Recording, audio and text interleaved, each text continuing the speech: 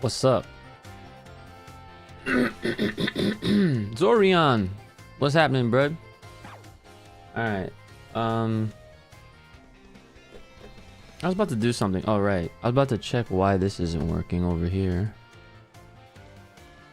It always does this. Stream Deck is like broken. Hold on. That's so weird. Nothing much, just playing Pokemon Scarlet. Oh, that's cool. You're also playing Scarlet. Dope. Alright, well, let's get to it. Have my mouse charge while I'm playing. So, yeah. Yeah, we'll get right to it, right? So, yeah, last time I played on stream, I believe I was at the... I guess you could call it a mini boss or a boss battle between Arvin and I, or the player, whatever. And I did that. I pretty much did that off stream because I was like let me, because I did all the boring stuff while I was not live playing this. I went and pretty much like went around the map and excuse me, I was doing like all these like little, I don't even know what you call them, but like all of those like cave matches against like those specialized terrestrialized whatever Pokemon, so that I can like farm the experience share and all that stuff. So I did that, or not the experience share, but the rare candies, the candies, experience candies, whatever. So excuse me, I was doing a bunch of that so that I could level up my team. And I'm the raid battle. Thank you. Yeah, that's what it is. So this is what my team looks like. Oh, you can't even see. Hold on. Oops. Let me move my webcam so you can see it a little better. I think I'll probably have to like go over on this side.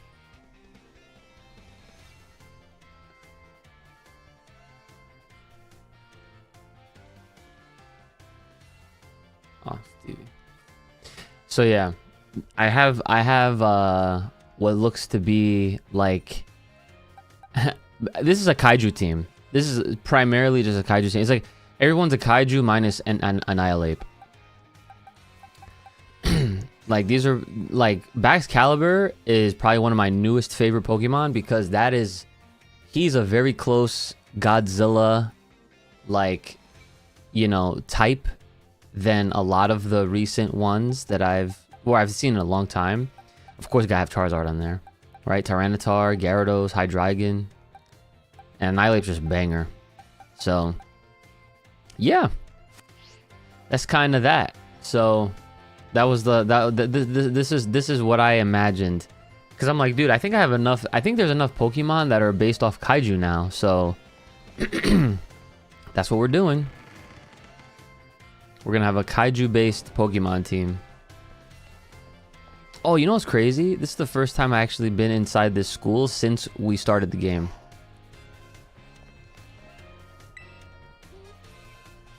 What class would I like to take? Yeah, look at this. I have all these classes that I'm sure I'm gonna have to take eventually, right?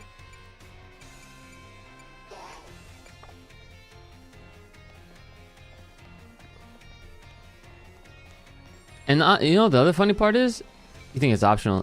Someone before was saying that they think that it's that they said that I had to actually go and do all this stuff. Oh, here we go. Director's office, nurse's office, Kaiju King Kong. Oh, I don't know why I didn't think of that sooner. You're absolutely right. It's either him or like Slacking. But you know what? I like Annihilate better than Slacking, if I'm being honest. There's also like Rillaboom. There's also like, what's the other one? No. I can't. Something. Anguru? Something? I don't remember. Yo, Tracy, thanks for the sub. Appreciate you.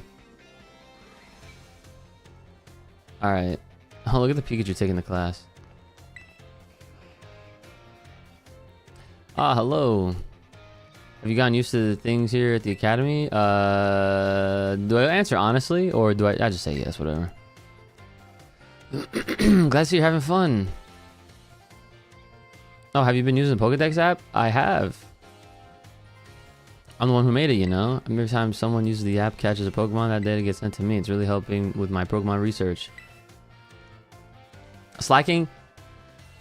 Yeah, you know what? Okay, yeah, I can see that. That is definitely based off more of a sloth. Yeah, you're right. I just always looked at slacking as a big-ass monkey. But yeah, no, you're right, though.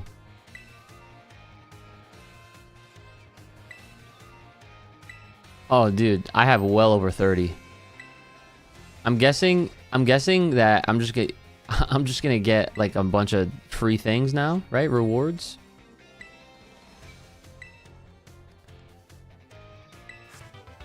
False swipe. I feel like I have a few of those already. Aim for 100. I have 100, bro. I thought I was, yeah. Yeah, he does look very much like, you know, he does look like a monkey.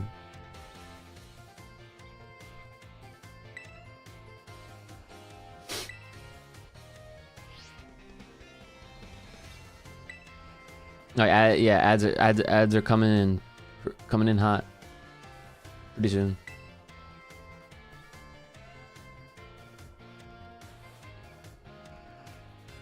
Okay, yeah, those are still on. Ooh, 20 Ultra Balls. That's good. 200 species. I already got 200 species? Sick.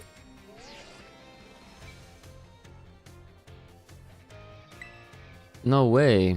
You even found Pokemon in a place like this. Oh, sorry about that. I got a little excited there. Pokemon research is moving along super duper splendidly thanks to you. Alright, how many? 20 quick balls. Cool. You're a bona fide Pokemon catching professional. Uchi, thanks. Completed Pokedex. Aim for 400. No easy feat, but I'm sure you could do it. Keep tossing those Pokeballs and don't give up. Alright, sweet. I don't even know how many I have now. Oh, I've caught 202. Okay, so we're like about halfway there. I've battled 302. That's a pretty interesting stat. Recent notes. Yeah, look at that. Neat. Alright, so we saw him. Where do I want to go now? I guess we could go to the director's office. Or, well, I'll just check off all these exclamation points. Just to get them out of the way. Back from the ad, alright, sweet. Also, just so you know, Zorion, if you want to watch with less ads, I believe you can check out my YouTube stream or my Kick stream. If you want it to be uninterrupted. Or you have both tabs up. You don't have to, I'm just saying, just to let you know. Oh, what brings you here today? I don't see anything super wrong with you or your Pokemon. This is your first time here, isn't it? It is, actually. Miriam. She's a nice design. So I guess you transferred in recently. It's so funny because, like, reading this text, while we literally have been playing this game for hours, the way the NPCs interact with you, it's as if, like, no time has actually passed. Like, everything has happened within, like, a day. Oh, okay, you're on your phone now. Cool. The treasure hunt thing? Come tell me about anything super interesting thing you find out on your adventures. I'm kind of bored just sitting here and all day. You know, I don't have any classes to teach, and students only come here to skip class. That's crazy. So yeah, drop by if you can. Deal. You became slightly closer with Nurse Miriam. Nurse Miriam. Okay. So can I like talk to her again? So this is the nurse's office. Have you toughened up a bit? Sure. So you know So, you know you're tough, huh? Ha ha ha. But seriously, you look a bit different. It's literally been 2 seconds, lady. I bet it's because of all the crazy experiences you've had on your treasure hunt. You need to tell me about what you've been up to. I think slacking is based on a giant sloth, an extinct animal. That makes sense. That's super cool. I sure am jealous of you kids. You get to try out new things every single day. Me, on the other hand, I actually wanted to become a teacher. I'm just a school nurse, you know? I can't teach classes or anything like that. I couldn't pass the certification exam to become an actual health teacher. I took it so many times, but no luck. So here I am, stuck forever in the nurse's office. Oh, sorry. I guess this isn't a very fun thing to talk about, but you're just a good listener. I find myself telling you all kinds of stuff. I hope you still come see me even if I talk your ear off like this. You came even closer with Nurse Miriam. So it's like, if I just keep talking to her, she's gonna keep telling me something new. You could, oh, so you could just, sure, free heals, even though we didn't have any battles yet. All right. Okay, so we're done here.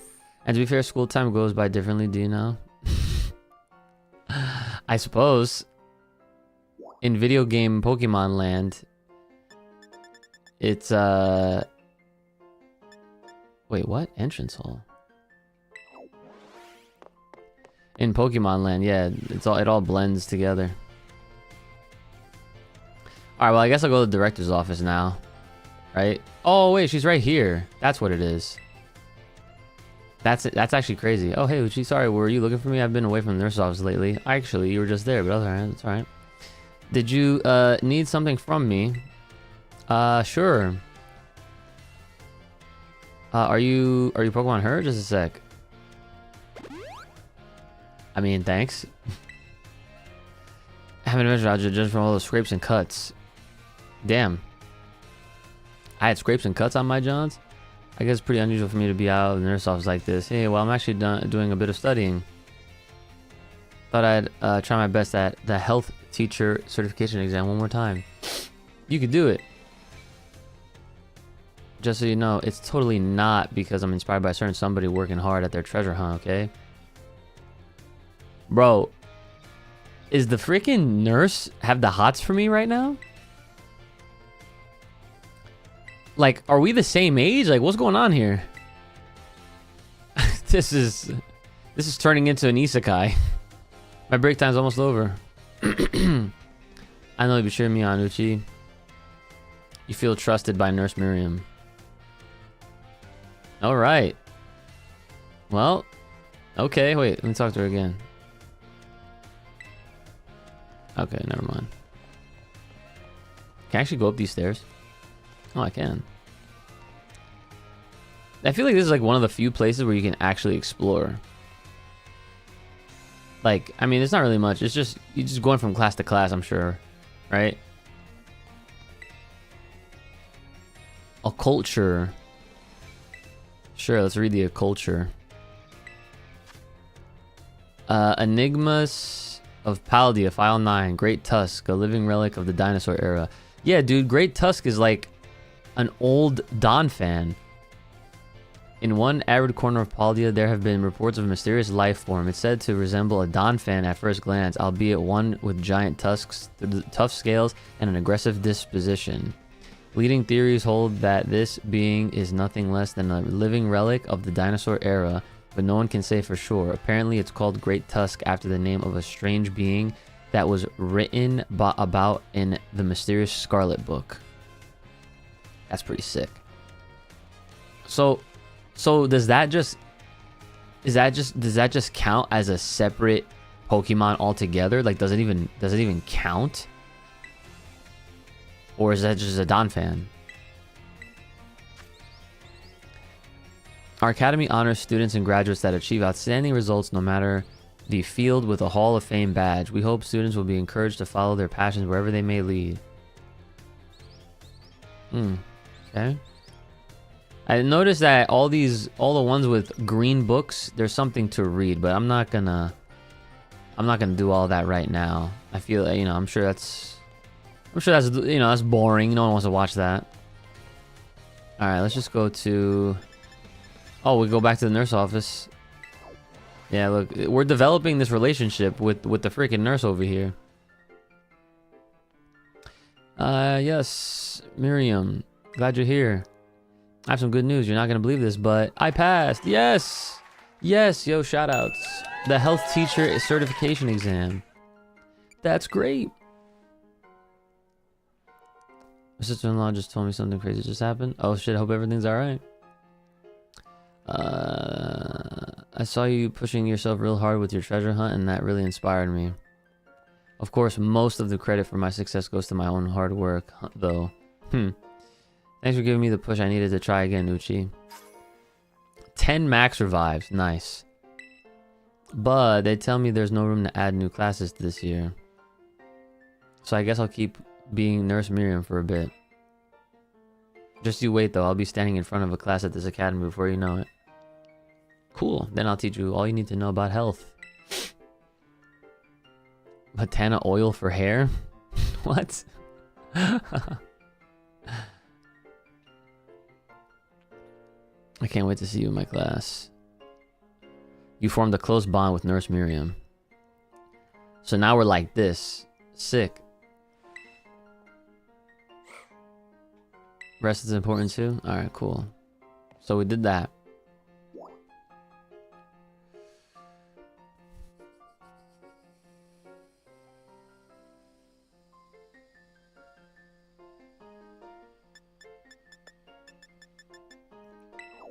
Alright, finally doing this one.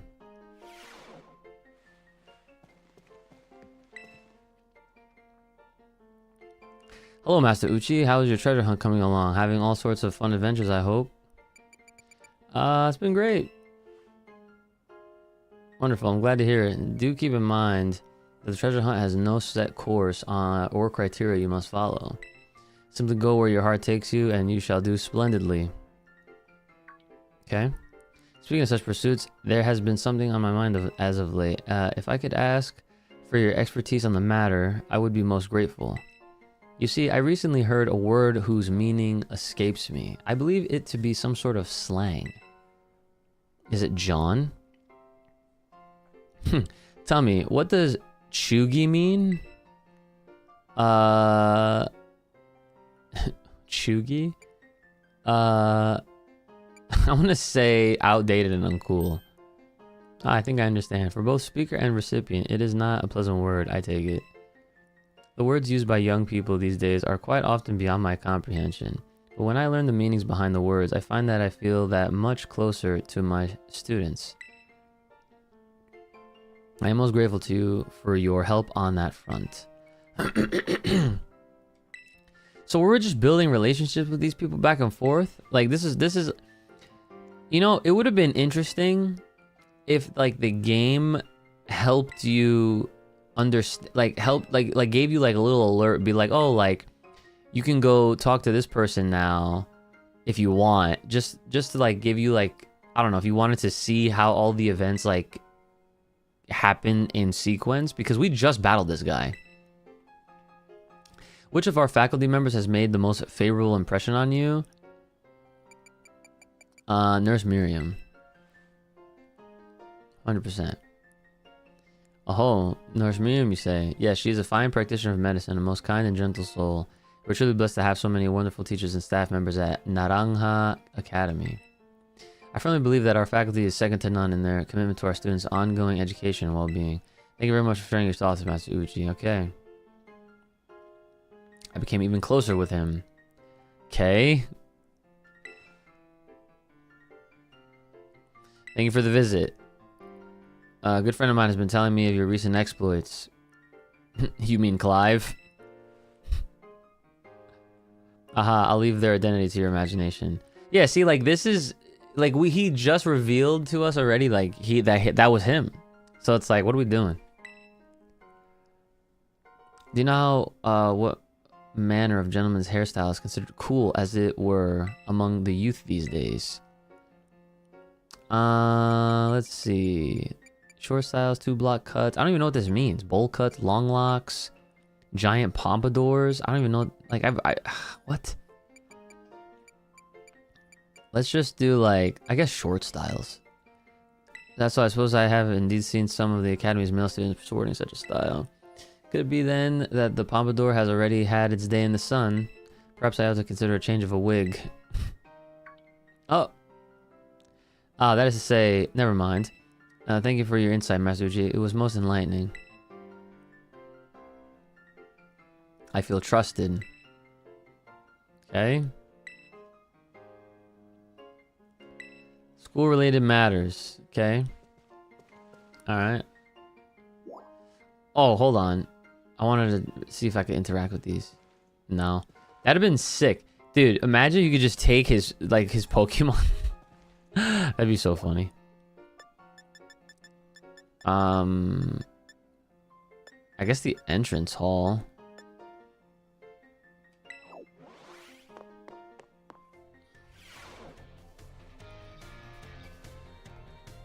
Alright, let's just talk to this. What class would I like to take? Let's just do them in order. Class will be beginning soon. Don't be tardy. I like how class operates on my time. Imagine? Imagine, bro. Various quirks of our beloved Pokemon together. Okay. In today's class, I'll teach you a great way to get to know Pokemon in more depth. If you'd like to become better friends with your Pokemon, you can let them come out of their Pokeball and walk along with you. Sounds great, huh? You can use the ZR button to throw a Pokeball and let them out. Pokemon inside. Something cuter than... Yep, okay. Yep. So I feel like these classes are legit tutorials of the game. Anyone tell me where it is that you shouldn't have your Pokemon walk along with you? Inside buildings. Yeah, that's right. Yes, did your homework. Oh yeah. The correct answer is that we should not walk with our Pokemon indoors. How about that? Some Pokemon might damage walls, desks, and other things walking around inside buildings, so it's not allowed regardless of the species. Therefore, please only let your Pokemon out of their Pokeballs while outdoors. Okay, everyone? I think I can see them out and about in classrooms from time to time, but still. Anyway, you may become even closer friends with your Pokemon pals by walking together. You have Froakie on your team. Has so many cool ninja nicknames. That's fire. Keep in mind that you can only walk together with your lead Pokemon. Remember the ZR buttons throw. Yes. You also want to remember that throwing a ball at a wild Pokemon will start a battle. It looks like that's all the time we have for today. See you all next class. Sick. Class was all of literally 2 minutes. I like how there's a Gengar now. What the heck? So it's like, oh, I see how this goes.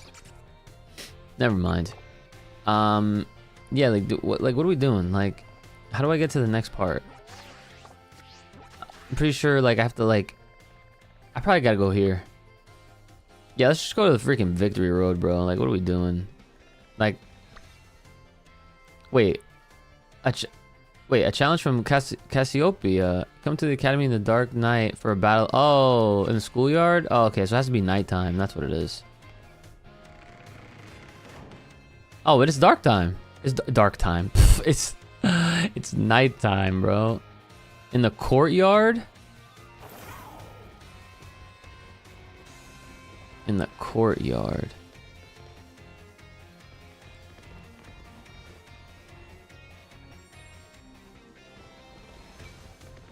Can I just, like, climb this up here? Wow, you're not allowed to go to the hallway? Oh, so it's like... Okay, so it's actually inside. I guess that would make sense.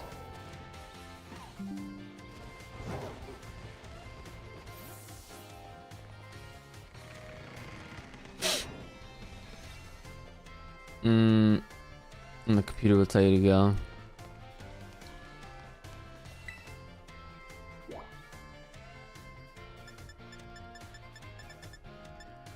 Schoolyard. There we go. Good shit. Uchi. Thanks for coming.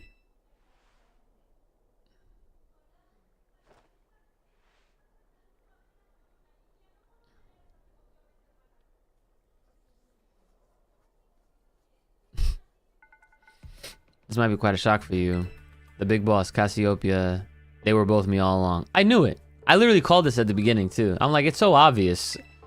When I saw you make quick work of those Team Star lackeys outside school at that time, the idea for Operation Starfall suddenly came to me. My skills let me get hold of as much LP as I want, so I decided to use that to tempt you into helping me out. After the operation started, I kept an eye on you as a member of the supply unit, and I had you battle the bosses on my behalf, all for the goal of defeating me and putting an end to Team Star once and for all. But still, there's a part of me that wants Team Star to live on. I can't just roll over and let you win without putting up a fight. This is the final showdown. Are you ready? I'm ready. What's so interesting about this is that, like, your whole motive was to take them down, but then at the very end you're like, I can't let it go down without a fight.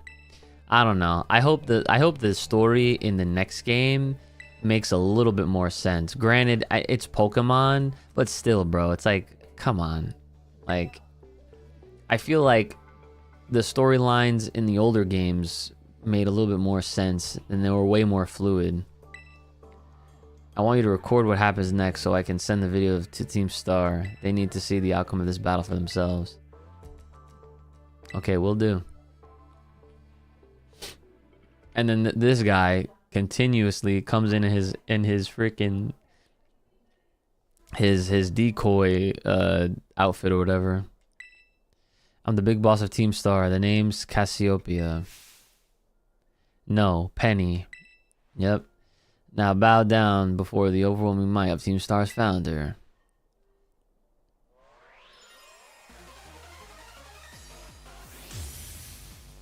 Penny of Team Star. Umbreon. Let's go Tyranitar. Yo, Apple, what's good? I won't hold back in this battle, so I'll stay true to Team Star's code. Yup, I got Tyranitar first for that Sandstorm. You already know. Ooh, Dark Pulse. All right. Oh yeah, I saw that Spider-Man trailer. Did you see my reaction video to it? It's on my channel. If you do exclamation point new video, it should bring the link up in the chat. Let's try Stone Edge. Bet. Yeah, check it out, man. I'm pretty excited for it. The only thing I'm pissed off about it is that Sony sucks and they pretty much blocked and demonetized any video that did reactions to the trailer. I'm like, dude, are you serious? Like, what the hell are you doing?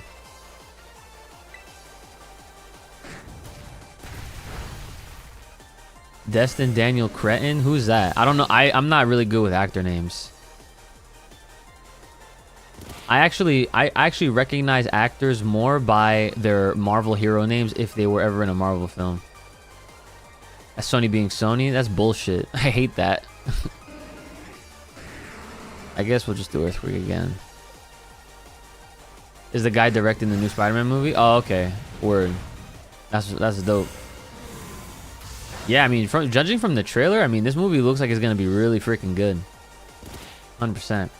Also directed Shang-Chi and Wonder Man, all good projects.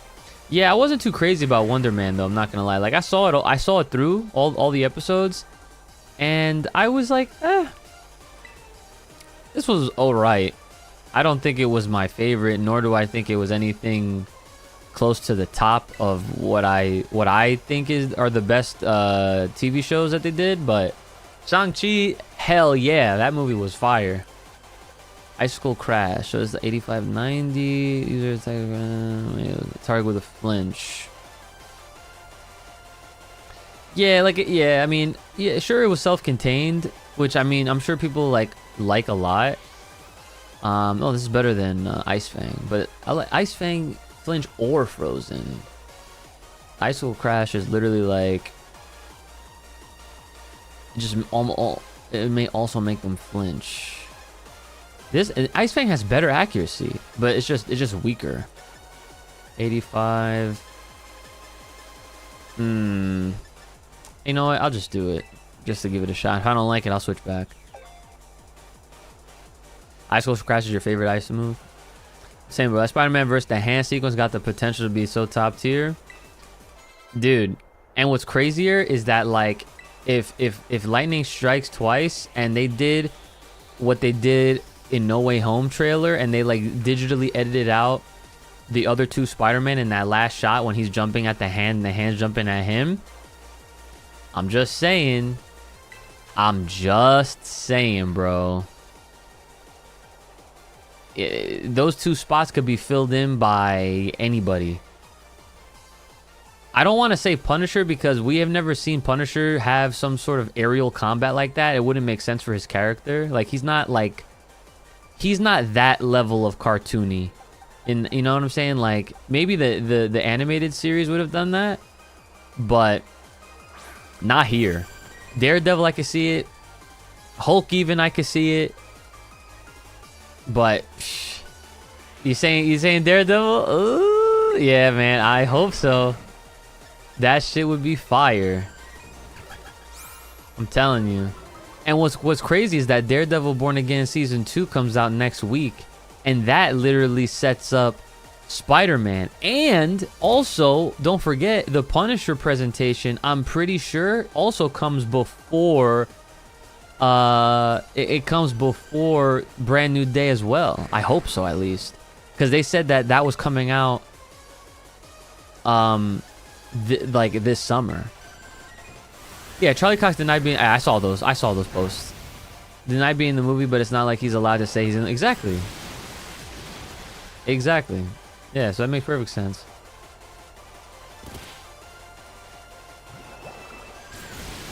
Damn, why'd you get to go twice? Oh, because of Hyper Beam, probably. I really hope that that Daredevil actually gets to fight alongside him. I saw someone with this crazy rumor. Check this out. Not rumor, but speculation. This is their speculation. There's a difference between rumor and speculation. I have to remember that. And I know that, but like I have to remember to at least say as much, right? So, ooh, that's fire. Wait, Andrew Garfield single-handedly destroyed the rep of all Marvel actors by denying appearances? Nah, it's not even just that. It's like, that's just the thing. Flareon? Oh, no, we have to switch. Flareon. Gyarados. But, that's just the thing. Like, actors, wrestlers, like, people always gotta deny things so they can keep the surprise intact, and it's perfectly fine. I appreciate that, and I'd rather that, because people get too excited and then they end up just wanting to know everything about a movie or something, and I'm just like, bro, like, relax. Like I want to see it just as much as the next person. But I don't want to know everything about the film. Like, I want there to be... I want to discuss it amongst others that are trying to figure out what could potentially happen. I don't want to talk to people that are on the inside that's literally going to tell me or spoil things, you know? Like, that's freaking whack. So, like, I'm hopeful. I'm definitely hopeful. Oh, damage by the recoil? Oh, you're dead. Here's the thing. By the way, the hand versus Spider-Man sequence, it literally looks like the bottom portion of the hand is going after something. Exactly, yeah, like, that's what I'm saying. People people are so hyped, bro. They are so hyped that people are making like diagrams of this shit, saying like, oh, dude, it's like, you look at where they're facing, the direction. They had arrows pointing. It's like they're specifically targeting who they're targeting. Meanwhile, Spider-Man is obviously going after like their leader, who, by the way, looks to be female, and I wonder if it's Elektra. Just saying. I'm just saying. Yo, Utopia, what's going on? You just rented Scarlet from the library today? Oh, damn, your library got games? That's cool. Last time I ever been in a library was when I was a kid, and there was no such thing as video games in a library. That's pretty sick that libraries got games like that to rent. What is libraries like the modern day Blockbuster? Is that what's going on here? Leafy on Switch. Damn, my man got all the evolutions. Huh. By the way, Peter Parker dies. Industry Insider. Yeah. Is back to how it was during No Way Home. What do you mean? By the way, I love having this Spider-Man talk. I could talk Spider-Man all day. So keep it coming. Even if we're playing Pokemon. Doesn't matter what I'm playing. I will talk about Spider-Man all day. I will talk about Spider-Man all day. Such a feel good. The second to last Pokemon, okay. How you doing, Utopia? What's going on, brother, man? First I used to know, he sent me Pokemon leaks. I told him not to do it. To do that, I wanted to be surprised. Yeah, man, like that's crazy. Like that is just like, what are we doing? Like that just ruins it. We'll keep. Like there's no fun in that. Like I don't understand why people like. I can understand if you're one of those like clout chasing. I just want clicks and views on my post to make me feel better so that I can, I don't know, potentially make money down the line. But it's like, how are you gonna make money if you don't have any credibility and if people just see you as what I just described you as? You know what I'm saying? So let's do terrestrialize, flare blitz. All right, guys, say it with me now. It's morphin' time. Anyways. He's got a nice fire chandelier on his head. Yeah, so they definitely stepped up the game. No pun intended. Haha, that's funny. Yeah, I get it. Big chillin', that's good. Brendan did chill, we're so back. Oh my god. You know, okay, I know you don't mean anything by it, but I cannot do it, and I can't stand when people say we're so back. I fucking hate that shit because I'm just like, what do you mean? Where did we go? Where did we leave? It's like, come on. Yeah, for the 50th time, we're so back. Like people say that shit for everything. Again, I'm not coming at you, Utopia. I'm just saying in general, because I guess to me it's like a trigger, low key, high key, no key. The door's not even there, you know. It's fuck. Oh my god, I can't. Like I be having conversations with people, and they'll be like, "Oh my god, we're so back. This and that. We're so back." Like what? It get used a lot. That's what I'm saying. It's an oversaid phrase that is honestly, it's just an exaggeration. And granted, there's a lot of things that are exaggerations, but it's like, come on, like, can we just? I don't know. I don't get it. I don't get it. Like, I'm a huge Marvel fan. I'm a bigger Spider-Man fan, right?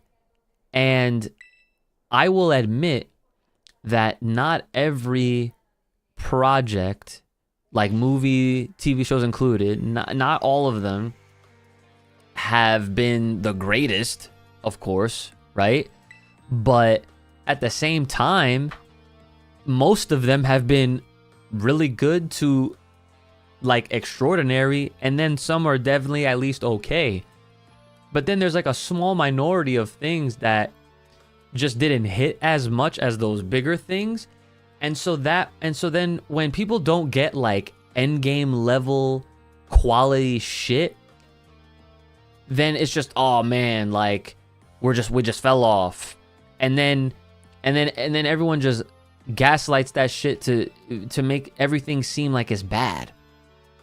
Like I just came out of watching Wonder Man, and I just said this, that I didn't think it was the greatest. Like there was some things I enjoyed about it, but there's a lot of things that were just annoying about it. Like with the main character, and like, you know, just how like how his stubbornness and his annoyance. I was like, listen, I understand like he's like trying to live his dream and all that kind of stuff, but it's like he had no self-awareness And I cannot stand people that do not have any type of self-awareness. Like, it's like they have this main character energy that is just like, damn, you need help or something. Like, I don't know what to tell you. But that's why, like, for the most part, I was like, okay, like, it's whatever. Like, it's fine. It's cool. Main character syndrome, yeah, sure. Yeah, same thing. But that's why I'm saying, like, for me, I was like, Wonder Man is fine. It's not the best. It's not, I don't think it's anywhere near like Loki, WandaVision. Those shows are flawless. They're so good. they were literally some of Marvel's best. Daredevil's definitely up there too.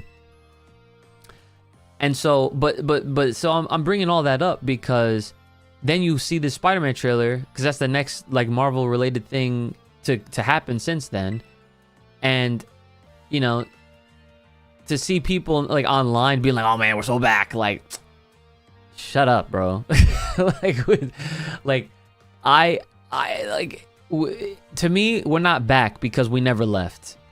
It's just that like things took a turn, and you know, they wanted to change their outlook or their execution on how they wanted to produce things. Like, you know, before they wanted to pretty much just beef up their own content library, which I guess in a way makes sense. They're a business and they're trying to make money and they're trying to give people reason to buy into their Disney Plus service, right?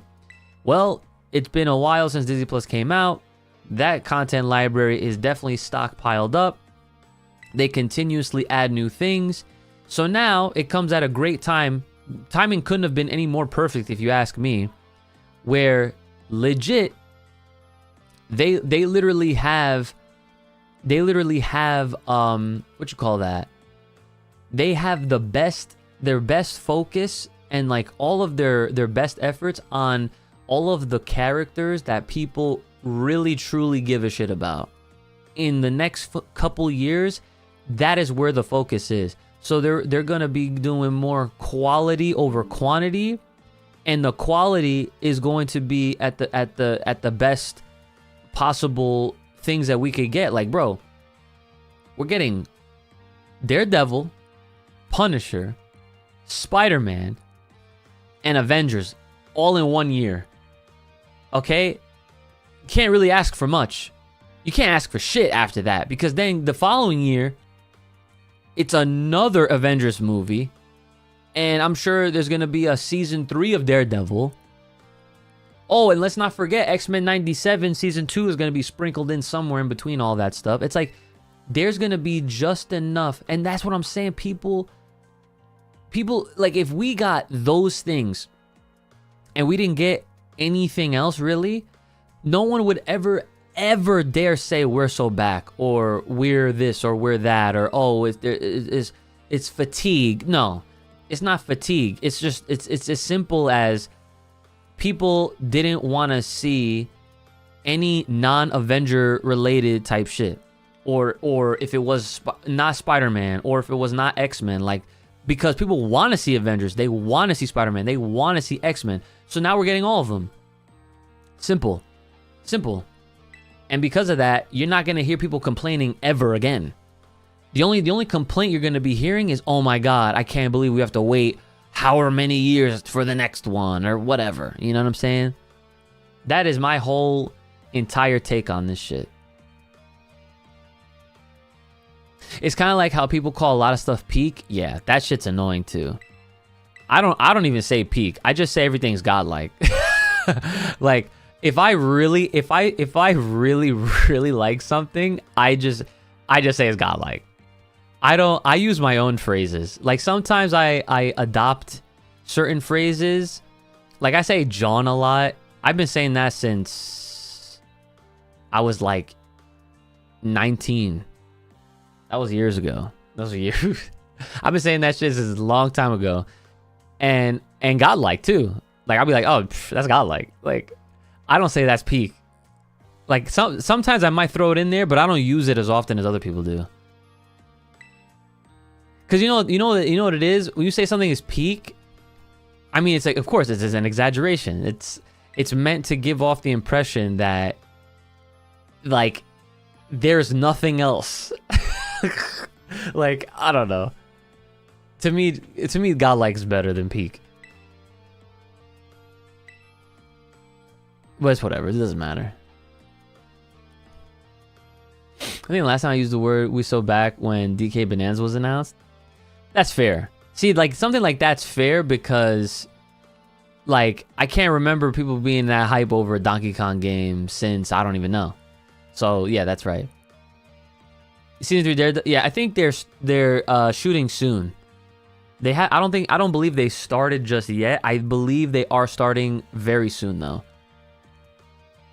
Friendly Neighborhood Spider-Man might be oh, I forgot about that show. I think so, but maybe not. I'm actually curious though. Hold on. I'm about to pull up the Google machine. Friendly Neighborhood Season 2 release date. Fall 2026. That's what it says.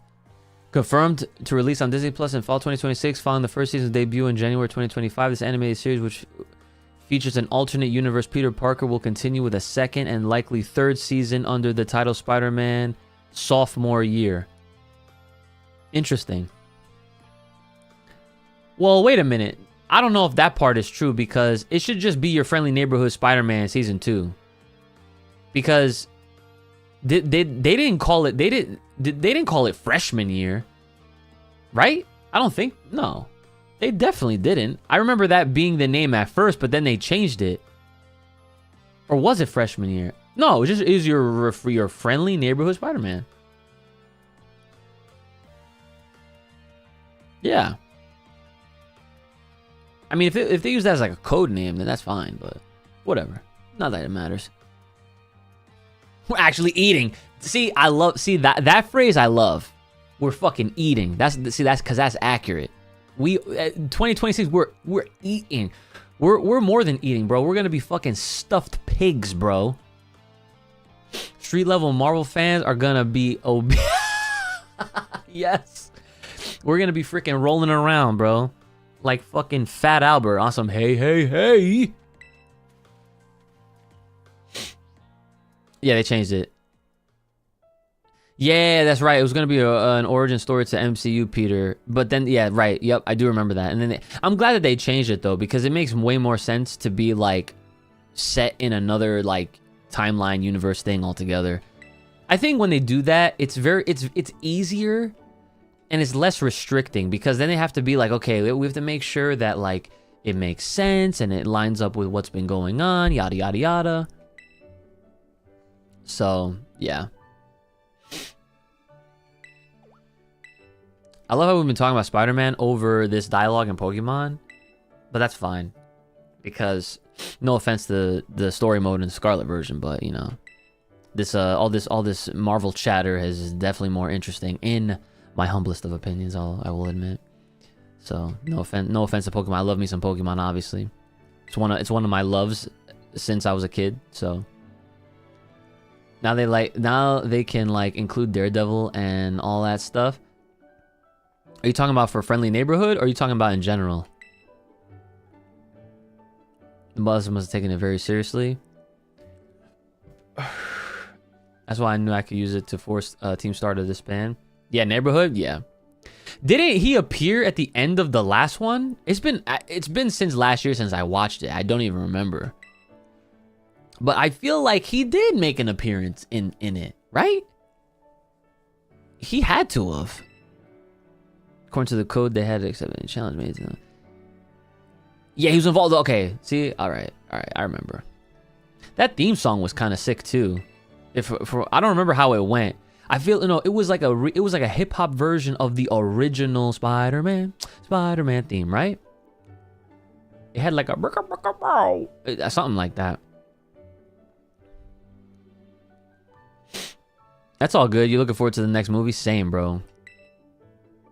Telling y'all, exclamation point, new video in chat to bring up my reaction so you guys can see my reaction and breakdown of that entire trailer. I'm glad I watched it back right then and there because it was then when I figured out, oh my god, we might get Man Spider. I was like, oh my god, that's the hand. Oh my god. What are we doing? Like, this is godlike. Oh. He said something about Peter being naive and not knowing what Norman's true pain is before whooping his ass. Yeah, he's like, let me teach you something here, boy. Apprising me? Now, young lady, there's something I should very much like to discuss with you. Kudo the old geezer at Clive, you're creeping me out. Indeed. Well then, before we talk further, allow me to reveal to you my own secret identity. Aha. We all knew, bro. Bro, when his eyes turned red in the trailer, I was like, Man Spider! At first, so here's what happens with me. Admittedly, right? Sometimes I don't be catching things on the first watch. For the more obvious things, I do. But for something like that, I was kind of like, wait a minute, like what's going on here? Because there's a few things at play that I thought. And since the hand was involved, it made me think, like, what the fuck is the hand doing with Spider-Man? Like, why are they here? And then I thought, what if it has to do with the Black Sky? And if you remember, the Black Sky was what they called Elektra, because they brought her back to life. And then what did they say at the end of the trailer? They said rebirth. Which I'm just like, like who? What are we doing? I mean, it's all really it's very intriguing. I'm not gonna lie. The hand are gonna be involved quite deeply based on the trailer, which I was not expecting. And then let me also tell you this: I saw someone on Twitter make a great theory, and they said, what if by the end of Daredevil Born Again season 2, Daredevil actually becomes a villain, and that's why Peter's in jail, because he's trying to break him out. But what's really happening is that the reason why Daredevil, like the reason why Matt turned villain or whatever, is because he got taken over by the thing that is causing all the ruckus in the Spider-Man movie, bro. So he's not actually bad. It's like whatever's possessing, you know, like it was like body hopping. You know what I'm saying? Like, you think it has to be Jean Grey? Well, if it's Jean Grey, then that would mean it's Phoenix. And that's where, that's the part that is the only connection I could even make any sort of sense out of. Because I kept hearing or seeing all these things about, what's her face from Stranger Things is gonna be Jean Grey in Spider-Man. And I'm like, first of all, why is Jean Grey in a Spider-Man movie? It's like, when has Jean Grey, specifically, individually, just Jean Grey, has had any involvement or business with Peter? Because Sadie Sink's character is also set to be in Secret Wars, so she has to be important to the overall narrative. Okay, that's fair. Seeing her as a you know, as a new Jean Grey would be interesting, but then that would also give the impression that, okay, is this a young Jean Grey? Because Jean Grey as a character in the modern era of not just these movies, but just like in general, has always been depicted as a full-on adult woman. Like Jean Grey, like Sadie Sink, like playing any role in a Marvel film, it does not make sense unless it was a Jean Grey from like the past. You know what I'm saying? Like, I can't unsee the original Jean Grey actress from the original Tridge, like those X-Men movies. Right? So that's kind of like why I'm not like, I don't really say much about That's why I don't really say much about like the whole Jean Grey thing in the movie, because I feel like if it's her, like what like I have no idea. Like I feel like that would be too much almost. Like they would have to make it make sense, because like I'm saying, like if it's a young Jean Grey, that, you know what? Okay, I just thought of something. What if in No Way Home, when they had all the rifts and they had all of the different universes were like colliding and all that shit, and that's how we were able to get Goblin and the 2 other Peters and all that shit.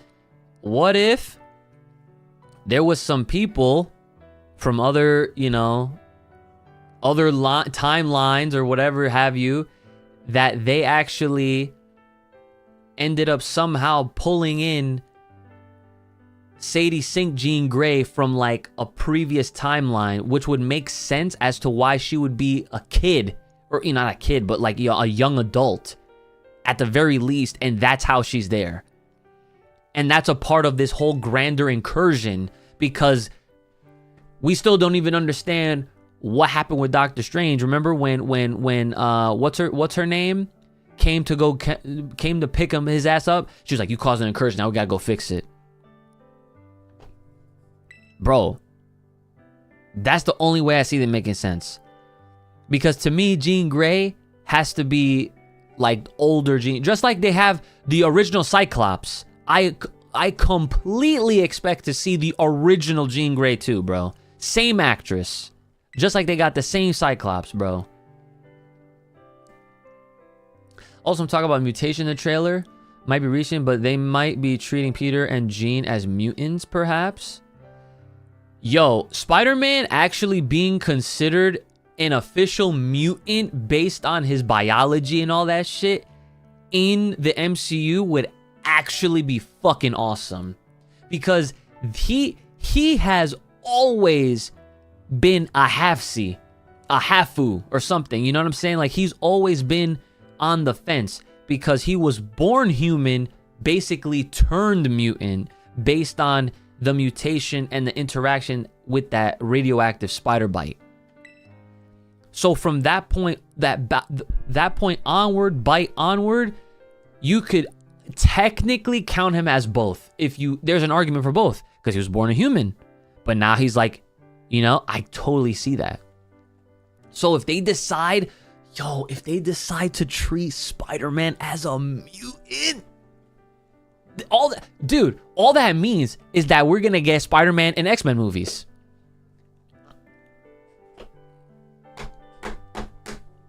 Dude, I'm so fucking hyped, dude.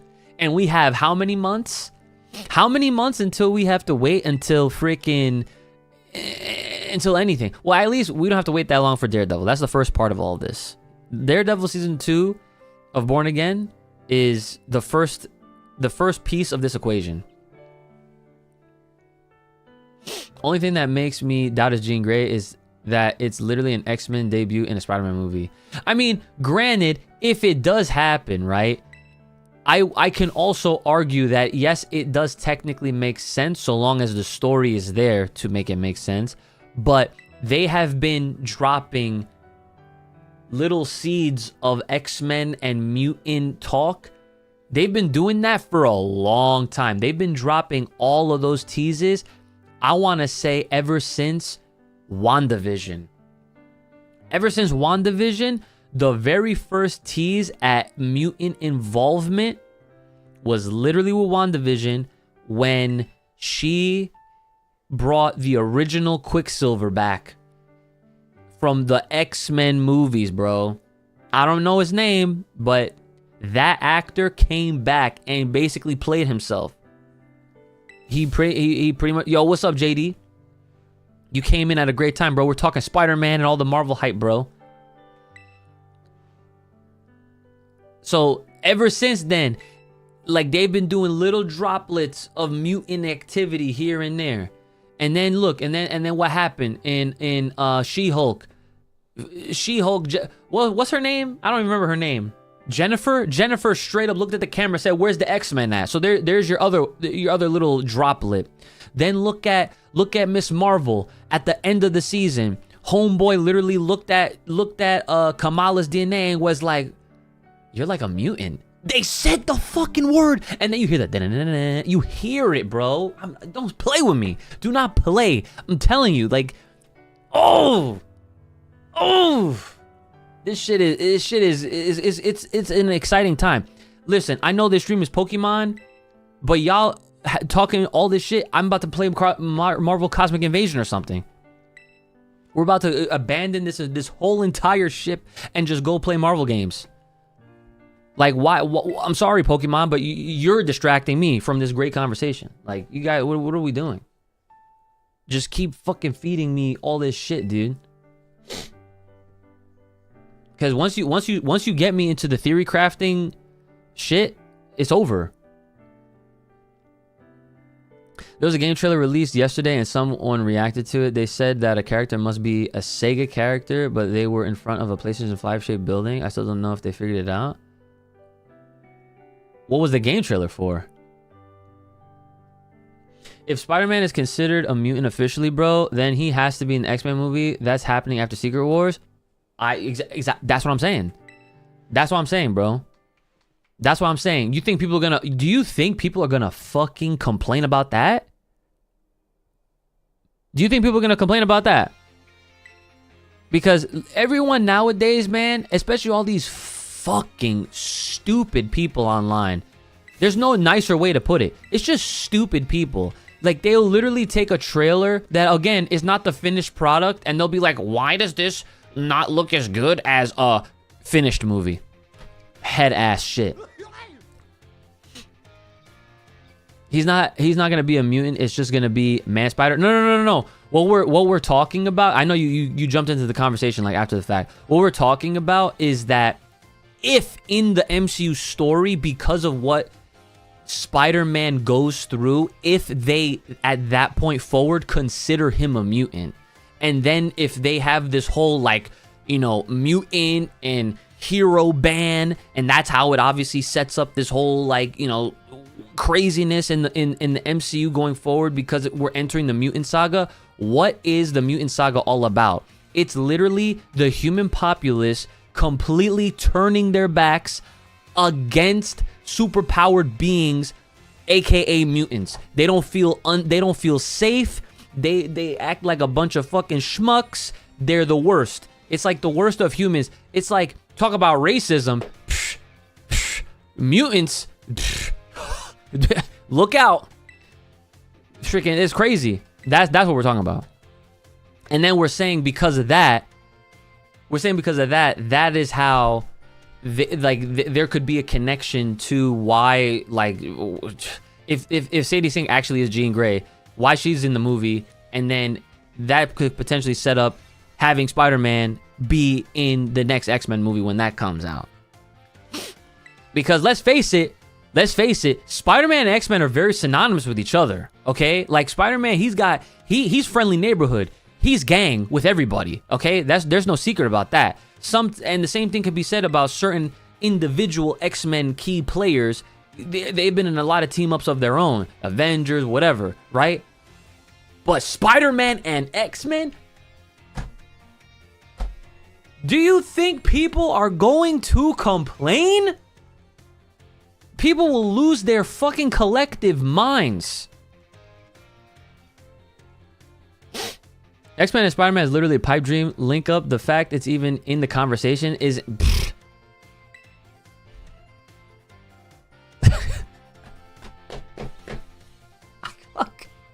No.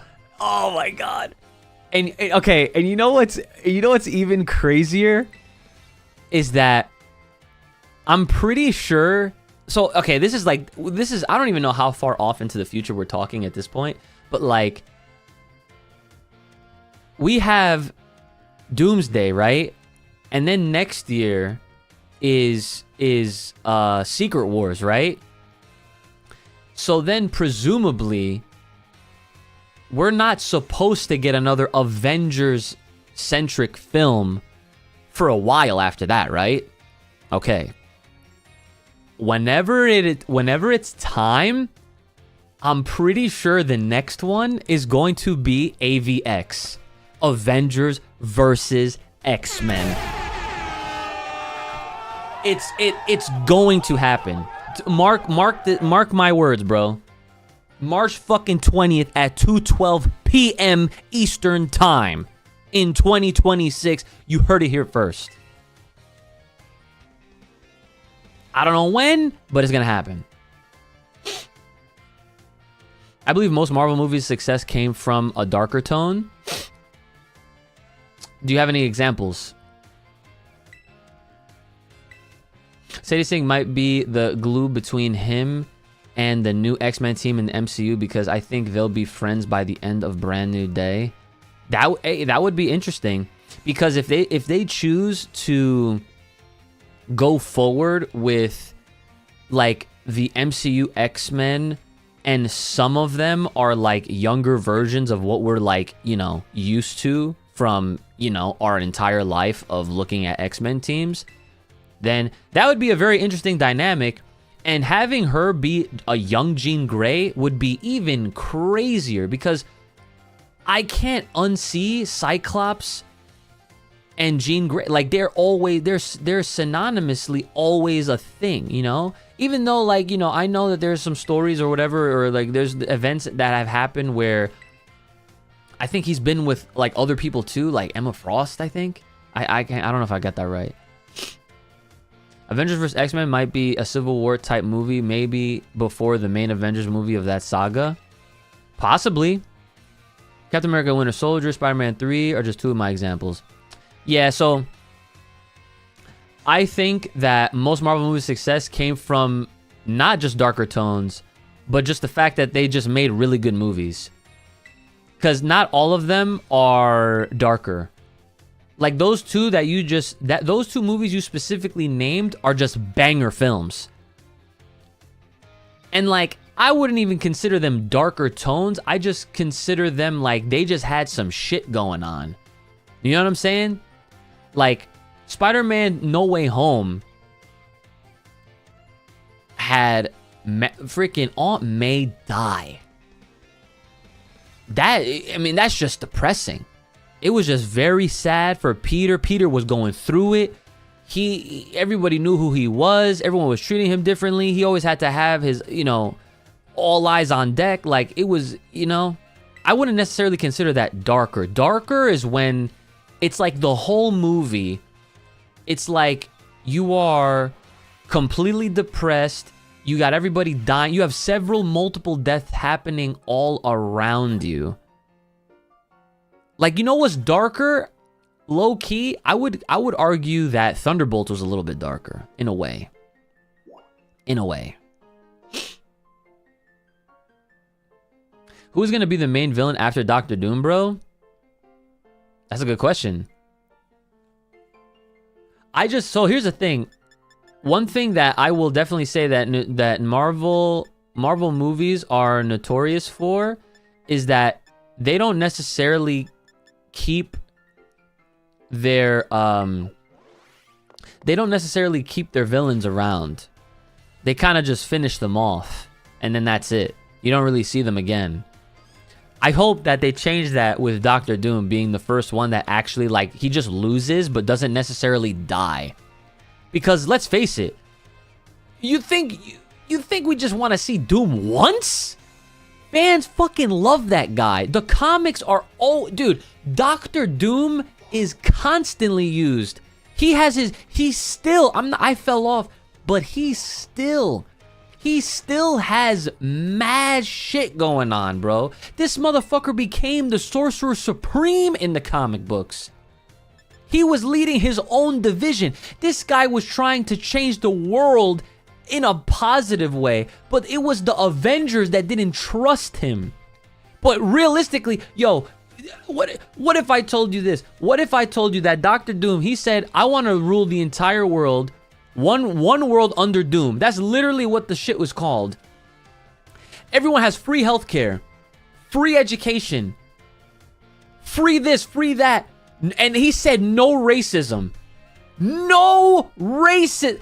Dude, is Doom a villain? No. Like, are you kidding me? Like, that's crazy. Dude, that's like, what? Like, yeah, sure, he was fucked up before, but that's crazy. You think we need Dr. Doom right in real life? Are you kidding me? You kidding me, man? People not gonna, bro. They can't. Especially if RDJ is gonna continue being Doom, or even if he's not, they gotta. Nah, bro. They have to keep him around. They have to keep him around. Like, you know what? I also say this though. What does suck is that the original Doctor Doom actor from the first 2 Fantastic Four movies, he passed away. And that actually sucks, because I was hoping that they would have a cameo of him in there. I don't know if they're going to. I mean, I guess technically they might have been able to squeeze him in prior to his death, but I don't know.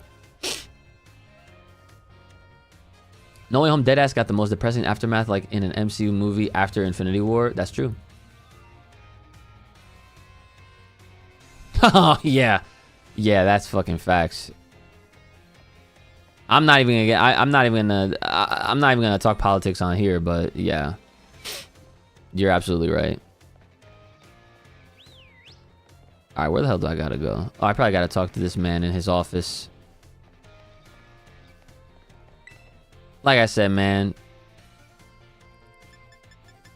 the freaking the potential for everything that's gonna be coming out within the next like 10 years in Marvel, bro, is actually gonna be fire. Because now it's like everybody's under the same roof. Marvel has full access to all their characters.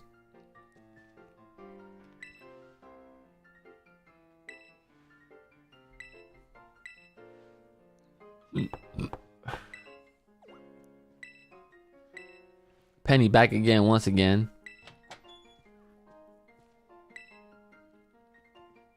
STCs, I would like to work on them together with the rest of Team Star.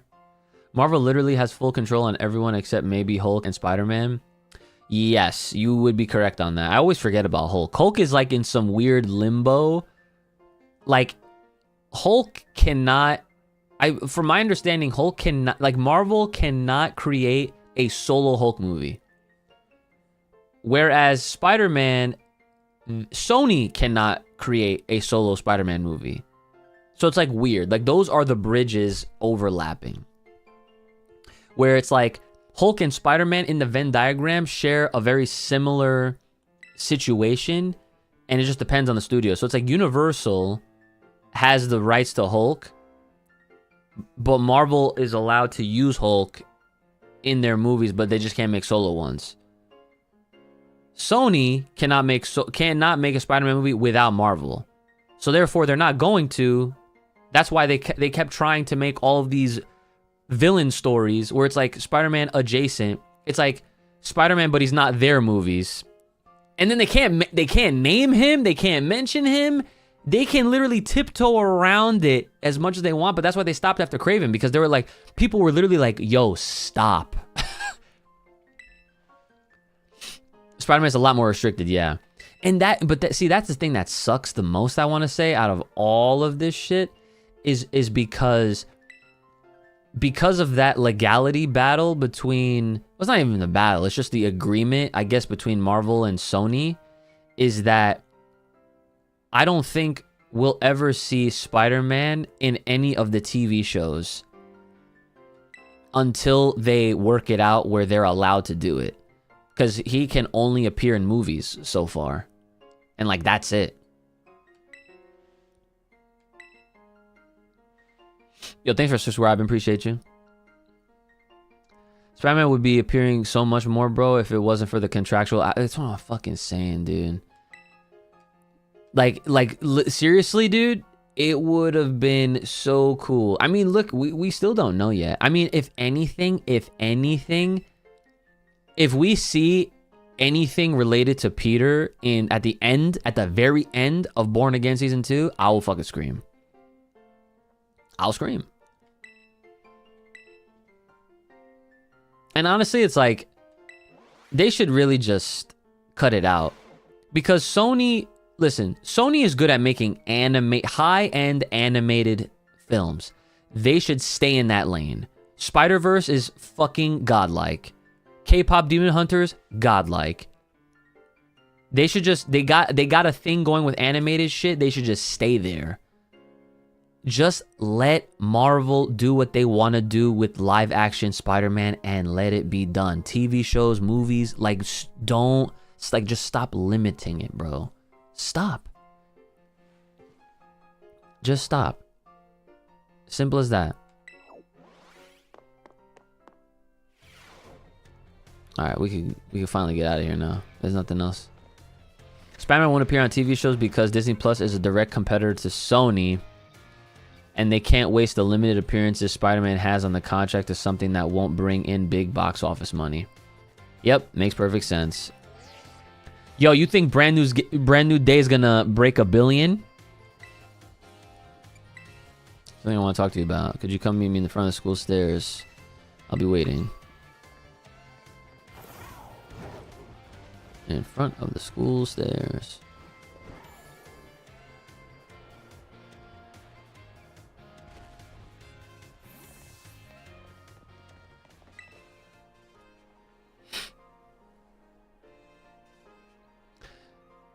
This shit is breaking endgame. Hold up. I wanna have the numbers right in front of me. I wanna see that reference. You gotta go to Box Office Mojo. Oh wait, no. This is not it. Oh no, this is it. My bad. Okay. Avengers Endgame. Is this it? I don't think this is the right website. Oh no, I think it is. Avenger. Did I not spell it right? The fuck? Why is it not giving me? There it is. Avengers Endgame. You gotta put the semicolon. Okay.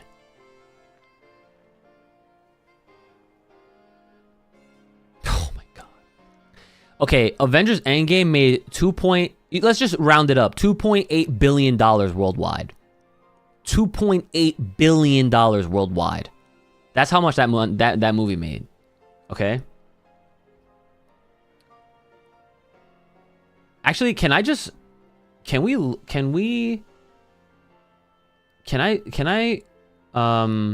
sort this by type, like superhero?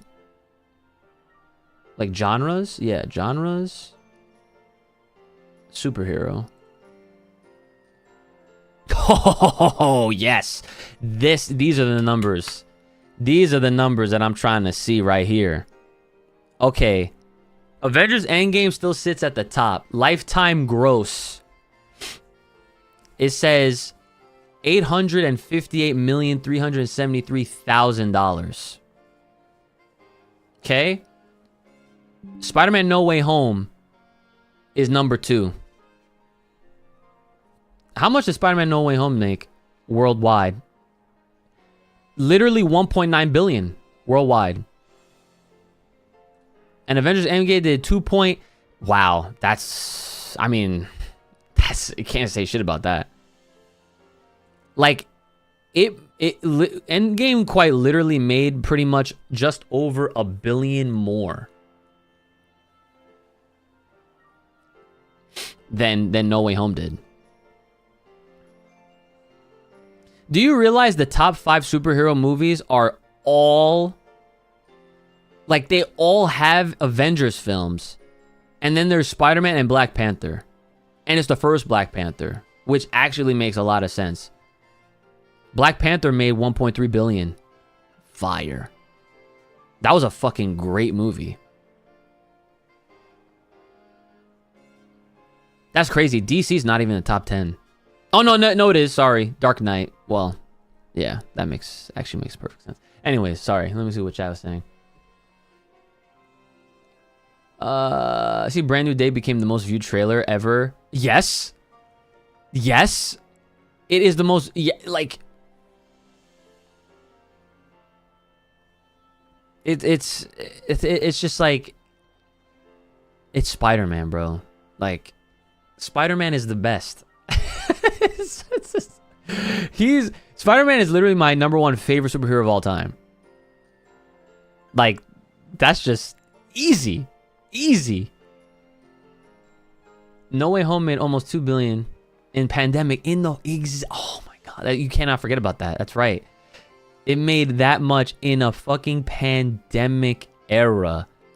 You know what's crazy? If it wasn't, can you imagine what kind of numbers it would have pulled had the pandemic not have been a thing?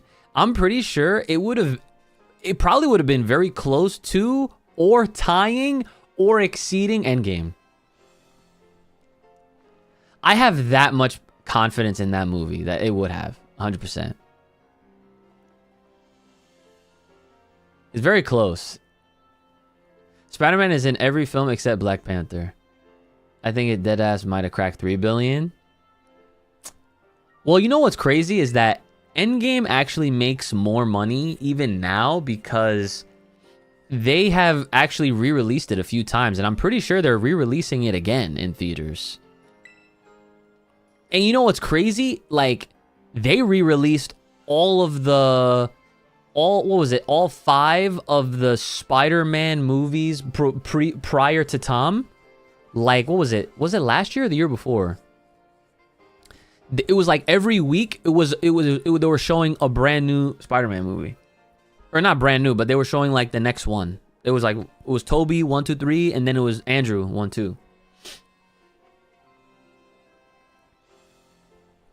Spider-Man was the first ever movie I saw when I was just a child. That's fire. That's a great first movie to have seen.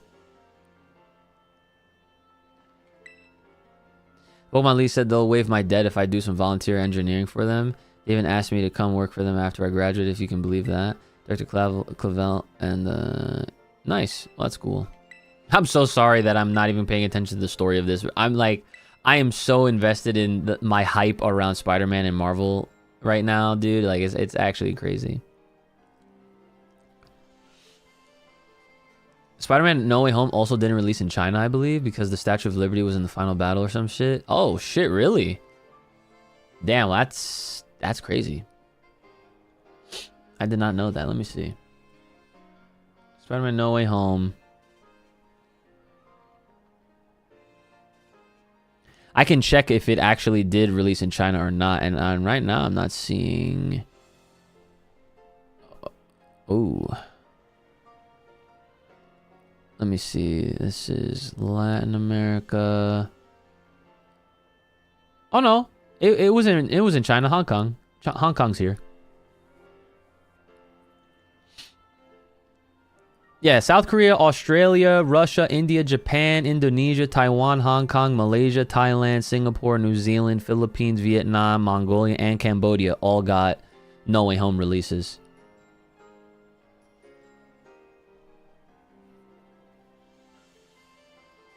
Also, Lemon, Hong Kong, not really China. I mean, what do you mean? Wait, where? Okay, where's Hong Kong? Like, where is it? Tell me where it is. Don't be saying, oh, debatably. No, where the fuck is that shit? Don't tell me it's like a Taiwan situation. I'm reading data and that's in front of me. That's all I'm saying. Yeah, they had this shit everywhere. Even in Egypt. It made 4.6 million in Egypt. That's random, but still. United Kingdom. Oh yeah, 127 million.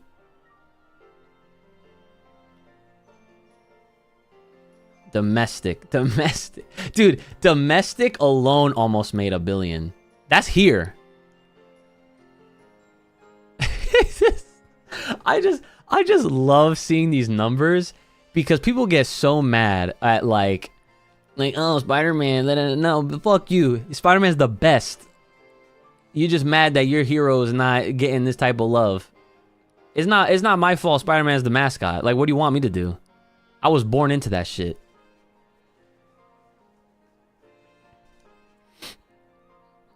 Spider-Man's the shit, bro.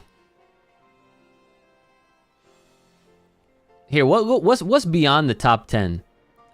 So top 10, literally. Hold on, okay.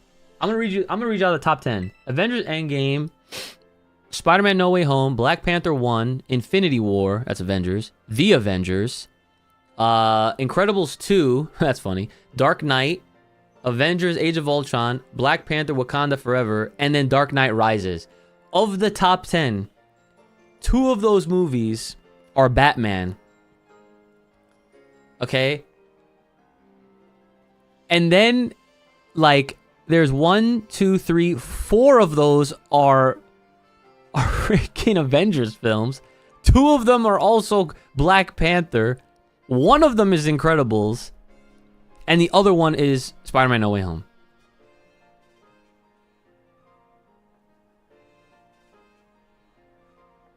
What's my favorite Spider-Man from anything, even video games and comics count? Ooh, that's a great question. That's so hard because that's like, I can't just pit it on one thing. Like, I have to organize my favorite. You know what I'm saying? Because, like, if we're talking movies, my favorite Spider-Man movie is No Way Home. As of this very moment, Spider-Man No Way Home is my favorite. Simply because that movie has been a dream. That movie has been a dream scenario ever since Tom Holland was announced to be the next Spider-Man. When they got rid of Tobey, when they got rid of Andrew, there were 3 Spider-Man in. And everybody loved Tom when he debuted in Avengers. Because when he debuted, I'm sorry, not in Avengers, in Civil War. That was basically Avengers 2.5. I don't care what anybody says. That shit, you forget that's a Captain America movie. That was Avengers 2.5. I don't give a shit. Okay?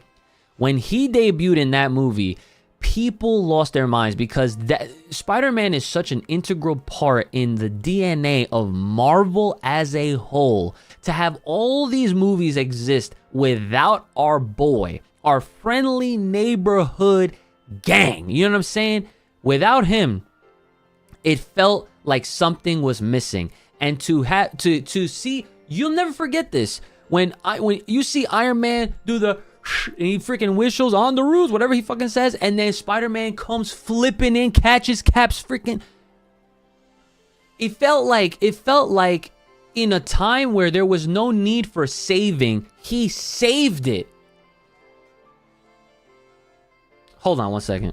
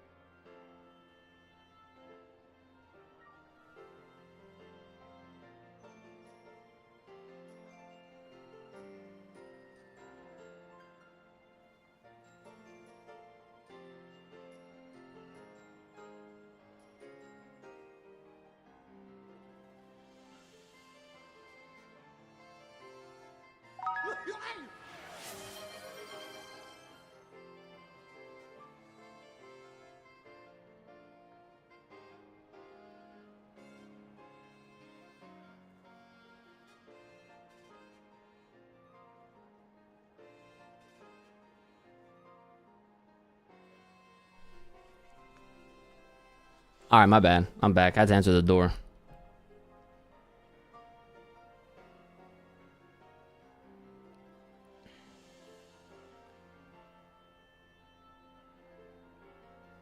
All right, so like I was saying, when Spider-Man came in and Civil War, he almost made it. He almost turned the situation as if like, oh my God, like there is hope. And then from that point onward, fans were immediately just imagining, oh man, what if at one point someday, like they got to do like a Spider-Verse movie, right? Like people were dubbing it a Spider-Verse movie so that we could get Tobey and Andrew back. And I will literally never forget this. I was in the theater sitting, watching that movie, Far From Home. Not the first one, not Homecoming. Far From Home. Okay? When they revealed Peter's identity at the end of that movie, I literally, at that moment, and when they showed J. Jonah Jameson, I was like, dude, it's happening. I'm like, it's actually gonna freaking happen. And so when No Way Home actually comes around, and then it came out and it did what it did, that is why that movie is goated. Like goated. Like Endgame, it was like expected. Everybody knew. Everyone was like, oh yeah, of course, it only makes sense. Full circle moment. Of course, we're going to get the ginormous shot of every single hero that we've seen in the MCU thus far. Like, that was just... And Infinity War literally set it up. It was like everyone, like mostly everyone just get got. So what do you think is going to happen in Endgame? No Way Home, it was like the biggest kept secret. Everybody was like, this... Everybody was holding on. And when we finally, when we see Andrew and then we see Toby, bro, that shit, that shit, it just hit different, bro.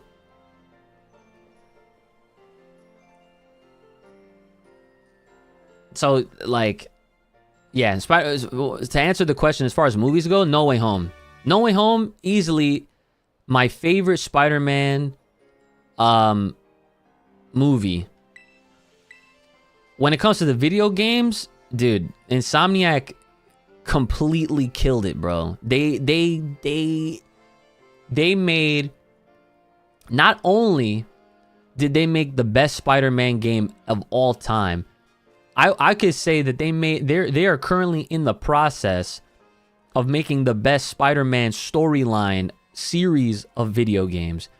Because don't let Twitter and don't let all these fucking dumbasses online tell you different. Spider-Man 2 was fucking godlike.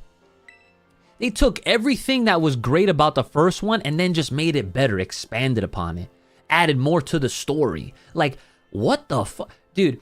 We live in an era where you have all these Gen Z fucking dumbasses who cannot think for themselves, that literally require other people to formulate a thought that said what they said online and just bashed the game for no reason. Despite it doing very, very well, they bashed it. They don't know what they were talking about. You need to hear it from people like me, like real fucking fans, not just these window shopper ass fucking, you're gonna try to play or see anything that is trendy. No. I fucks with this shit. You understand? Like Spider-Man Miles Morales, Spider-Man 2, goated freaking games, bro. Like Miles Morales was short, doesn't matter. It was done by design. So wait, watch what happens when Spider-Man 3 comes out. People are gonna be like shitting themselves.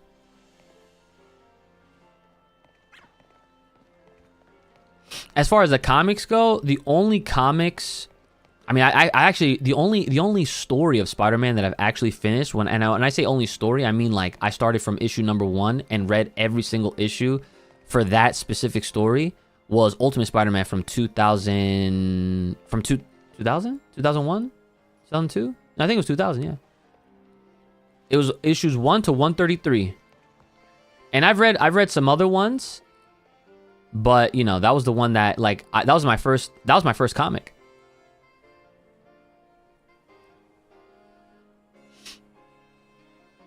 The story is better in the first one though, in my opinion, but the web swing is so much better. I kindly disagree. The story in the first one was very, very good. I loved it, but bro, dude, Spider-Man 2 story, like, what do you mean? You mean to tell me you had a whole Kraven the Hunter story whilst there was a Venom situation going on with the Osborns and Harry and MJ? Like, what? Like, I don't know. Like, to me, it was just...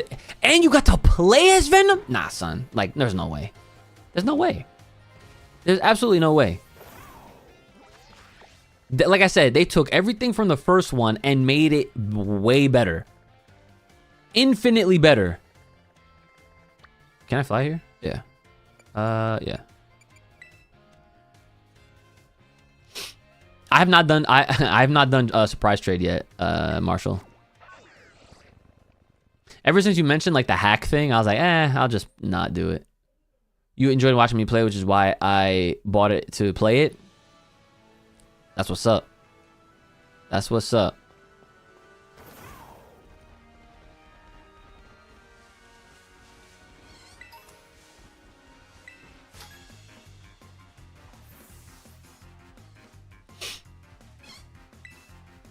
I legit, dude, you guys got me so hyped up. Here, what time is it? Okay. I was gonna say if I had time today, I would start, but I think what I might have to start doing next week. I might have to start. I might have to start playing Spider-Man again. I'm not even gonna lie. Like, I will legit replay Spider-Man 2, because dude, I beat one like 3 or 4 times. About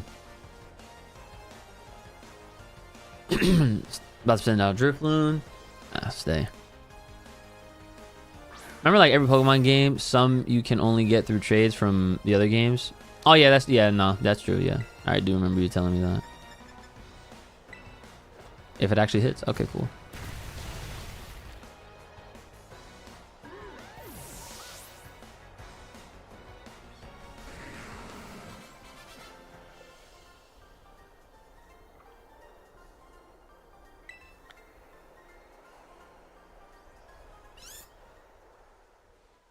It's crazy. I haven't gone up this way.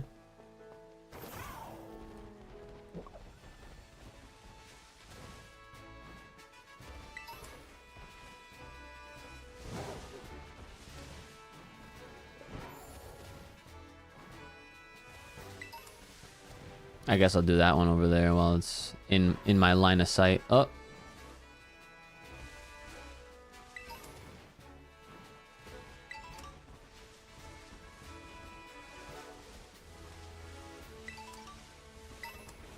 Damn, I'm just finding all these things. Dan. I need to drink some water.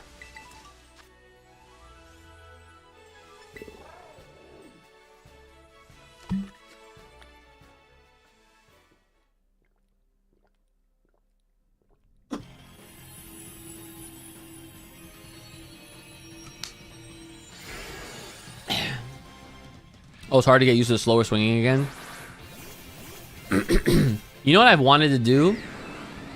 I've actually wanted to play the game in Japanese. Because, dude, I don't know if you're aware, but, like, the Japanese audio track, like, the Japanese dub of the games actually go crazy. It's like you're playing an anime. Subathon! Yes! Yes! Yes! I remember seeing a trailer for the Japanese version. Dude, I almost fainted. I was like, all I heard was, what, Spider-Man da. I was like, nah. You watch some Cobra Kai? Oh my God. See, things I never would have thought to want to watch in Japanese. That is actually kind of sick. Miguel da. Miguel da. Cobra Kai. Nah. Hold on. I'm about to chat that in my group chat with my boys and see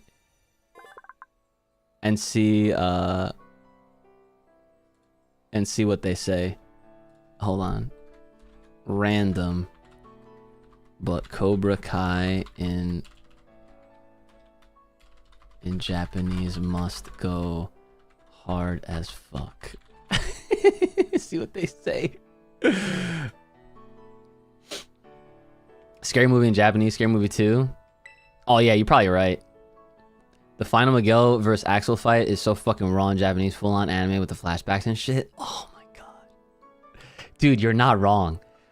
That was such a good show. Such a good show. Honestly, I remember when I finished watching it, I was like, dude, this was a perfect show. Like, it was perfect. Like, straight up. It was actually perfect. We're going to the Pokemon League. Wait, did I battle this kid? I did. And you know what else I've also said about the Cobra Kai cast? I literally said, I'm like, why aren't they rebooting Power Rangers with this exact cast? Like, dude, Cobra Kai is basically Power Rangers without morphing and like putties and monsters and all that shit and the Megazords. Like, do you realize that? Cobra Kai is like, it's Power Rangers. The same kid played Miguel as Ace. Yeah, I saw that. I did see something about that. That's pretty cool. I haven't watched any of the live action One Piece because I want to actually see, or well, I need to keep reading One Piece because I read like the first 44 chapters, but then I fell off. I do like it, and I totally understand why people fucking go crazy, are in love with it. I totally see why. And I have the most respect for Oda-san. I think the fact that he still has a lot of you know, story to tell, and he's very passionate about his creation, I respect that a lot. Oh yeah, I forget his name. Yeah, Blue Beetle was a fun movie too. I liked Blue Beetle.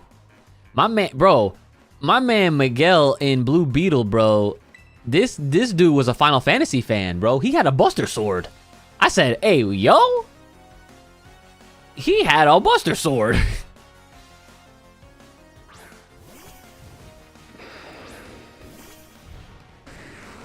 We aren't supposed to be getting fillers in the anime anymore. Well, yeah, I would hope not. No excuse.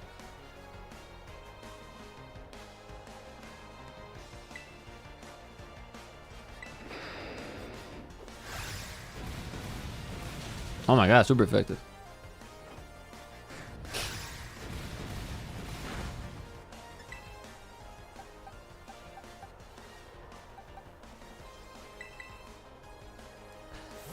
It's quite disappointing. It's quite disappointing that so many One Piece fans went turbo racist when Vivi and Brook were shown to be Indian and black respectively. I don't even know who those characters are, but I am assuming they're characters. And yeah, I mean, sometimes people just out themselves, which, you know, for better or for worse.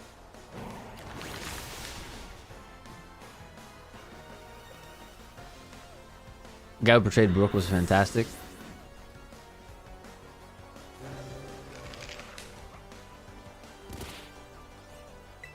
Oh wait, who are you switching out to? I don't even know. That doesn't matter. Fine. Literally, Oda fucking casted those characters. Who are you to judge? Yeah, well, like I mentioned before, people are pieces of shit, unfortunately.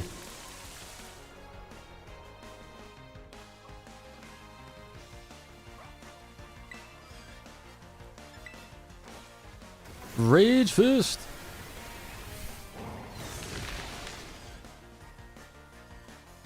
Yo, you know what's a Pokemon archetype that they have not done yet? I don't think, at least. They kind of have a few Godzilla types. Surrilage? Nah, we're good. Oh! Yo, he looks so sick. Him and Armor Rouge. Surrilage. Cerulege. Cerulege. That's how. Cerulege. There it is. I can never pronounce it. Cerulege. But they need to do like a Mecha Godzilla archetype. Like have like some sort of like steel dragon or something like that. That shit would actually be crazy.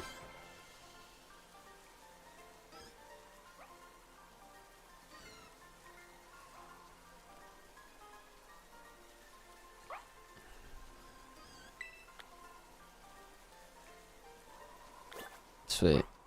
I like how all these Pokemon around here are like level 9, but then this guy literally had a level 58 Pokemon. Like Dialga. Oh, you know what's crazy? I forgot that Dialga was like a steel dragon. But I guess like I don't typing wise, maybe not so much typing wise, but like just the look of the Pokemon themselves is what I'm aiming towards. Do you think we could take on the league right now and just beat them? No victory road in these games back in my day. I didn't even, dude, honestly, I didn't even think of that. To me, it didn't even occur to me until you mentioned it. But yeah, you know, you're right.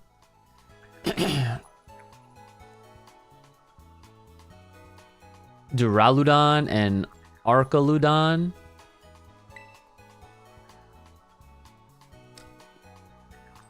Let me look them up because I can't. My mind is drawing a blank here.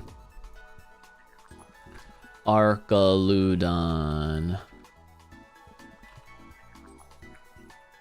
Oh, hell no. This shit looks like a building. What is this?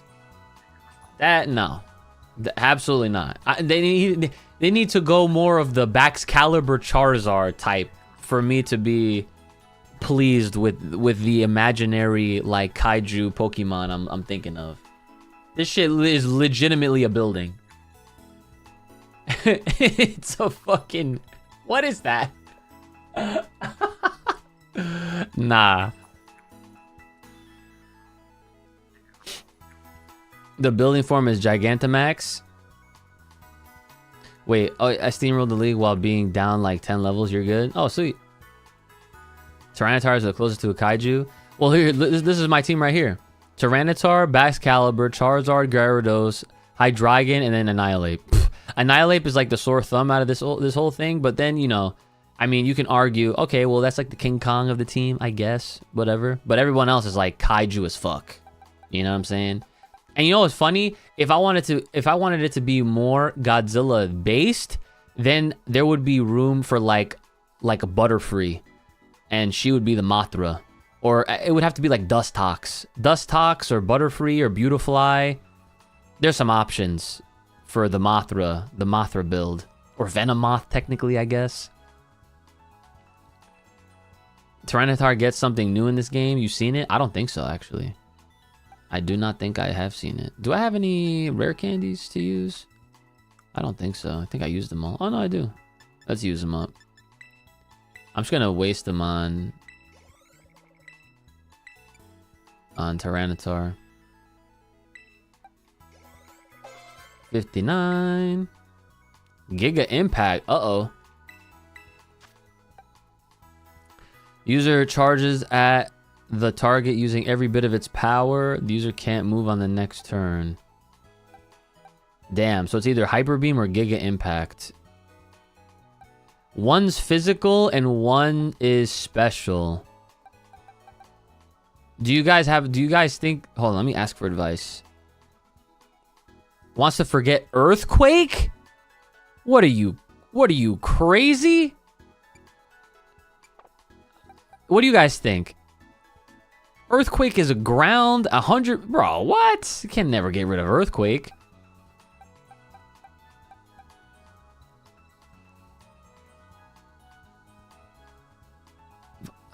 Summon to damage all Pokemon except Rock, Ground, and Steel types. Sandstorm also boosts the special defense stats of Rock type moves. I should be doing Sandstorm and then Stone Edge. I was just thinking about getting rid of Sandstorm, but I didn't realize that Sandstorm boosted the special defense.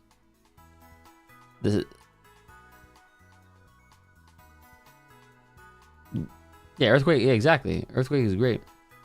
That Charizard reminded me of the Mega Charizard X versus Ash Greninja fight. That shit pissed me off. Did I watch that fight? I don't even remember if I did. It's near the end game? Oh, okay. Well, we are near the end game, so. Look at Pokemon Iron Thorns. Apple is talking about Pokemon Violet? What? Ash freaking lost a lot. I'm very much used to seeing that.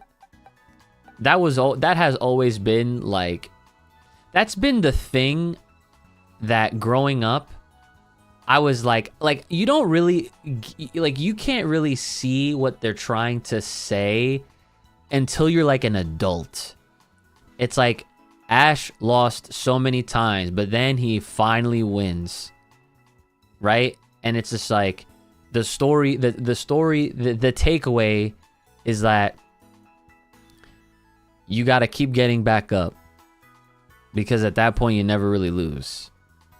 But you can't say that to a kid. Like I'm just over here just like, why is he always losing? Like, I don't understand. Like, this shit sucks. Gengar, Dragonite, Mega Lucario on the final team? Damn. That shit's crazy. Yeah, he won the World Championship at the very end, which I still need to watch. There's a lot of Pokemon that I need to watch. Did they actually continue the anime after him? Like, because I know that he got replaced by, like, a boy and a girl. But, like, is that series still going on, or did it stop already? Like, did they just stop doing Pokemon anime? Because I haven't heard a single thing on anything Pokemon, new anime related. It's still going on? Okay. Well, that's good. What is my special defense anyways? 146? That's actually pretty good.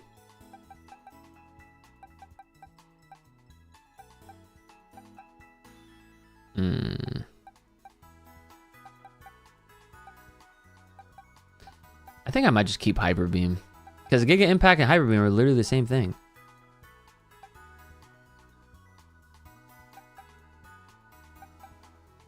Yeah, I'm trying to stay.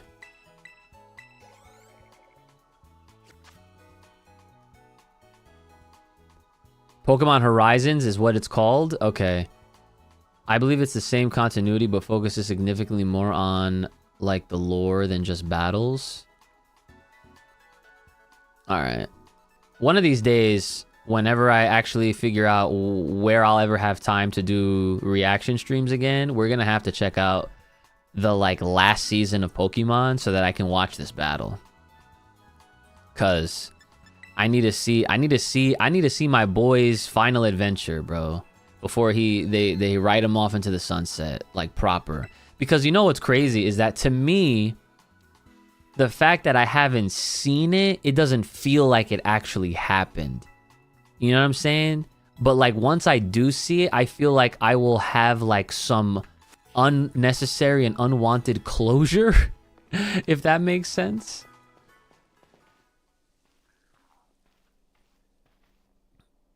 There's like a whole Naruto Shippuden time skip in Horizons. That makes sense. I believe it. All right, but no spoilers though. No spoilers. I don't want to know what happens. I actually do want to see it for myself. And I might do it, like I said, I might do it on stream. If you guys have not or did not know, you can check me out at Uchi Reacts on Twitch. That's my other Twitch account that I use specifically for doing live reactions to anime shows, movies, and whatnot. I wish you the best of luck from the bottom of my heart. I look forward to meeting you again soon. Damn, her hair is thick. It's like an attachment to an attachment. That shit had me doing the absolute cinema pose instinctively. Damn, the music, yo, you heard the music just cut off? Oh, that's how you know it's serious. Are you ready to face the Pokemon League's champion assessment? Let's see here. Uji from Naranja Academy, is it? It appears you have a total of 8 gym badges. Very well. You may now proceed to the interview room. Bro, they gotta hit the old music. Dun dun dun dun dun dun dun dun dun dun dun dun dun dun dun dun dun. Nah, this ain't it. This is not the right music.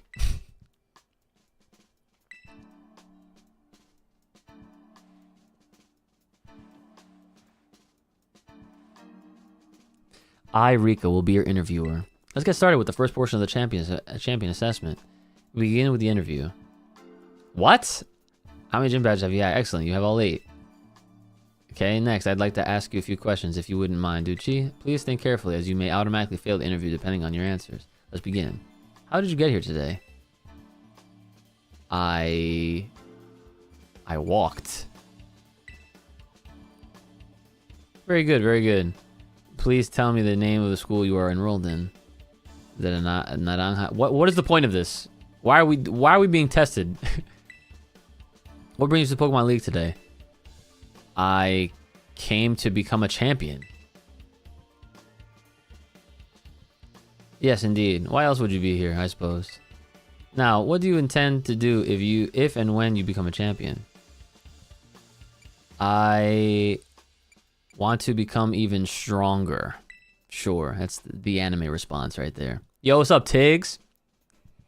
Yeah, man, on a Friday. Yeah, the rare Friday stream. Yep. You missed out on the entire Marvel Spider-Man discussion, bro. Shit went on for hours. It was awesome. Which of the 8 gyms gave you the most difficulty? Oh my god, I don't fucking remember.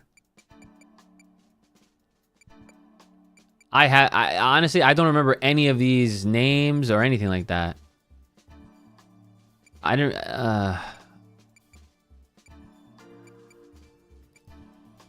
sure, Glaciado. Nah, I wasn't on last night. I wasn't in the right headspace to stream, so I just went to bed early. And what was the name of the gym leader you faced there? Okay, this is too much. Google.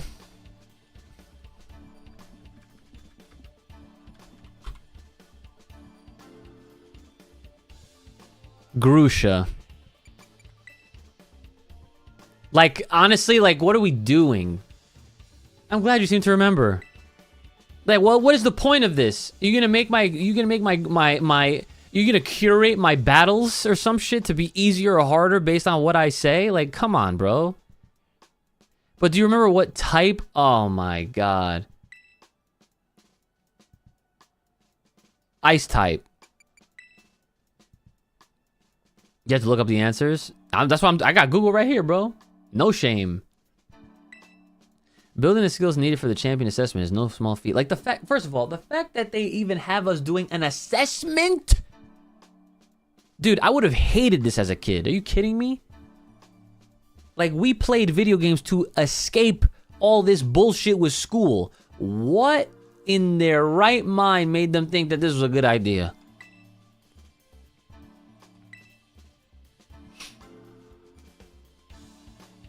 What was the category of the Pokemon you chose to be your first partner? Really? Really?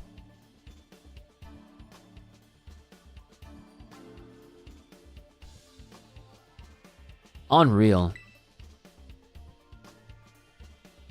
Very good, very good. How would you know? Oh, it's probably because my shit's registered or whatever. I'm going to repeat a previous question. Remind me what you intend to do if you want to become a champion. I want to become... Were you not fucking listening, bitch? What the heck?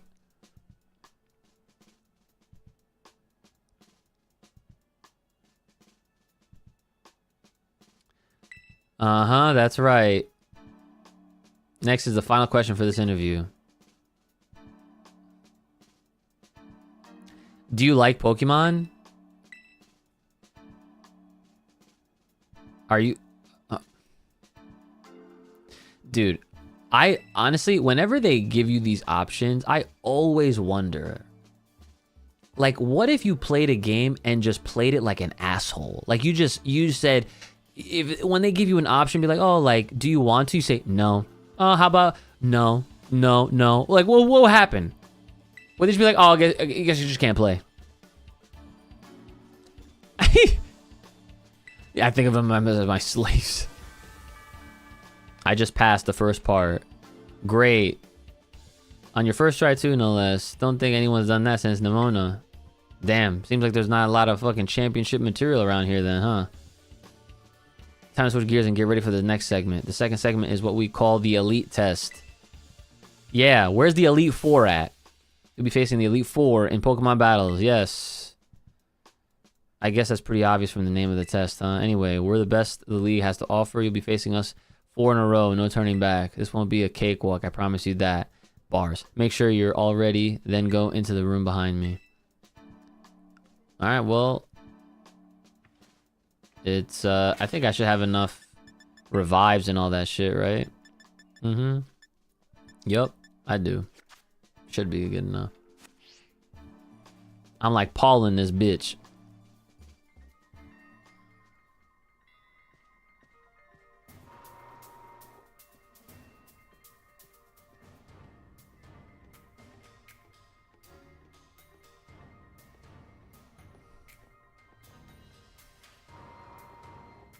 Yeah, kids played Pokemon to escape school.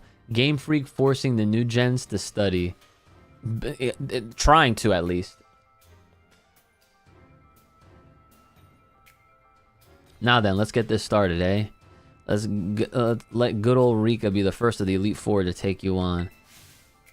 I'd say I'll go easy on you, but I'd be lying. Think fast. My man Rika looks like he could be like a Final Fantasy VII character. Oh, Whiscash? Oh shit. That's not good. That's a water type. I'm cooked. I'm actually cooked. This is not a good first start. I'm gonna use Sandstorm. But it failed. Ah.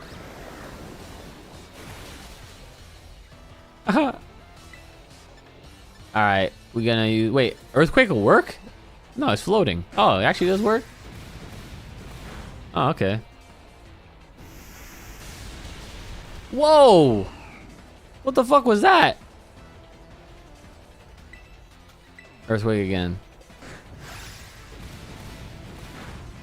Oh, are all the rooms this boring looking? Oh, it's Earth Power. Oh, wow, I survived the hit. Damn. Have you set your mind what game you're doing for your subathon? Well, no, that's why I'm trying to... That's why I keep asking chat, like, what should we do? Like, I really have no idea. Like, I don't want it to just be one game the entire stream, because that's kind of boring. Like, it would have to be something... If it was to be one game, it would have to be, like, something that everybody in chat would absolutely, like, fuck with and be totally cool with. But, like, subathons are more fun when you switch up the games all throughout the stream, you know?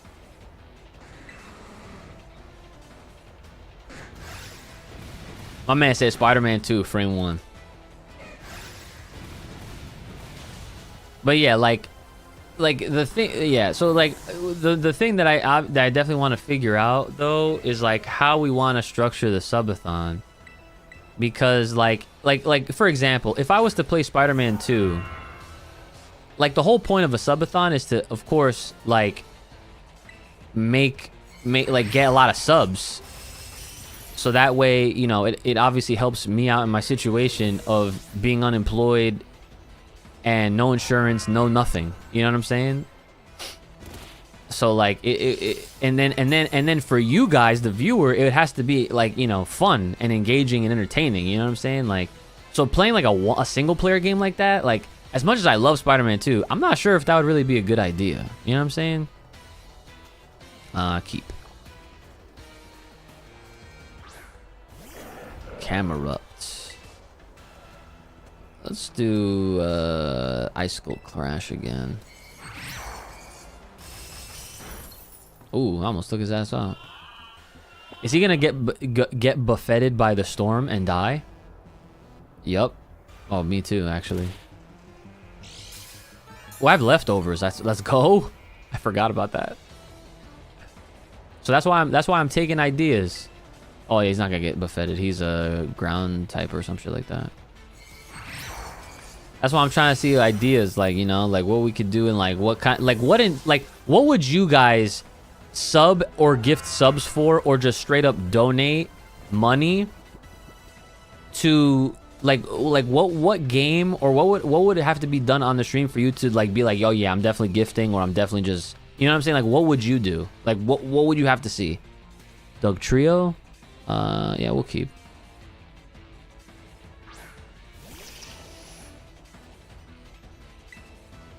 Oh, let me just also do like activity on the stream, like painting or something as well? I don't know, just trying to think. Painting? Hold on. Wait, what? I don't know about painting. But okay, like, you know, that's a start. We could work from there. Brother's Boruto reactions like the 2017 times. Boruto reactions. Holy shit. That is old. Well, I don't think we could do that though. That's the, like, that would get the stream like totally shot, you know? Jedi Survivor? I don't think I've ever played a Star Wars game on stream ever before. The only you know what's crazy? I have Force Unleashed, but again, that's a single player game. So it's like, unless you're just one of those fans that love that game or love a game so much that you're willing to just dump money into a streamer just to play it, I mean, let me know, because then I'll consider it. But, you know, like, otherwise, I don't think that'd be very engaging or entertaining for people to, you know, to watch. You know what I'm saying? Stream getting nuked frame 1. Exactly. We can't do that.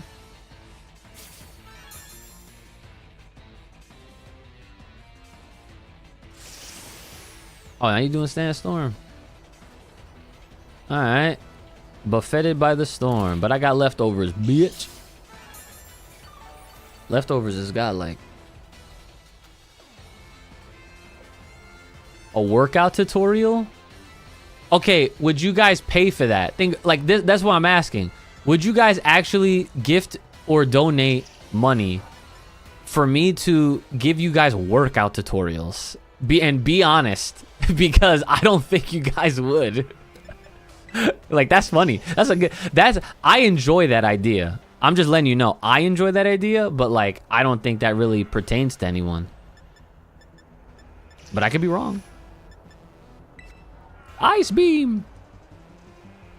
A one chip challenge? What is a one chip challenge? What is that? Avoided the attack. Ah, you son of a bitch. Hold on, let me Google this. What are good ideas or activities for a subathon? Okay. A successful subathon this is Google, by the way. Subathon relies on interactive community, yes, such as milestone-driven rewards. Yup, spicy food challenges, karaoke, cosplay. Okay, I did the cosplay thing last year when we did the Switch 2 subathon. Gaming marathon.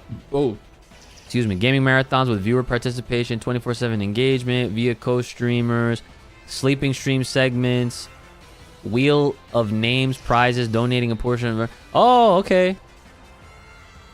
Themed reward goals, a tin challenge. Oh, that sounds gross. Interactive gaming. Okay, that'd be cool. Community building, a sub wall, writing names on a key. Oh, yo! Actually, I have a whiteboard downstairs, and we could create a sub wall. So every time someone subs, whoever does the subbing gets their name on the wall. That'd be cool. Long-term subathon. Imagine if I did a sleeping part. I could do this all downstairs. I'd be sleeping on the couch. That'd be kind of crazy. You already know the gains all day, baby. That'd be interesting. Imagine like one of the sub goals is like, so where are we at right now? We are at 29 subs. So imagine at like sub 50, I was like, okay, we're working out. Yo, that would actually be sick. We do like 3 exercises. Clodzire? No, we're good. Let's say like every 25 subs, we do like 3 exercises. And I actually do that. Would that actually count? Do you guys think that'd be like entertaining enough? You guys actually get to see me fucking do some shit? I don't know. It's not like I'd be able to do anything crazy. I'd do like push-ups or like... Actually, no, we do have some free weights down there in the basement. I'd have to just go and grab them. And like put the camera... some shit like that. I don't know. Do a trivia challenge. Whoever wins gets a Power Ranger helmet. Okay, that... Wait, hold your horses. Okay, because that implies that I have money to spend. And there's... Man, I can barely afford gas. Oh my goodness. I'm trying to look how Tom Holland was looking in the trailer. Yo, facts. My man was looking nice and swole. Slim thick with it, you know what I'm saying? Watch your step, because things are about to get a bit shaky. My bad, I just got back to watching. You in the Elite Four? Yes, sir. Right now we're trying to figure out ideas for my subathon that I need to plan out. So if you got any ideas on things to do or objectives to have or games to play, I'm all ears. You know what? Actually, JD, while you being in chat actually just reminded me, it would actually be a fun segment if during the subathon I had you guys on to play like something Power Rangers related. We have it would be a Power Rangers Academia crossover on my stream for the subathon. That shit would actually be kind of fire.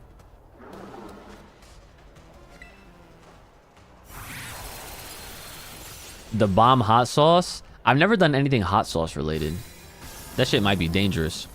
Motherfucker was yoked. Oh yeah, he was. He was yoked. And what's crazy, guys, is like I have been like intaking a lot of water. I've been drinking 64 ounces of water a day, and I've cut back on like a lot of sugary drinks and snacks. I've been really trying, because honestly, it's like the key to abs is what you put in your body too. It's not just about doing like sit-ups and crunches all the time. Like that's a part of the equation. Having like a nice abdomen, stomach area is all about what you put in your gut. You know what I'm saying?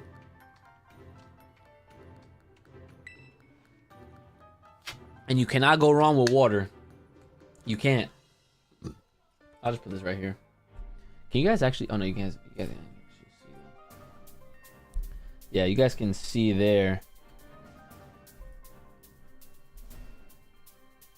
Put the morpher in front of it. You guys can see... I don't know if you can see. This is where my water intake is at right now.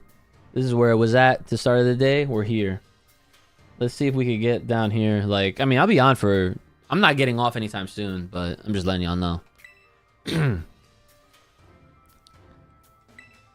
I wonder if they heal you for free in this game between each battle. Wait, they just all come into the same room? What? Oh my god. You gotta be shitting me, right? He's no pushover, let me tell you. I'll be watching from the side. Avenge me if you can. You know, I am very surprised on certain choices about this game. You know, like I'm very surprised.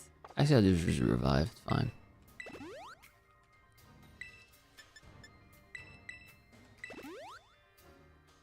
That's what I'm saying, bro. It's so ass. Like there's certain things, like don't get me wrong, there's a lot of things about this game that I actually appreciate and I enjoy a lot.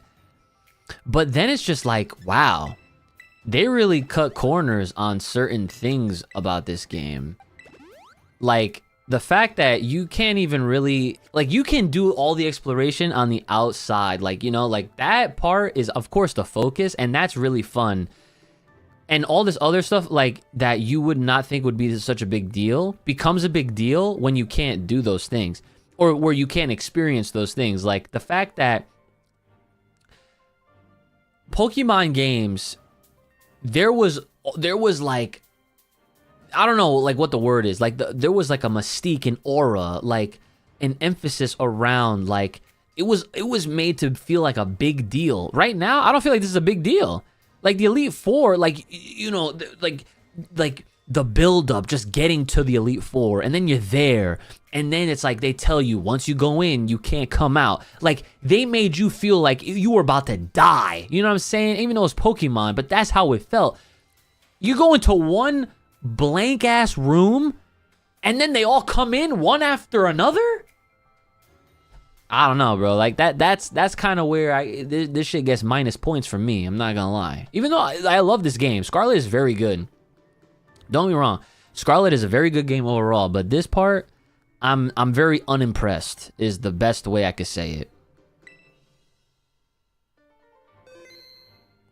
This game looks like a fucking beta, bro. Shit wasn't supposed to be out for another 2 years. Oh, well, that's what I kept hearing. I kept hearing that, like, the game on the Switch 1 looked horrendous. And which is funny when you consider that I've had this game since it came out, and I just never got around to playing it until I decided to finally just say, fuck it. I'm in the Pokemon mood. Let's just play it.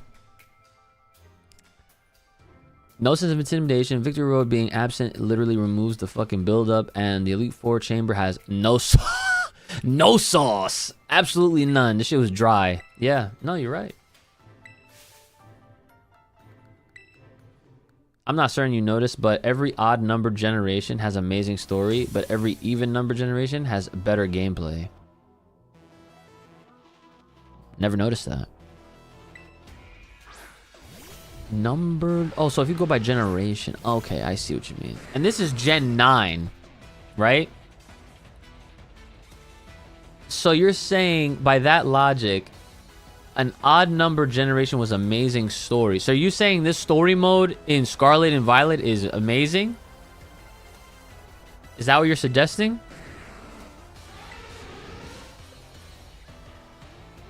Kaparaha. Gen 5 looks great and has a great story, to be fair. It's funny you mentioned Gen 5. Black and White is actually a game that I would eventually like to go back to playing again, because I don't feel like it had a fair playthrough on my part back when I played it. Like, I had at the time, I had like 6 jobs at college, and by the time I could ever sit down and play it, I just didn't have enough time. So I ended up literally just trading my level 100 Arceus from Diamond and Pearl into that, and I just cleared the game that way. I was like, I don't have time for this, bro. Like, I was just skipping through text boxes. Like, I don't know what happened in the story. So that's something that I would actually like to revisit now. Corviknight? We're fine. Yeah, Pokemon Black and White and Black and White 2.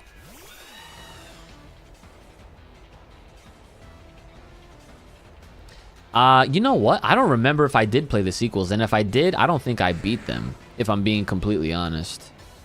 I think I might have skipped them. Or at least, like I said, not finished it. Dude, I can't even get one now. Like I said, I'm unemployed. Shit sucks. But yeah, back in the day when I was in school, yeah, I had like 6. I worked at a retail spot. I was a DJ on campus. I was an orientation leader. I was a student mentor. That was like a part of that, but still there was like 2 separate things. And I was a help desk receptionist on campus. And then what else? I know I'm missing something. There was one other thing. Oh, and then I ran tournaments. which is like, you know, that was like gas money, but still I ran tournaments, so that counts. So 6 jobs, yeah, 6. Oh, we in the end game, yes sir. Ooh, Charizard, let's go. You don't play Godzilla TCG anymore? Actually, no, that's not true. I still do. I actually only get to play it with my wife. That's it. And I don't have money, so I can't, and I haven't been able to buy any of the new set. So, it is what it is. I still play.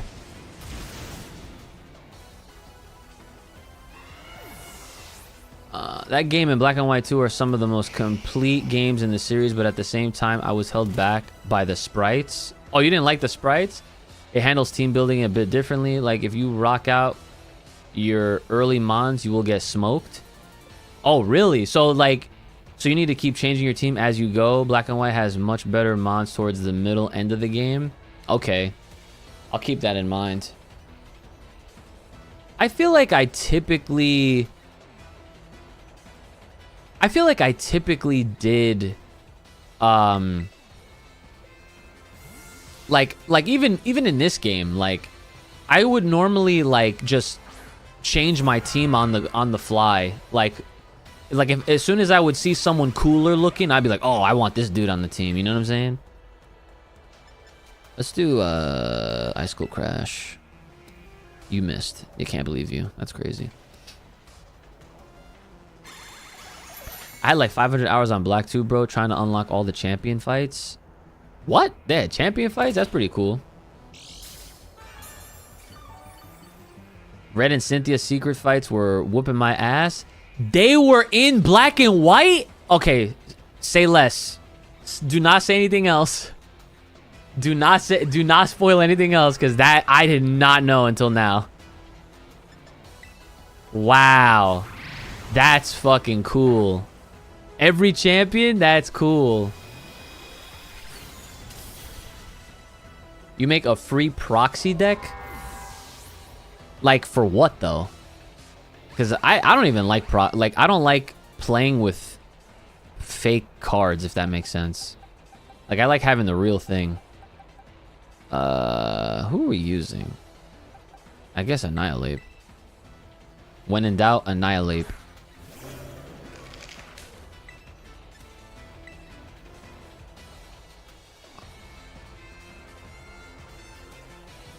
Damn, why am I keep missing? What the fuck's going on here?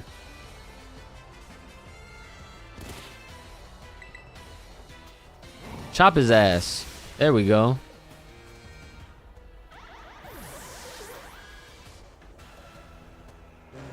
That's all right.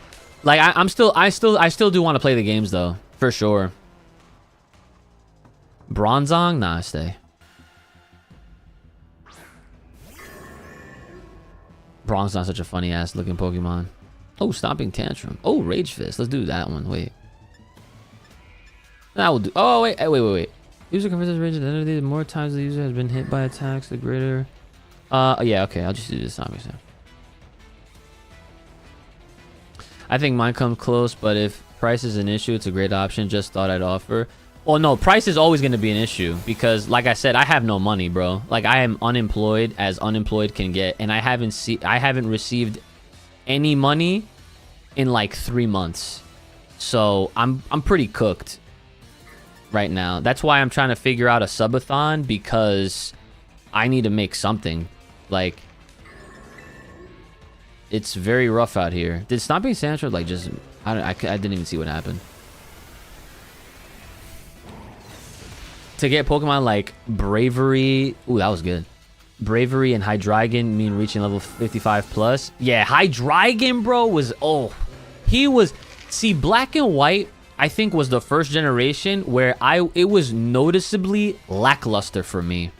Because I was like, why do these Pokemon look like... A lot of them did not really appeal to me at all. Hydreigon was one of the ones I was like, okay, I got my dragon in this one. I like this guy. But like a lot of the other ones, I don't really remember all that much. Tinky. Black and White is the peak of the DS era for Pokemon. such complete adventureness. Black and White 2 has so much post-game content. Would you say Black and White 2 is as long or longer for the base game when comparing to the first one?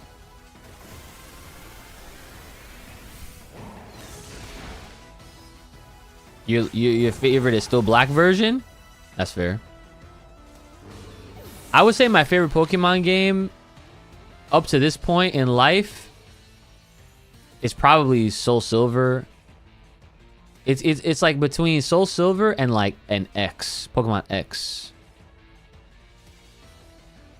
It's about the same for you, Carl, correctly. All right. She's a metal type, steel type, right? Yeah. The problem with Black and White's evolution levels is they're expecting you to beat the post game for reasons that I cannot get into without spoiling the game. All right, so that's all right. You not gotta say nothing. Terrestrialize. All right, guys, everybody now. It's more for time.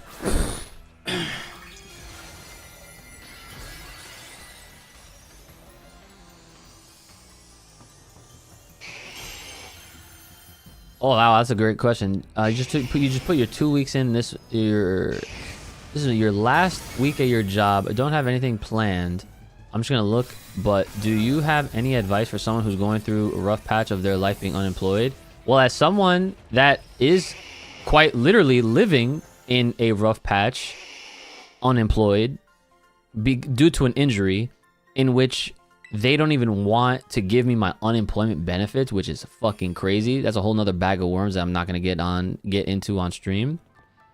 But I can tell you right now, this is probably the worst time anybody could be unemployed. And if that's a choice, then I probably would have recommended you to at least have a backup plan first before deciding to just up and leave your position. And I totally get, like, you know, a job can suck and it might like make you feel like shit and all that kind of stuff, but at the end of the day, it's like, if it pays you money, you need money to live and survive and all that kind of stuff, because without it, then you just put yourself in a worse position, if that makes sense. So yeah, like the best advice, aside from all the things that I just said, to, like, I guess kind of deal with or cope with the rough patch part, is to just enjoy the things that you enjoy the most, and, you know, do that. Because honestly, me being on stream doing this with you guys is one of the things that's helping me get through it all.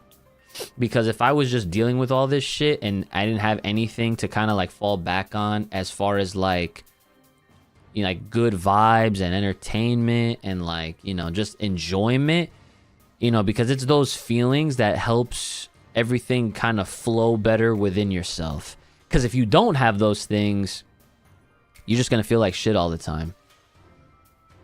So hopefully that's a sufficient answer for your question. I do appreciate that type of question. So at least I have a job. I don't. That's the thing. Like I said, I'm unemployed. I have not been employed for 3 months. Since December. Yeah. Yeah, that's all we can do, is like, you know, all we can do is keep pushing. That is literally it.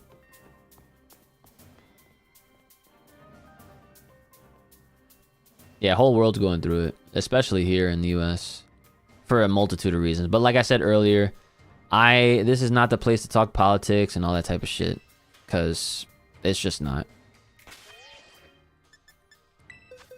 All right. Oh, that's crazy. That's fine. I always forget that you can switch Pokemon from your boxes. That's so funny to me.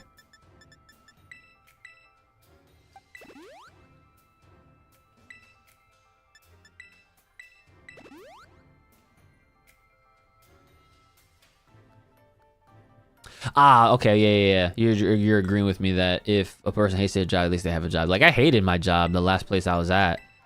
But, like, I kind of hate them more for the fact that I got hurt on the job and they're not trying to act like I did. So it's like it's like this whole, you know, bullshit that I have to deal with now that I shouldn't have to. But, you know, this is just people just being shitty, I guess, you know.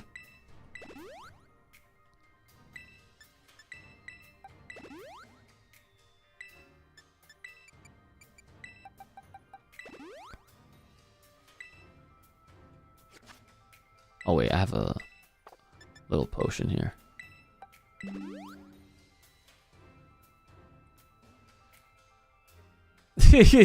He said, bro, you could just switch your mods in between the Elite Four. World's gone soft. That is so funny. Yeah, I mean, that's whatever. It's like small little convenience, but what are you gonna do?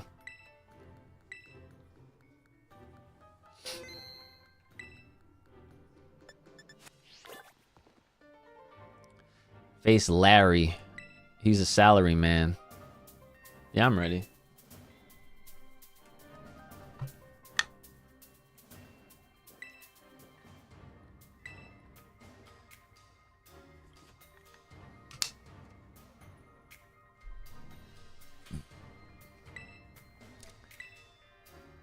You know, one of the long-term goals that I would love to achieve in life is to make like my own ROM hack. Like, I'm not a programmer by any means. I'm just saying I would love to design, like, help design a game like with my own story and ideas. You know what I'm saying? I think that would be really sick. Cause shit like that, those like projects like that take years to make.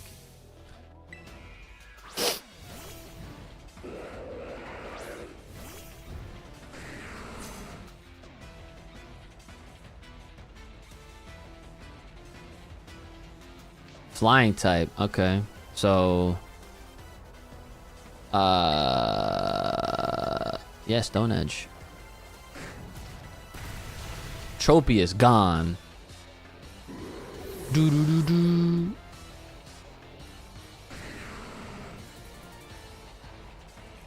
Staraptor? Nah, we'll stay until I run out of Stone Edge, and then I'll try switching or whatever. My attack fell. No. Close combat. Uh-oh. Damn. Any tips for growing out hair? I'm starting to grow mine out. Funny enough, I actually do have tips. And you could thank my wife for this. You could thank Crystal, okay? So, funny enough, I'm actually growing mine out too. I'm growing out my sides. Like, the shaved area that I used to do, I'm growing all that out. Because I wanna have a full head of hair, and then once it's all even, then I'll redo my line, but I won't do it so high up. I'll probably do it a little lower. And then, you know, I'll just be a lower fade or whatever. So yeah, so you definitely want to look into like hair oils. There's this one brand that I can't remember the name of it. Dude, is it here? Hold on. Let me see if it's in my room. Hold up.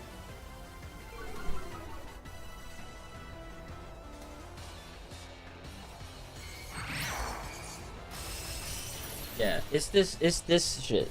It's called Sacred. C-E-C-R-E-D. It looks like this. Okay?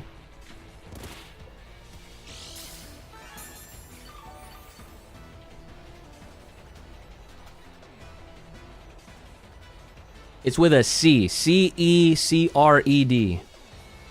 Look that shit up, and it's like, it's pretty expensive, not gonna lie. But she lets me use hers. So you just put like a few drops in like every day. And then I also, and I shit you not, I actually go to sleep with like a hair bonnet. Like one of those like hair wrap things. Like, Cause like when you, and then if you can't do that or you don't want to, you can also use like silk sheets, like silk pillows or whatever, cause that also helps with your hair and your skin and all that shit. No, it's not $100. It's not $100. That's probably like a bundle you're looking at. That serum should be like 30 or some shit like that. I'm pretty sure. Does it help with thinning? I have no idea. You'd have to look. They have a bunch of products on that website. Shit, I feel like I need to get a sponsorship from them now. But they're gonna have all sorts of. They have different products like shampoos, conditioners, all that kind of stuff. Which that also, it really helps with the types of shampoos and conditioners that you use. But that's what I've been doing, really, because like. And you know, and just having like a better eating habits and everything, because everything's connected, you know. That's why I've been drinking mad water. That's why I've been cutting out a lot of sugary things and just like bad things in general. I'm just keeping it to like what I'm doing. I do the hair oil, shampoo and condition like every other day. Head wrap. I can literally show you guys my hair wrap. I'm not even kidding. Like when I go to sleep, I got this green one. Cause you know, Dragon Sword, right? Nah. But yes, at the same time. And I literally just freaking put all my hair in that bitch and I wrap it up, boom, and I look like I have like a fucking like what do you mean, like one of those chef hats on or some shit.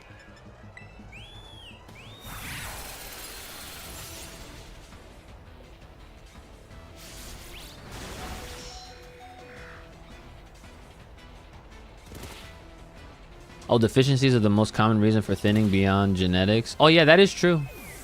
Yeah, definitely, yeah, and that's the other thing, right? Like what I'm saying to you guys is just is based off of my own experience, but everyone's DNA, genetics, biology, all that shit is different. So like if you what I'm saying might work for you, it might not, or it might be like amazing for you, but then you also want to consider your own potential issues that you might have that would, you know, need a further investigation on. Do I used to wear nah, they're not do-rags, and I don't. Do-rags are really for when you like have like braids or like cornrows, and it's to like protect the hair and like your scalp and all that shit. That's honestly what those are for. And what I wear to bed is it kind of does that, except it's meant for like, you know, people that have a lot of hair on your head, which I technically do, even though like I shed a lot, believe it or not. It's crazy. I lose a lot of fucking hair. I seen homeless people with most luscious, beautiful Greek god type hair. That's so funny.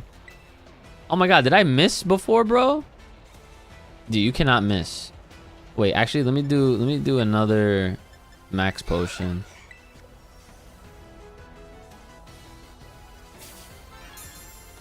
Genetics are definitely important. Yeah. Yeah. Oh, you're using close combat. That's why. Yikes. So your defense fell, so I shouldn't even need to terrestrialize. Is this your last Pokemon, by the way?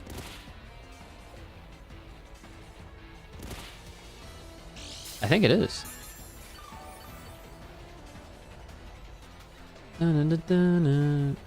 Oh, it is. Alright, let's try terrestrializing. And Ice Beam should be 100% accuracy. Yeah. Alright, guys, let's do it. It's morphin' time!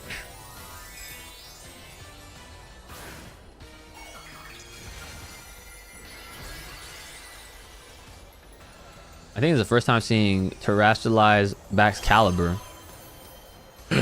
Oh, shoot.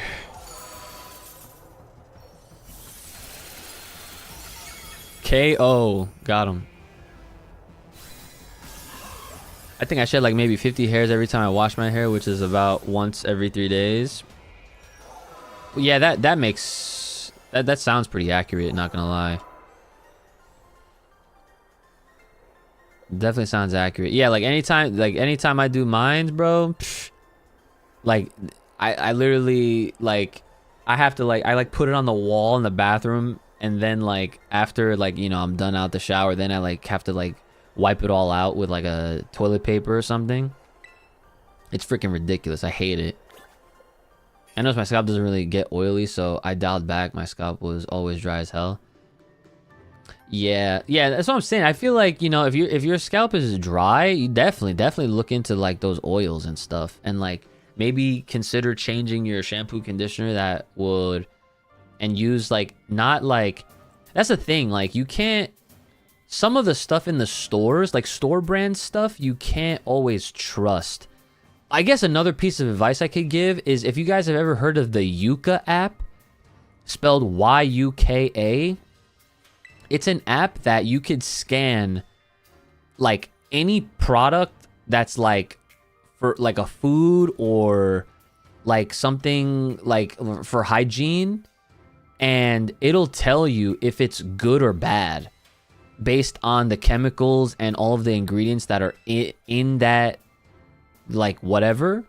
So that way you can use that as a basis to at least get an idea of like why a certain thing scans bad or why it scans good. And even if it scans bad or good, you can like look into the reasons why, like it has too much of this or too much of that.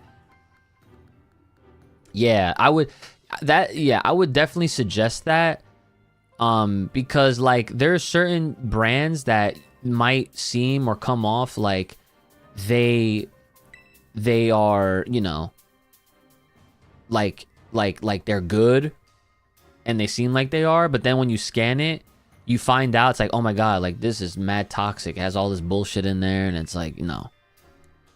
So like that's why you should check out Sacred, what I mentioned earlier. And there's like another brand too that I actually don't, I'd have to go all the way to the bathroom to fucking see what the shampoo and conditioner was for that that I use. But yeah, you definitely wanna look into them. And I will say though, some of the brands that you'd find like online that specialize in like hair growth and hair restoration and hair, you know, treatment and like, you know, healthier scalps and all that stuff, they end up being more on the expensive side, but that's because they're using natural ingredients that are not harmful to you, that'll actually help you out in the long term.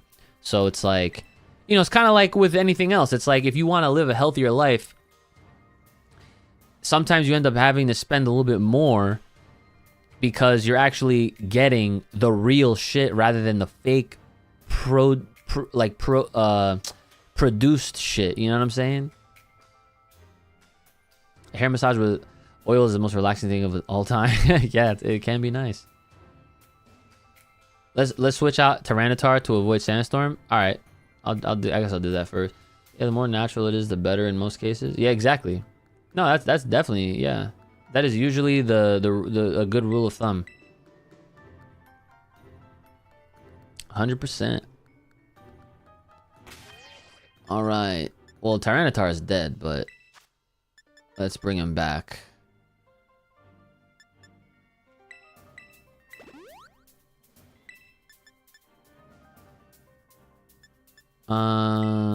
Is that?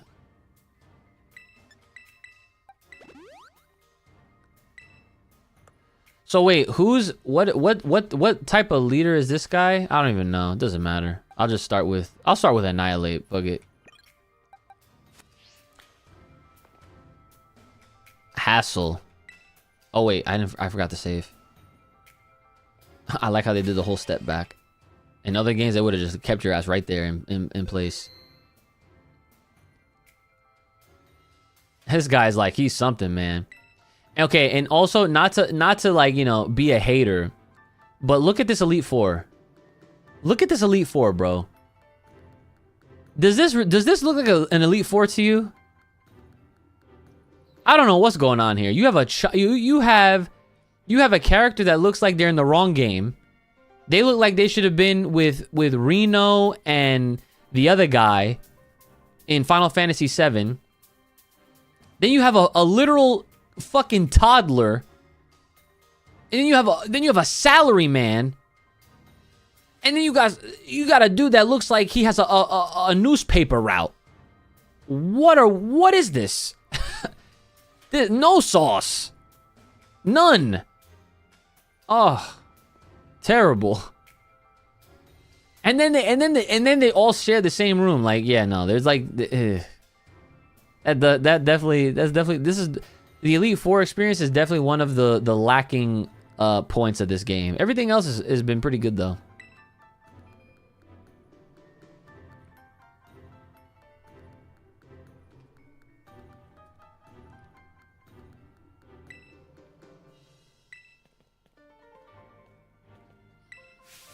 I think I shall forget about my role as a teacher for a moment and wield all my might for the sole purpose of defeating you.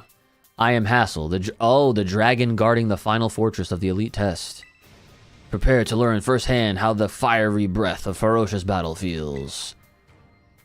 Damn, I definitely could have just rocked it out with Baxcalibur, huh?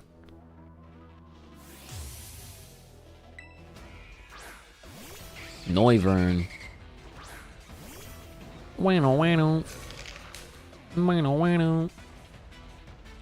These guys are known as the 4 heavenly kings in Japanese, bro. My ass. Heavenly kings. Maybe not in this fucking region. Air slash. Uh-oh. That's not good. Rage fist. Damn, that did a lot. Do it again. Bro think he's Lance with that dragon-based team.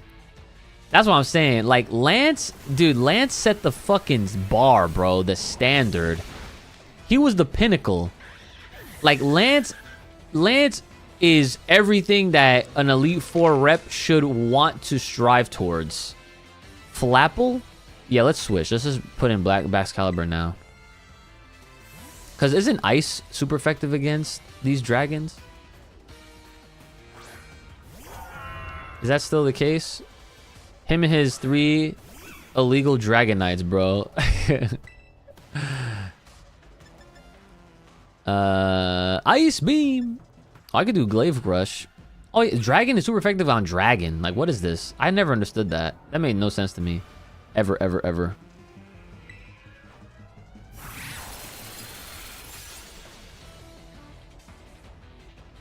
Ice Dragon and Fairy beats this. Okay, cool. Yay, Tyranitar is fine level 60. Dragalge. Is that how you pronounce it? Ghost also be Ghost, I think. That is so weird. Ice Beam. Damn. Uh-oh. Oh, that's right. I'm a part dragon too. Thank God for my leftovers. Oh, yike. I think with dragon it's kind of raw because it's like saying the only one who can beat me is me. Yeah, when you put it like that, that is kind of oh. Yo, Professor Oak, what's happening, cuz? We're at the Elite Four right now. We're at the final guy here before we face Nemona. Dude, shout outs to leftovers, bro.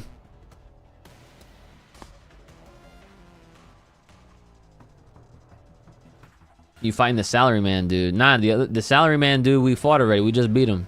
Haxorus, now we're staying. Haxorus. Oh yeah, Haxorus is definitely a Kaiju. Dude, he could have been on the Kaiju team. In my Kaiju team right here. If I would probably take out Annihilate and put him in here. If I wanted a full Kaiju. Ice Beam! Go! Oh, almost. I'm probably gonna die from this. Yep.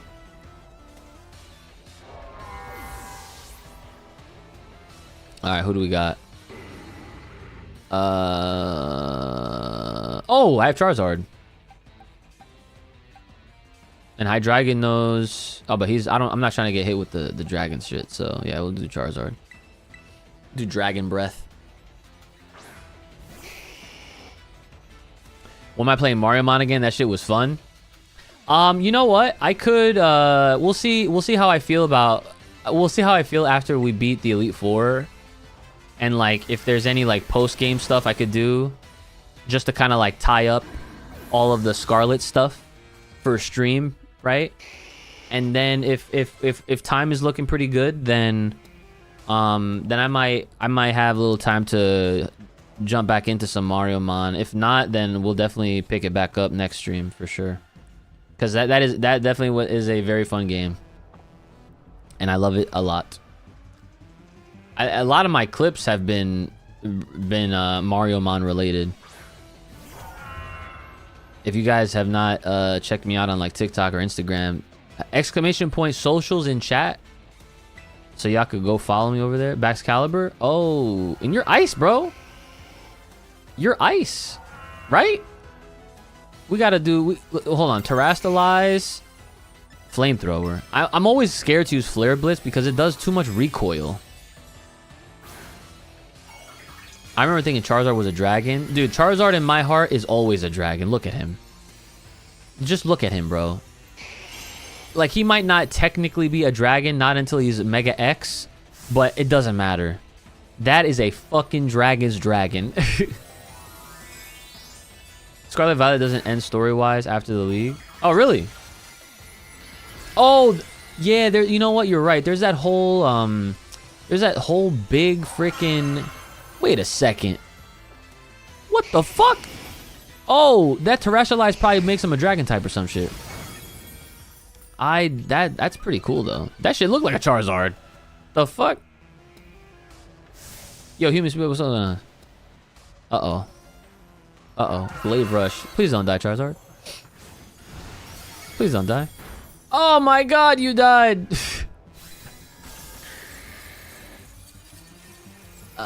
Am I gonna check out Marvels today? Like Marvel Rivals? Is that what you mean? Alright, Hydreigon, it's your turn. This is the first time I'm using this Pokemon. Probably not. Because when I have to get off, it'll pretty much be for the, you know, like, it'll be like for the end of the day. I didn't even realize. Wait, when the hell did my webcam move over? It was supposed to be here the entire time, and it was not. That was weird. Oh, White Fox or whatever. Yeah, I didn't have any plans to play Marvel Rivals today.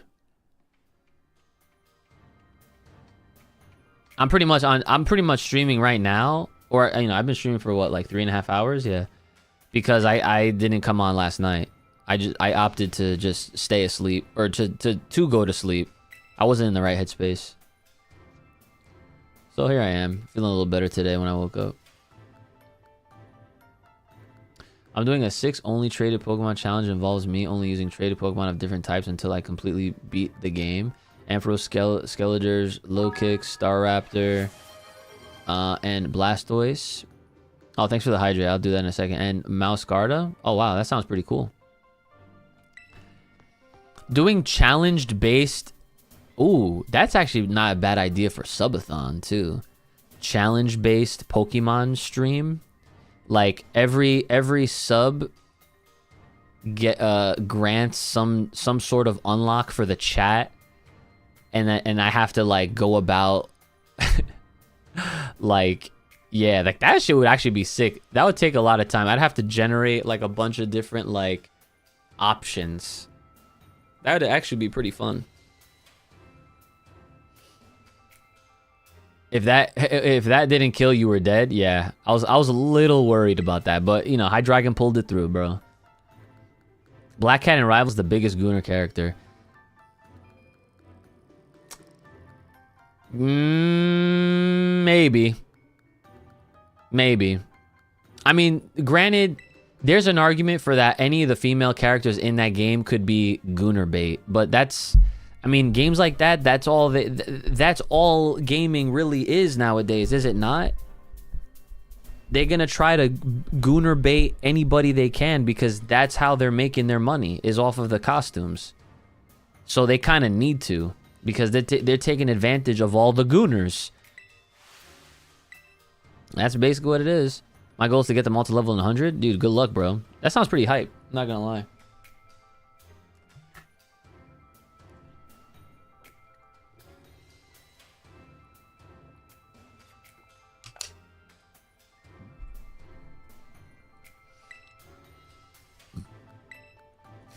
What do you mean a pass? Bro, I just cooked all 4 of you straight in the same room and all y'all watched, and I was still getting graded.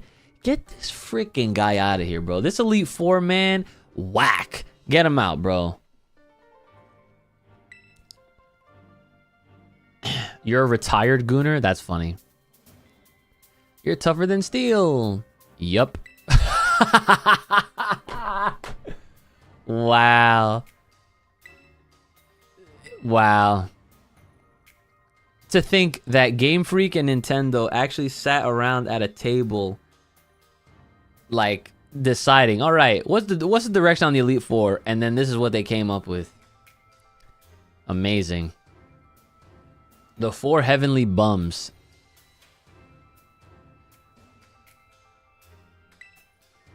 This will be your final trial. And now we face Nimona. Our fearless commander, the final opponent you'll face for your test, is waiting beyond it. Her skills are so amazing, she was able to strong arm all of us into joining the Elite Four. You won't find a mightier champion, though I think you'll do fine, kiddo. You beat me after all. I'll patch up your team on the house, so don't lose, you hear? Okay, good. See, that's nice. But back in my day, they didn't heal shit. You had to have them shits ready for yourself. That's kind of how I did it. Eureka, you were ass. Yeah, out of the 4 of them, Rika has like the closest thing to a decent design. And I guess Hassel would be Rika, Hassel, and then the child, and then the freaking salary guy over here. That's your tier list right there, bro.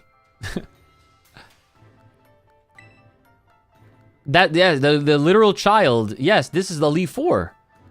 That's what we were talking about. We were literally saying before how, like, this is the most lackluster Elite 4 experience out of any Pokemon game I've ever gone through.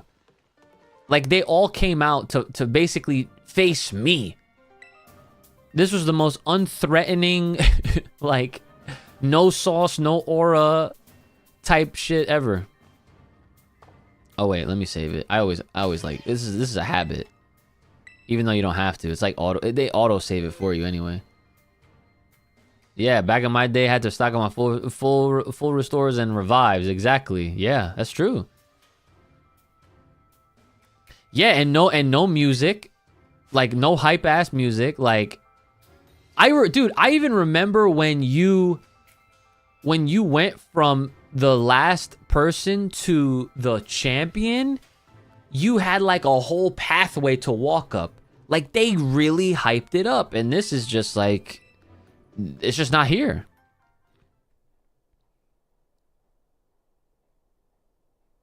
Oh, it's not Nimona? Oh, it's this person. Oh, that's right. I forgot about this person. It gives me great joy that you've managed to make it all the way to the pinnacle of Pokemon League. The final test is a battle against me, the top champion. To pass, all you need to do is win. No shit. But before we get started, I should apologize for one thing. You see, I have a trait that some might say is inappropriate for the league chairwoman. I am utterly incapable of holding back when it comes to Pokemon battles. Maybe that's why nobody's passed this test recently. It's a bit of a problem, to be honest. But you might manage something wonderful, like Champion Nimona did. So, are you ready for your final test? I want to see the true measure of your talent. Her hair is a genetics final boss. Yes. My heart actually raced during the final walk to the champion in the old games. Dude, me too, bro. Me too.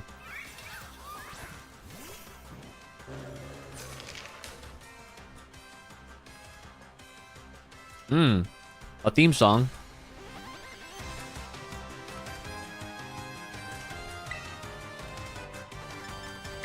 It's not bad. Not my favorite though, but it's something.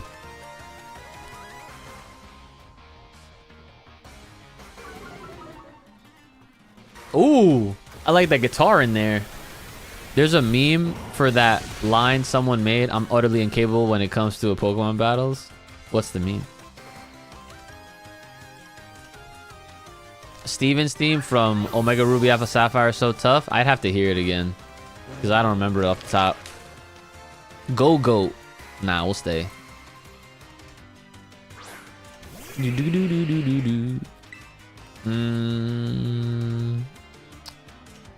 Yeah, just do Rage Fist again. Why not? Rage Fist! Yeah! Play rough. Oh boy. It's super effective. Pokemon OST is usually good. Yeah, they are. A lot of games have a lot of great soundtracks. 67. King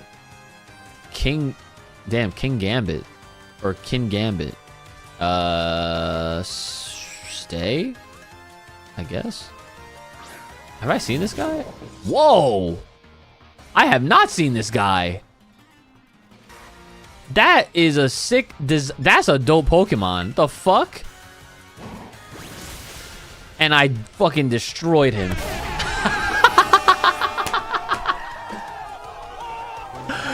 Dude, that's the first time I've ever seen eyes on that Pokemon, and I cooked his ass, bro. That's what you call... That's Bisharp's new evolution? I fucking knew it. I knew he looked so familiar. I'm like, bro, he looked like he's Bisharp, bro. Good shit. Good shit. Veluza. Nope. Oh, this is the fish. Breaks the mold. Let's just do a max revive, because Annihilate, you deserved it. Driftvale City from Black and White has my heart. I'd have to hear these tracks again, because I don't remember that one by heart either. Psycho Cut? Alright.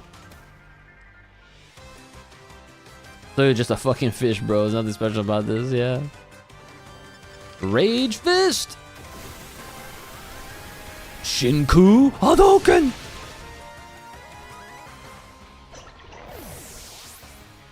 Yeah, it's probably one of the more plain designs of any Pokemon I've seen in a bit. Avalugg. Annihilate you in a sweep. Oh, I've seen this guy. He's basically a freaking... He is an upside down glacier. Or no, he's an upside down iceberg. We're seeing the bottom end.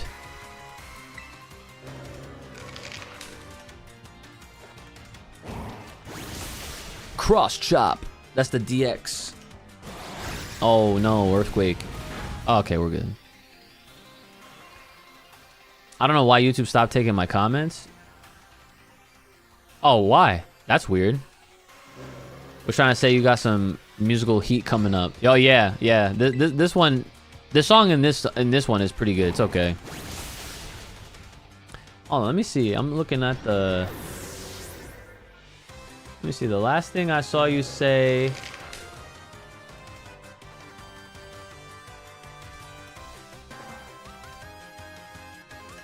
The last thing I saw that came through said, you said a lot of mons take forever to evolve.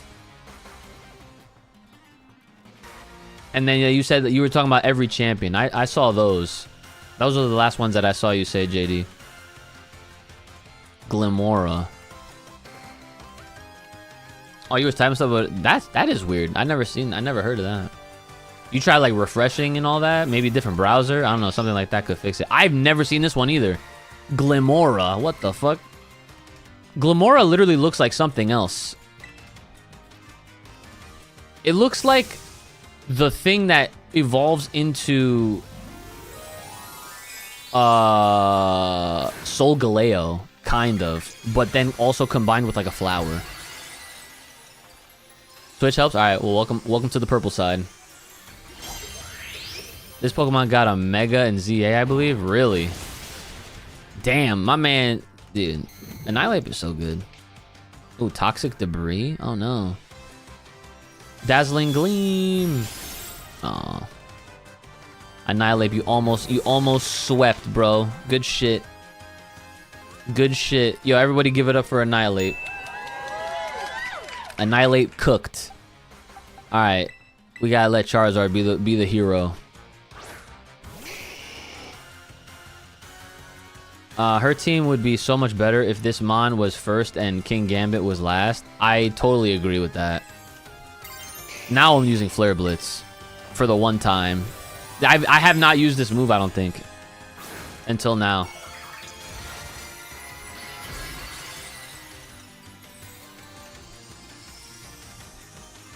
The new Digimon game is apparently fire as fuck. I want to check it out. So do I.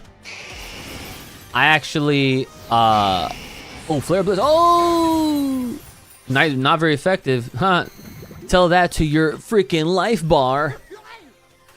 But yeah, yeah, our boy Tech, he's a humongous Digimon fan. He was literally telling us in our chat that Time Streamer is a mad good game. Which, funny enough, I want to play it, but I haven't been able to get a... Well, I don't... First of all, I don't own it. I do want to own it, but I want to beat Cyber Sleuth first, and then the one that comes after that, which I have on my Switch. Hold on. I'm literally showing you guys that I own... Where is it? I know I have them. Where the... You guys can see all the games that I have, which is... I mean, it's no secret, doesn't matter. Where the fuck? Where's my... There we go. See, look. Cyber Sleuth Complete Edition. I need to reinstall this and beat this shit one day. So that way I can get to the new Johns. Time Stranger's Peak. That's fire. You tried the demo? Cop it on Switch 2 when that drops. Yeah, I would like to get it. Yeah, I guess I have enough time before then and now and then to beat Cyber Sleuth here so I could just get it on Switch when it, well, God willing at this point, because I'm broke as a joke. I ain't got money for shit. It's coming in July. Okay. Bandai Namco games want to sale often. That is true. They usually do, like, all the time. You don't really need to beat both Cyber Sleuth and Hacker's Memory. They're mostly the same game. Okay. I mean, I just want to do it for myself, just so that I have that, like, I have that, like, experience of playing the previous titles, because I want to, you know.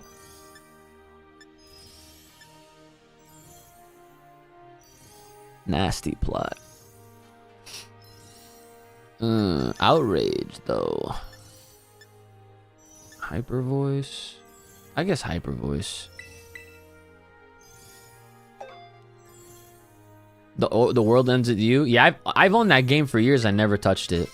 That's another one that I need. Dude, if you understood how deep my backlog goes, you'd probably disown me or something. You'd probably be like, damn, bro, like, I don't know if I could fuck with this guy anymore. I'm deprived. There's a lot of games, movies, TVs, shows I have not gotten a chance to experience, unfortunately, which really sucks, but what are you gonna do? That's why we're striving to be full-time content creator, bro, so that way I can literally just be like, all right, guys, we're going through the backlog. If you can play the DS version of that game, I'd recommend it over the Switch version. Might be the best DS game of all time. Really? You'd prefer the DS version over a whole Switch port? Well, I guess, you know what? I guess I can understand why. Because of the second screen. I always forget about that. Adulting is fucking hard and it's ass, bro. It's fucking ass. One of the worst things ever. Such overwhelming power, such amazing skill. It seems Palia has gained another wonderful trainer to be proud of. Congratulations, my honor to call you champion. Congratulations is right, and I can really say you're good to go. Imagine if Rika had the fucking balls to literally come up to me and be like, all right, so based on your assessment, you're now the champion. Like, bitch, I cooked all 5 of you. Get out of here. It's a game built for the DS. Switch version is kind of awkward. The sequel is on the Switch and PlayStation, though. Okay. That makes sense. It's so funny because I literally... Oh, you know what? Hold on. I think it's right here.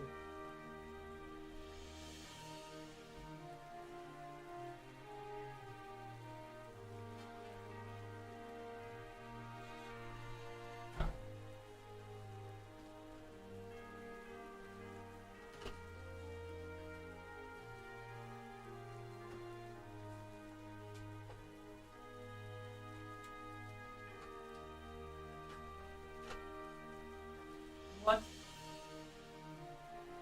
Bro, I literally just had it.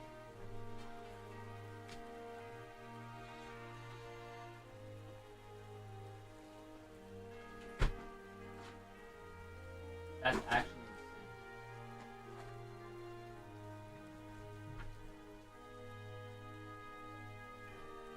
insane. Dude, I shit you not.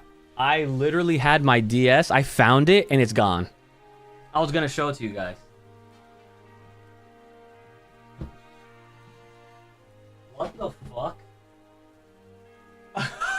Okay, well, never mind.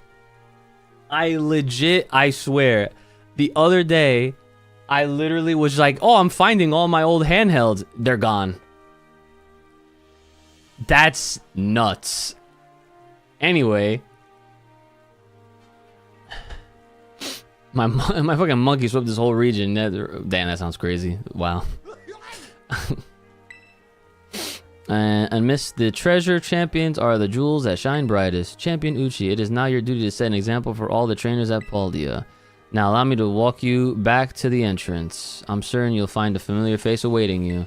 So we'll have a champion battle now. Excuse me.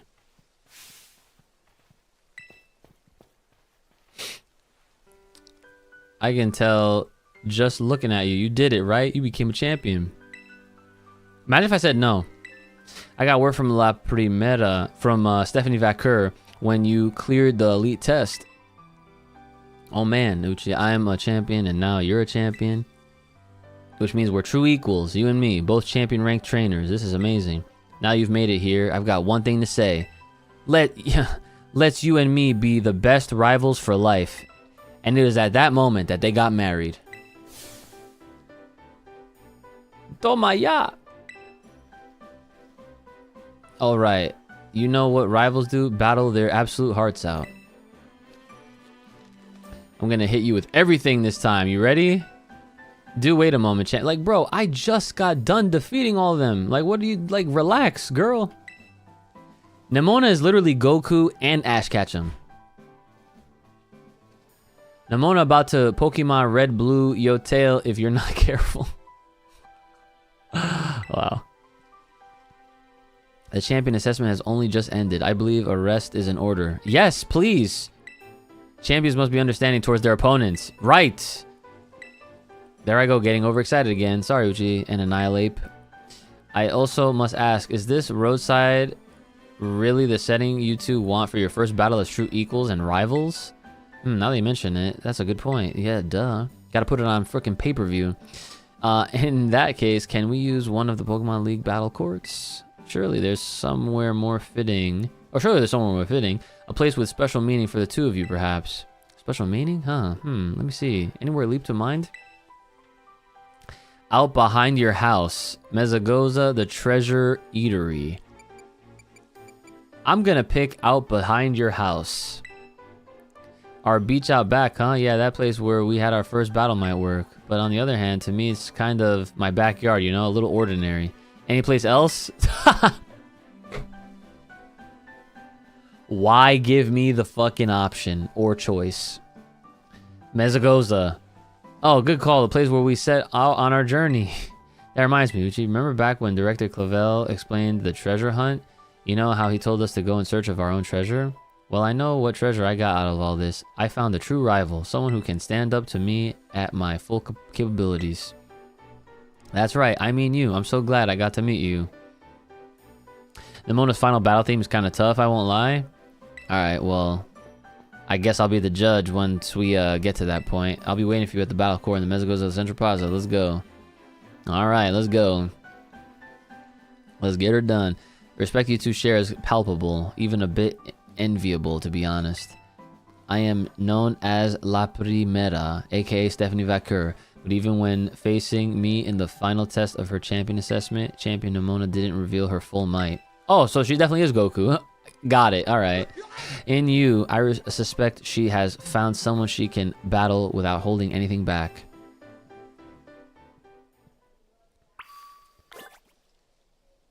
We're her greatest treasure, right? Aw. That shit is ass, I lied. Damn. Oh, okay, lowering my expectation. Got it. Okay. I see what you did there. Now, imagine if these Pokemon were, like, level fucking... Oh, man. Imagine if, like, they just all went up in level. That'd been so funny.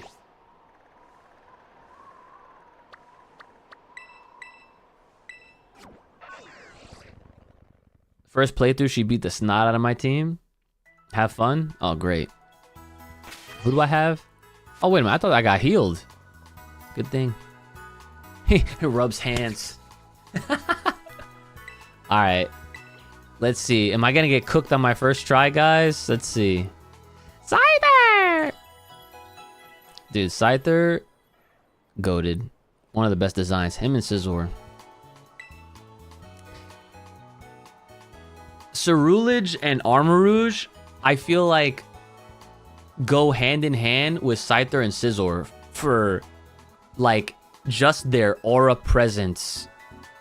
Like, I don't care about their stats or any of that shit. Just if you line the 4 of those Pokemon up, like, that shit just looks... That shit will go hard.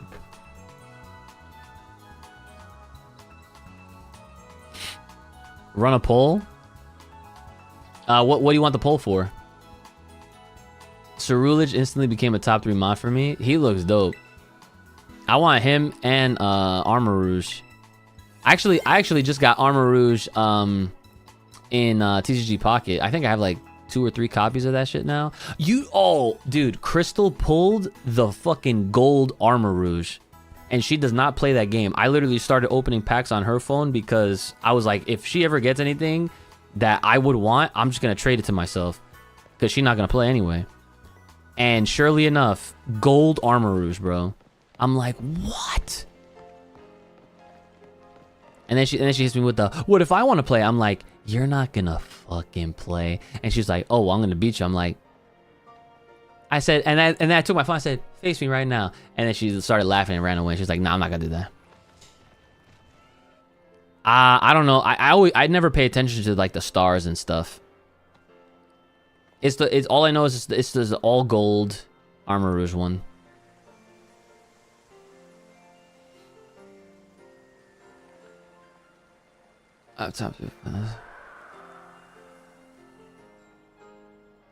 You can't mention due to spoilers? Oh, okay. Thanks for not telling, because I do appreciate that.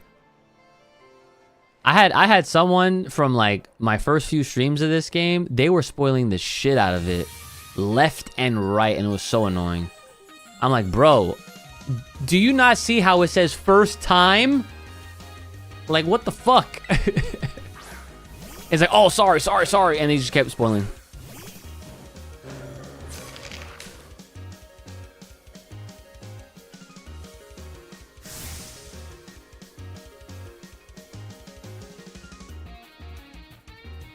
Okay. Song's good. I think so. Oh, not Stealth Rock. He said the Nemona dies.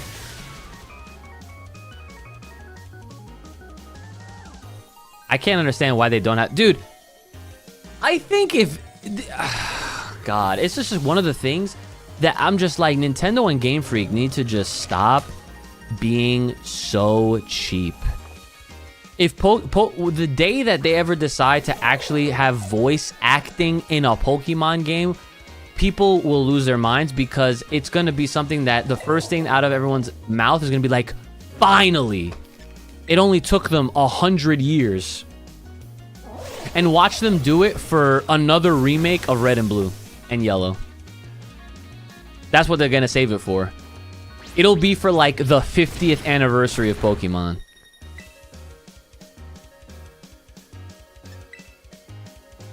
Ice Punch.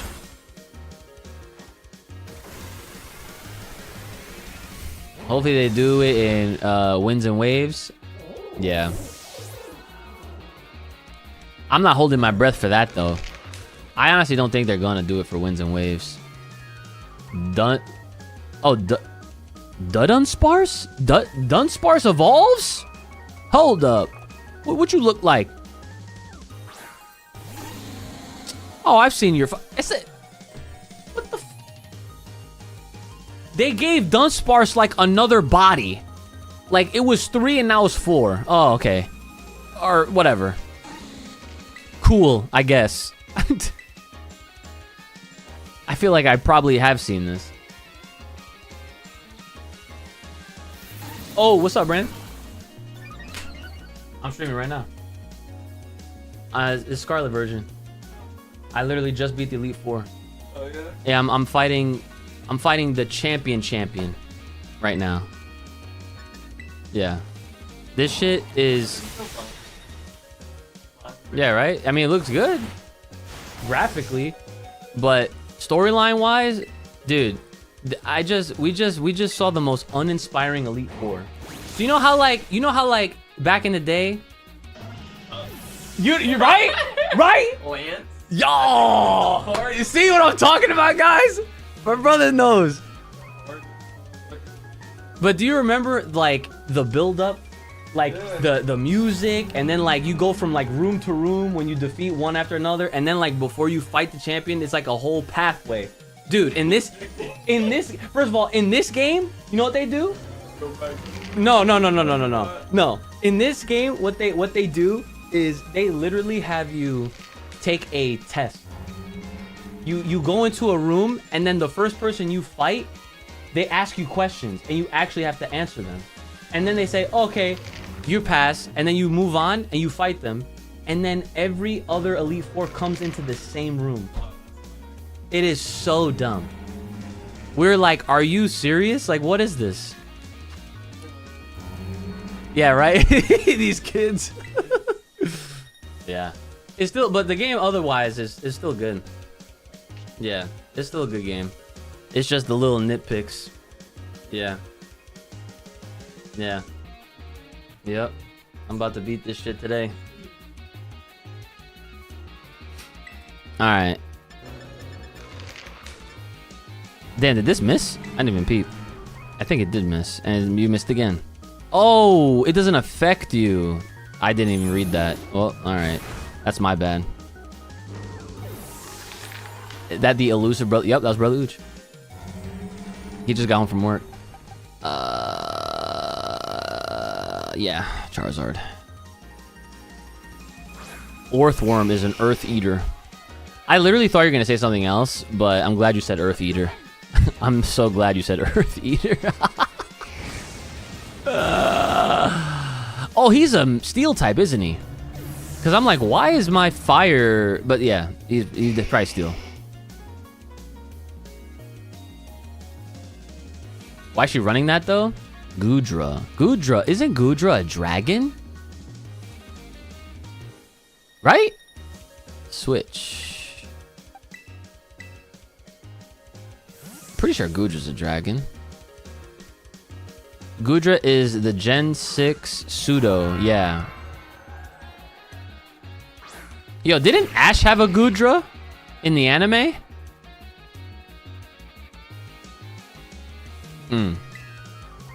Let's do Ice Beam. Oh man, you must have some good ass defense there. Oh, I might be dead. Oh man. Whoa, man. And the Noivern. Yeah, that's sick. Ash was cooking. He got some good mons over the years. You know what's so funny? Goodra actually looks like they would fit perfectly in Pal World. Doesn't Goodra look like it would be a Pal World mon or something?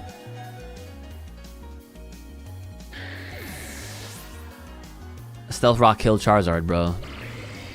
Wow. The meme continues. The meme lives on. I might have to do Max Revive.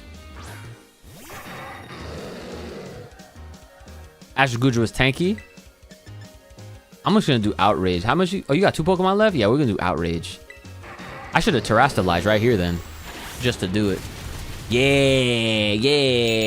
Come on, Hydreigon, the clutchness. Meowscarda. Nah, bro. We literally have an Outrage to fulfill. You told me this lady will run my fade. Well, here we go. Meowscarda. Shine Blazing. Yeah, honestly, if this had a voice, you know what? I don't know. It would take a lot of man hours to do. But imagine if someone did a mod with voices. I'm sure this game would hit so much harder. It would feel like an anime. Okay, I read what you just wrote, and then I got cooked. You know I'm max reviving Charizard, right? You know I have to max revive Charizard. Oh, I could do Hurricane? Hurricane! Please! My Intimidate. Yeah, your attack fell, bitch. Hurricane! Oh my god, you know Thunder Punch? Okay, we're good. Oh my god, I'm not good. Paralyzed. Fuck.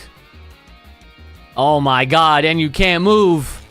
Jesus. Oh my, it's always the last one, right? Okay. Max Revive. Good thing. Good thing. Who's my favorite gag character in WWE right now? Favorite gag character? I mean, I guess it's fucking Danhausen. I guess. There's not really... Well, yeah, I mean, there's only like a few. Like, you have him, you have R-Truth, and you have Kit Wilson. Those are like the only 3 gag characters in all of WWE right now. And Danhausen is like the only consistent one that is getting like consistent TV time each and every time.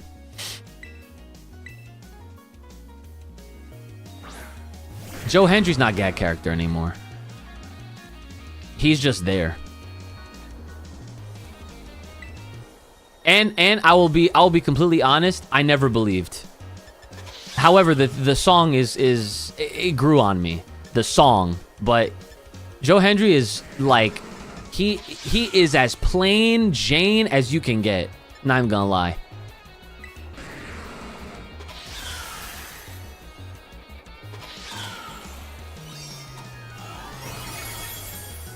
Damn. All right, here it is. He said, "Don't say his name." I mean, I said it like 3 times. All right, here we go. Here we go. Oh my god, why does it do so much damage? I might lose, actually. I actually might lose. I think I will. It's all on Flare Blitz. If I can go first, then I'll be okay. Charizard's 4 times weak? How? Oh, to the stone. That makes sense. Okay!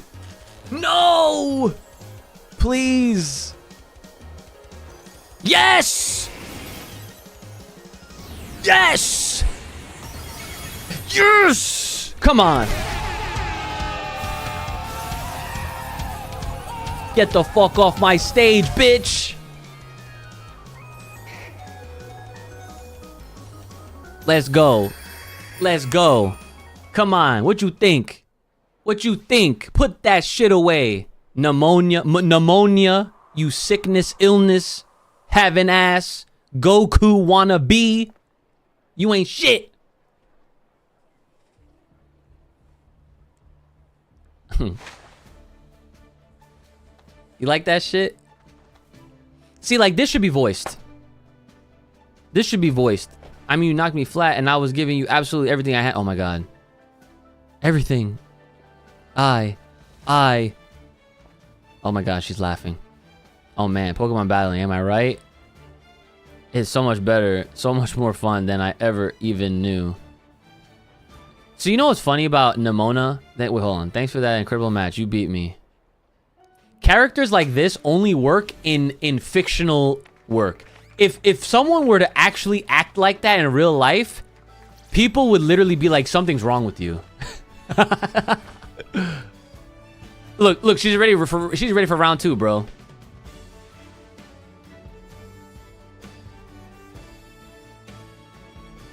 Yeah, nah.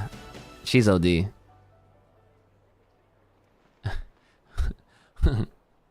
A Pokemon battle, am I right? When you miss 4 Thunder Waves in a row. If someone laughs at me like this, I'm calling the police. Victory Road complete.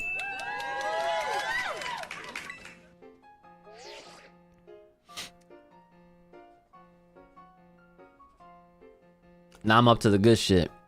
Yo, Arvin here. You know what I just realized? Where the fucking legendary Pokemon at? Like, I know I have Koraidon the whole time. But, like, surely there's more, right? Right? And now the real end game begins. How long is the end game? I think I got time to do it now. Like, realistically, how long do you think I could do it in? The thing is, right now, I don't know how they did it, but Luffy's actor in live action kind of makes him work. It's like 2 hours. All right. Yeah, I think I could do it then. I could, like, on stream, like, right now. History class, that's my only hint. All right, bet. That's not what I called. Nearly forgot. You remember what we talked about before about going to Area Zero? That's what I forgot what it was called, but Area Zero. Of course you do. You little know-it-all. Got a mind like a steel trap. Eh? Well, all the effort you've been putting in around Paldea has really helped you make a name for yourself. Built up some goodwill, that's for sure. Excuse me. So I've been able to secure 2 allies who want to go to Area Zero with us. That should have us ready to tackle anything. So now we've all just got to get there. First step will be gathering at Area Zero. I'll be ready and waiting at the Zero gate. I'll send you the location on your phone too. Don't leave me hanging forever. We'll be waiting. Bow wow wow. Oh, that was the dog, right? I forgot about that. Live action One Piece gets it right. This finale might be the best endgame in Pokemon ever. Really? Okay. Y'all got me a little concerned now. Y'all got me a little concerned.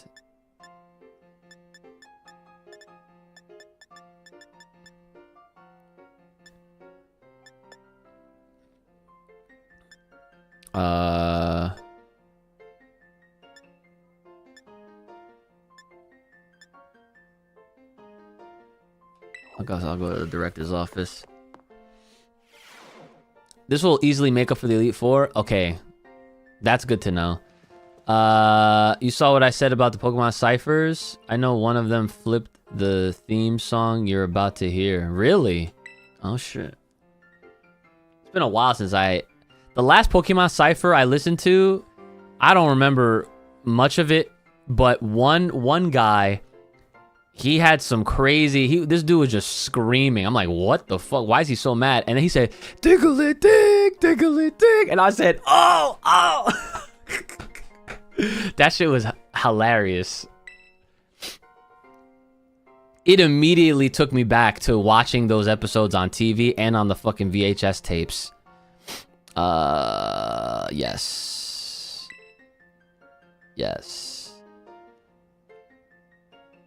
Lime King, that's one of the most recent. They have a champion cipher too. That's cool that they still do ciphers. Like for Pokemon and stuff. Do you think you could continue being good friends with Miss Penny as you have thus far? You bet. Trio. Yeah, that shit, like, I remember I was listening to it with my youngest brother when I went to go visit him, and like, he put it on. I don't know what possessed him to do it, but we were just listening to like Pokemon songs, and he put on the latest cipher, and I was like, damn, I remember I used to listen to all these Shofu songs and shit like that, and then I was like, yeah, I don't know about this one, and next thing you know, that beat dropped. I was like, oh, and then it said diggle it. I'm like, damn. I feel like I have to have that as like a soundbite for the stream. Would you guys like that as like a channel point redemption or something like that? I can make it happen. I just got a gold nugget. Sick. A big nugget to sell it for more money. He had a crazy triple entendre. I'd have to listen. I'd actually have to try to listen to it again.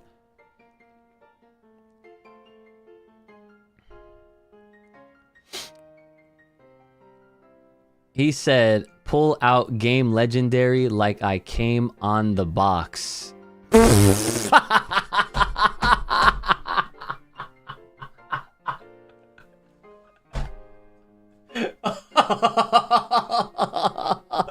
Yo, that's actually, damn, that is pretty crazy. Damn, that shit works. Yeah. No, that is OD 100%.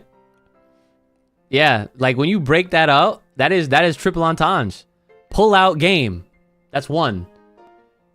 Pull out game legendary like I came on the box.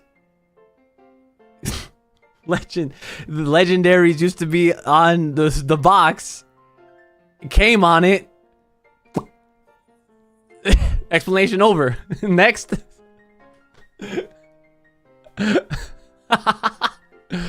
That shit's funny. That's definitely a clip. Did I catch Great Tusk already?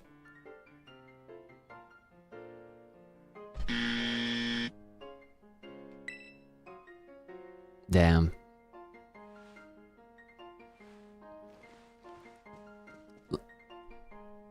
Yep, my title does say first time. Just wanted to check. Alright, where are we going? We gotta go to the... Someone said history. Oh wait, I have to pick a room. Entrance hall. Who's the history teacher? Oh wait. Do I have to actually take the class?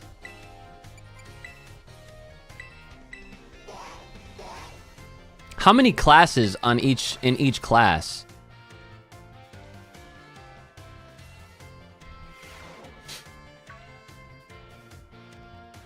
Oh, are you talking about like... Yeah, oh, my bad. I know what you're talking about. I fought him. I don't remember if I caught him though. I don't think I caught him.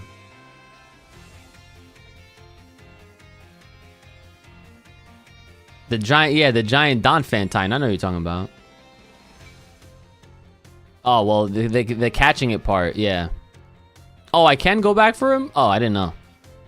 Well, that's good. You know what's so funny?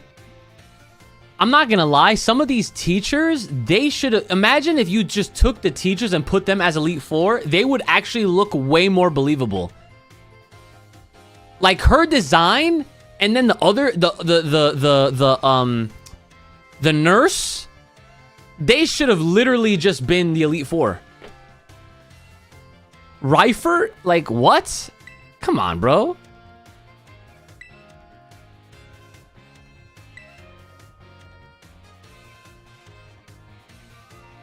Teacher stuff as fuck.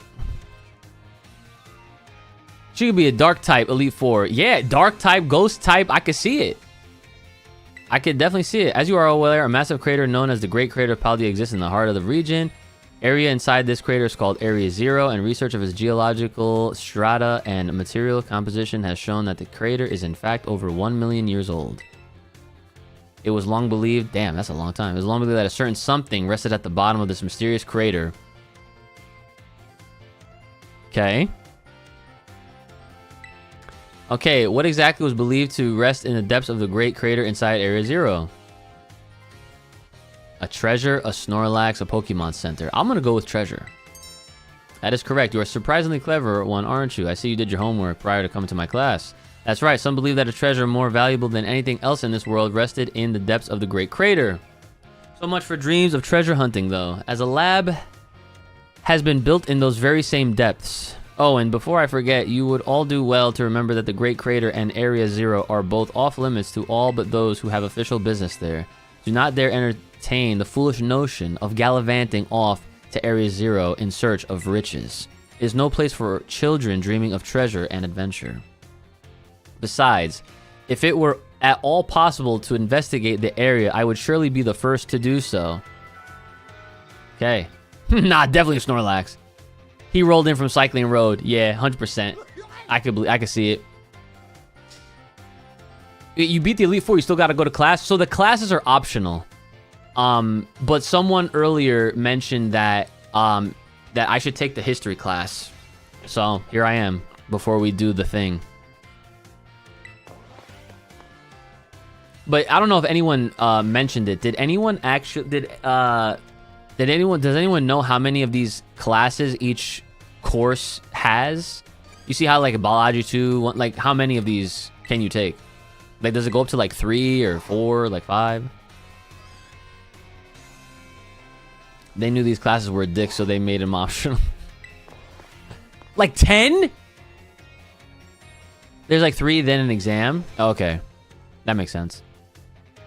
Okay. Whatever you did yesterday is now part of history. Today, we will continue to unravel the marvels that history has presented to us. About 2,000 years ago, this region came under the rule of Paldean Emperor. Historical accounts describe the Paldean Emperor as being quite the dictator. This emperor also zealously believed the legend of the treasure that rests deep within Area Zero. I must mention that the civilizations of our ancestors were not as developed as ours is today.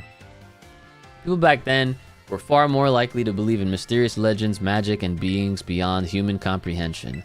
In an attempt to gain the power to stand against Paldea's neighboring countries, the Emperor sent people in droves to join the hunt for the fabled treasure of Area Zero. Okay. Aha, perfect timing. Okay. How many years ago was it that Paldean Empire began to rule this region? About 2,000 years ago. After 10,000 years, I'm free! Alright, that is correct. You are a surprisingly clever one, aren't you? Yes, thanks. The answer is about 2,000 years ago. Yep. It is said that not a single adventurer sent out by the Emperor ever reached the depths of Area Zero.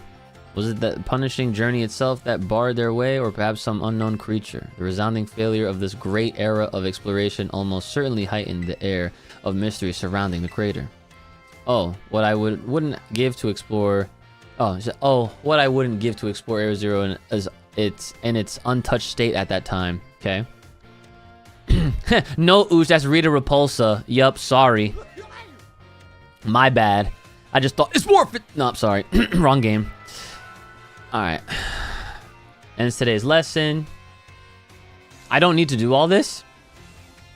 That's the professor from Legends Arceus in the back? Oh, it is!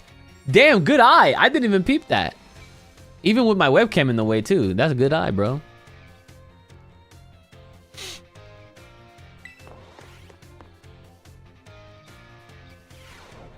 Alright, let's see. History 3. Alright. Let's see. Yeah, Shark Dragon's the one that suggested it. Yep, there you go. Okay. Let's see. As you should remember from our last class, Area Zero's great era of exploration began about 2,000 years ago. This era lasted for approximately 1,000 years, but not a single soul was able to venture all the way to the deepest reaches of Area Zero. Having poured much of its human and financial resources into the exploration of Area Zero for so long, the Paldean Empire fell into decline. 200 years later, or 800 years ago, the Empire and its surrounding nations united into one entity. This was the formation of Paldea as we know it today. The very academy where you're now filling your young minds with knowledge was also apparently established at that time. In fact, this school building, though certainly having undergone repairs through the years, is just as it was when it was built so long ago. That's kind of crazy. This very structure is a piece of history. Things of old are truly splendid. A Legends Paldea game would low-key be tough. Well, yeah, especially if they're going through all this trouble of trying to give all this backstory lore and all that stuff. Alright, let's see if you've been listening to my lecture. Tell me, approximately how many years ago was this academy of ours established? 800. Yeah. I hate nothing more than when a student only pretends to listen. This academy was constructed exactly 805 years ago to be precise. In other words, your academy here is 805 years old. Wow. At the time, it offered state-of-the-art facilities and a uniquely innovative curriculum. As such, people used to say, those seeking knowledge need look no further than the oranges of Paldea. That's right, they were referring to the Naranja Academy. Yup, I knew it. It is said that this proverb of sorts was even used outside of the Paldea region. Oh, time already. Okay. Okay.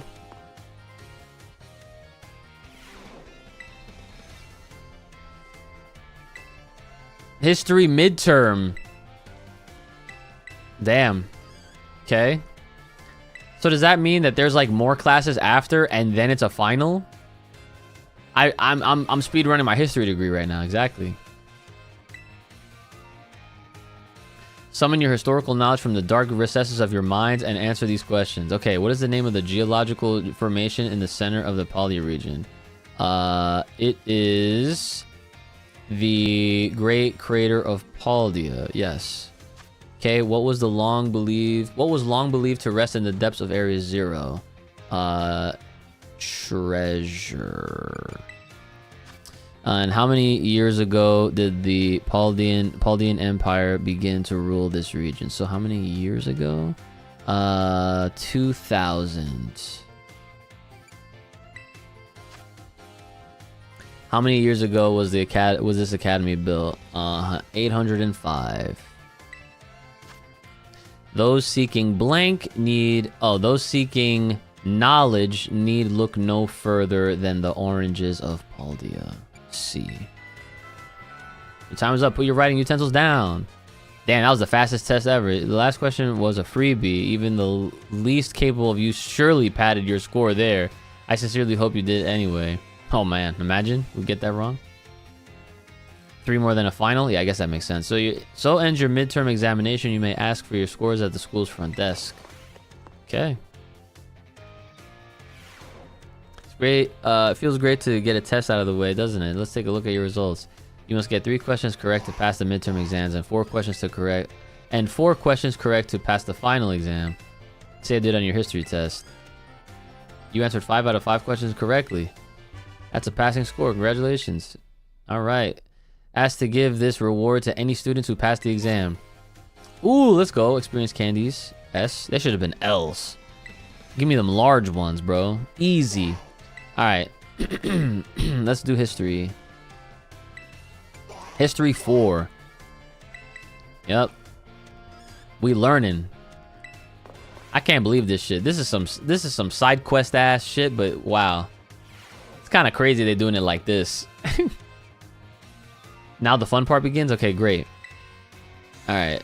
I was hoping to continue unraveling the marvels that history has presented to us today. However, I imagine your ability to concentrate has been spectacularly derailed by my midterm. I suppose changing things up for fun and variety may be a good idea every now and then. Let me drink some of this water.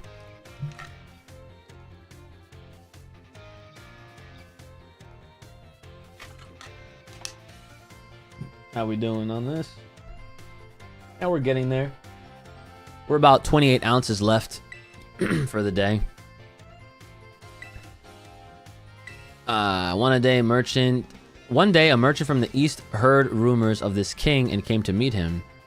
The merchant laid out 4 treasures in front of the treasure-loving king. The 4 treasures were as follows: a vessel, a sword, a set of tablets, and a set of beads. Seeing such rarities before him, the king leaped for joy. He showered the merchant with gold coins and claimed all 4 of the treasures for himself. Bro, a vessel? This man had a body? Was a set of tablets. What did you think these tablets were?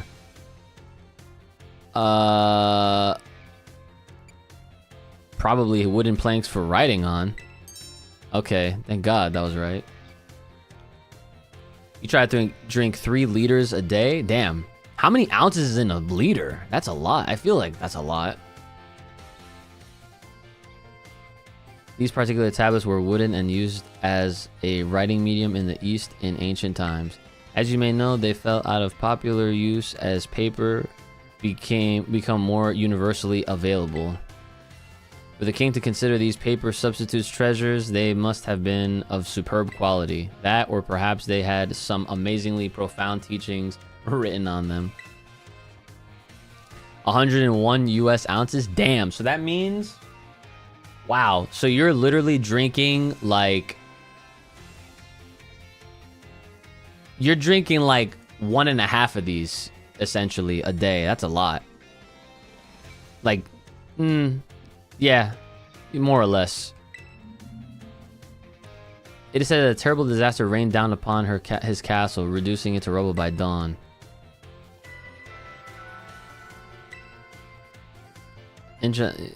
Oh, if you are interested in how the story ends, you may come see me outside class hours. Oh. Damn, okay. Yeah, where's this story at, bro?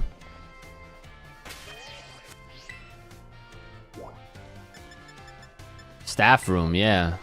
I'm trying to hear this story.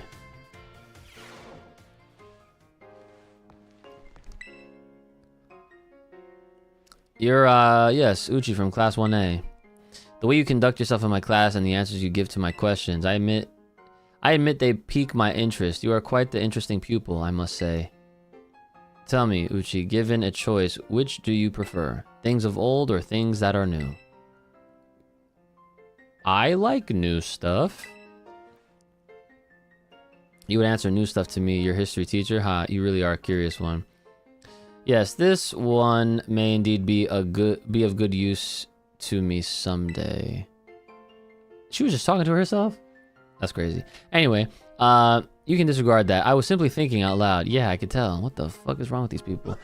I enjoyed our little conversation today. You have my thanks. You became slightly closer. Okay. Did she? But tell me the story.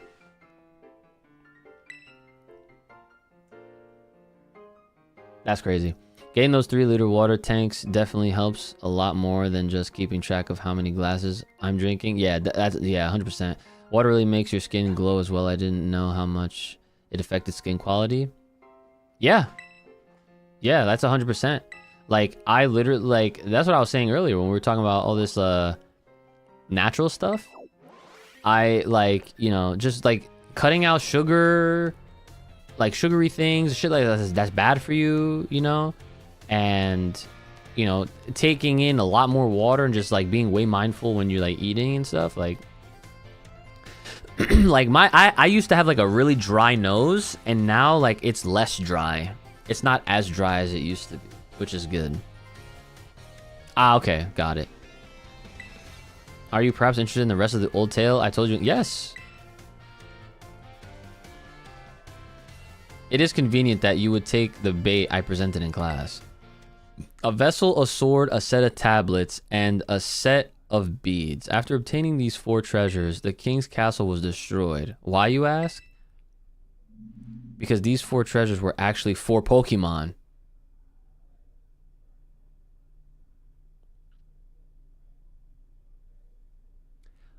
Was one of them Aegislash? As these Pokemon were passed from human hand to human hand as treasures, they slowly became tainted by hubris and greed. Finally, after coming in contact with the rapacity of the king at the time, they awakened as disasters and began to rampage out of control. Tell me these are the legendary Pokemon I'm asking for, bro. Or something. Oh, drinking a lot of water when I'm sick makes me recover quicker now. Well, yeah, because you gotta stay hydrated. That's good. I also added omega-3 and multivitamin to my diet. That good shit. Yo, dings for health. The king called for renowned Pokemon wielders to defend the country, and after a fierce battle, these incarnations of disaster were quelled. It is said that these 4 Pokemon were then sealed away somewhere in Paldea. So what do you think? Would you say this story is just make-believe? No. Very astute of you. I have read many historical disaster reports, personal journals, and the like. There is much to support the truth of this story. If I am able to prove this story's veracity myself, I will be sure to let you know. Nice. No, I don't actually want it answered. Like, I actually want to see this shit play out. Because the thing is, there's... You know what's funny? I'm pretty sure throughout my entire playthrough, I found like 4 random sword-looking things across like the whole map. I'm pretty sure I found 4 exactly. And like nothing happened. So I feel like at this point it might actually play into the game now that I'm this far. Also, let me also add this, guys. So you know how we just beat the Elite Four, we beat the champion, then we beat Nimona, right? This does not even feel like it's end game. Like this, what we're doing now doesn't even feel like it's post game. It feels like it's just a part of the game. Because usually, history will show you in all traditional Pokemon games, when after you become the champion, you beat the game. They say thank you for playing. The credits roll. They show your Pokemon team. None of that happened. None of that happened. Where was that? Where was any of that? So I'm like, this does not feel like it's post game. This feels like it's a part of the regular game. Yeah, this game is not over. Yeah. All right. Okay. Don't say shit. Don't tell me why. Just keep smiling. That's fine. Y'all can keep smiling if you want. Yes. Keep playing. Taking history. All right. Let's get it.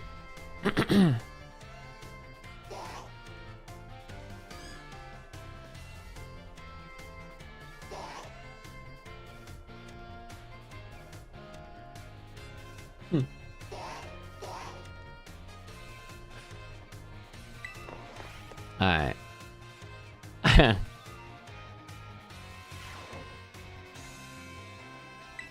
That's very interesting. I trust that you all remember our lesson before the midterm exam concerning the Great Crater of Paldea and its interior, Area Zero. This mysterious crater captured the imaginations of many, including the former Paldean Emperor. 200 years ago, a group of explorers claimed to have finally reached its depths. The name of the team that achieved this great feat was the Area Zero Expedition. The team is said to have been made up of Paldea's best and brightest. Skilled battlers, brilliant researchers, talented individuals of all kinds. Among the list of team members was the name of a man who was an author and brilliant natural historian, Heath. After returning from the expedition to Area Zero, he used his literary talent to record the events of the expedition and publish them. Aha, perfect timing to make eye contact. Okay, let's see if you were paying attention. What was the name of the team that first made it to the deepest reaches of the Great Crater? The Area Zero Expedition. Oh, look, they have the Survey Corps. The Survey Corps. So far, I am pretty intrigued with this Area Zero lore. Yeah, I do like it. All right. The correct name for this team was the Area Zero Expedition. The record of their activities written by the expedition member Heath can be found in bookstores and the like even today. This record is now known as the Scarlet Book. At the time, the entire region of Paldea was absolutely buzzing about Area Zero. The Scarlet Book was so popular that practically everyone had a copy. However, the book itself was full of fantastical descriptions and illustrations of things that could never be thought of as real. The masses began to call Heath a liar. Even the truth of the expedition making it to the bottom of the crater was called into question. The Scarlet Book was condemned to the shelves of used bookstores as just another book of wild paranormal stories. There's a copy of one in the bookshelves on the ground floor of the entrance hall. Feel free to have a read if you're interested. Okay. Okay. Expedition 33, I've never played that one. I think I have it on my Xbox though, because it's on Game Pass. This ends today's lesson. We will unravel more of the history's enigmas together next time. Yo, you know what I heard? I heard that Charlie Cox, the actor for Daredevil, is a voice actor in Expedition 33. So in the lobby, wonder if it's that green book over there. Pokemon Natures, no. I wonder if it's that green book over there. He voices the main character? Damn, I gotta play it in English. Academy Rules and Regulations, no. I wonder if it's that green book over here. Student Registry, no. Where is this fucking thing?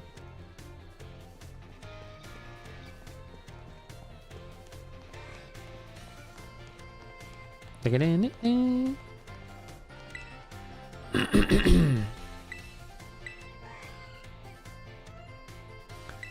She said that the book of whatever was in the lobby. So maybe it's this one. Status conditions? No.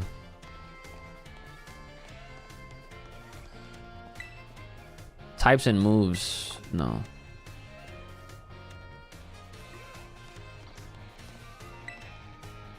Types and moves too. Damn, where the hell is this thing?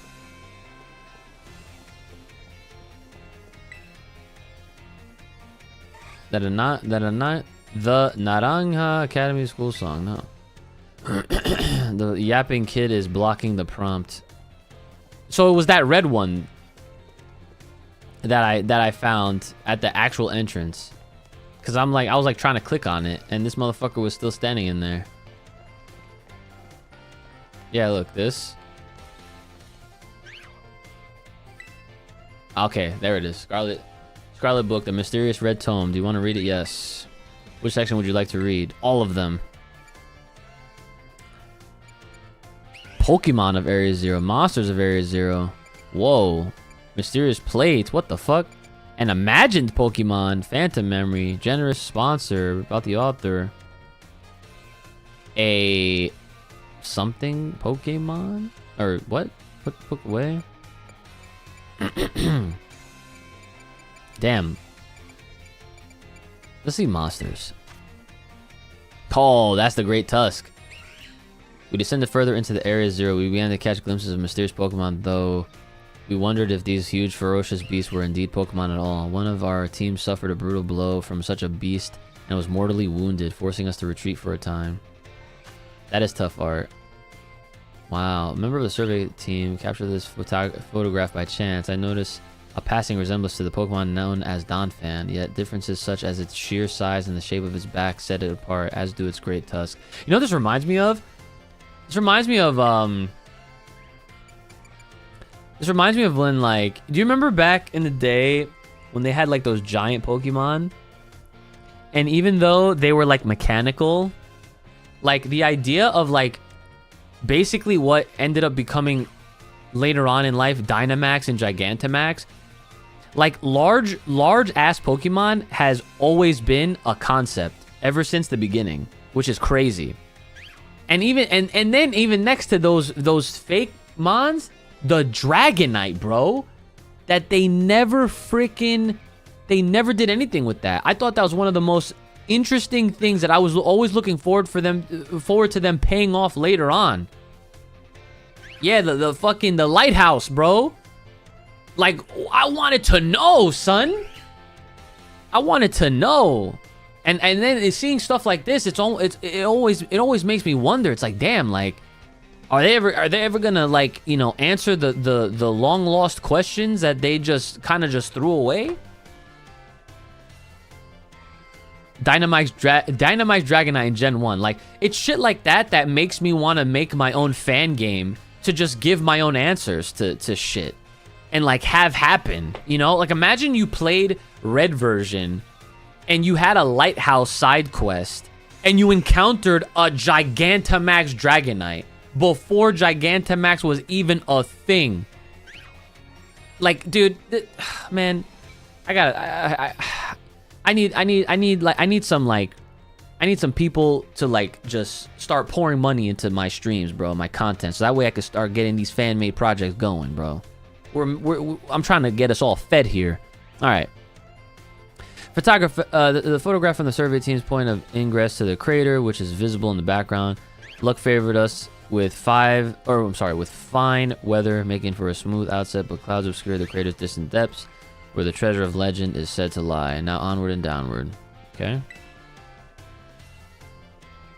Keep in mind that Lighthouse is Bill's house, so technically it's off Cerulean Cape.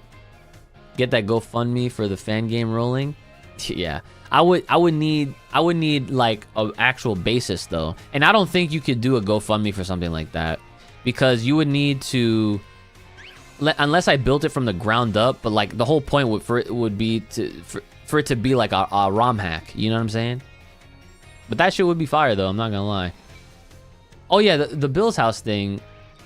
Oh yeah, I guess that's true. But still, like, even in like the original games, like, there was no like lighthouse in Cerulean City. It was off of Cerulean Cape, but I don't even remember it being in the original games at all. Oh wow, look at this artwork. Alright, so within the Great Crater of Paldea lies the mysterious Area Zero, a place home to such landscapes and such plant life and such Pokemon as we had never seen.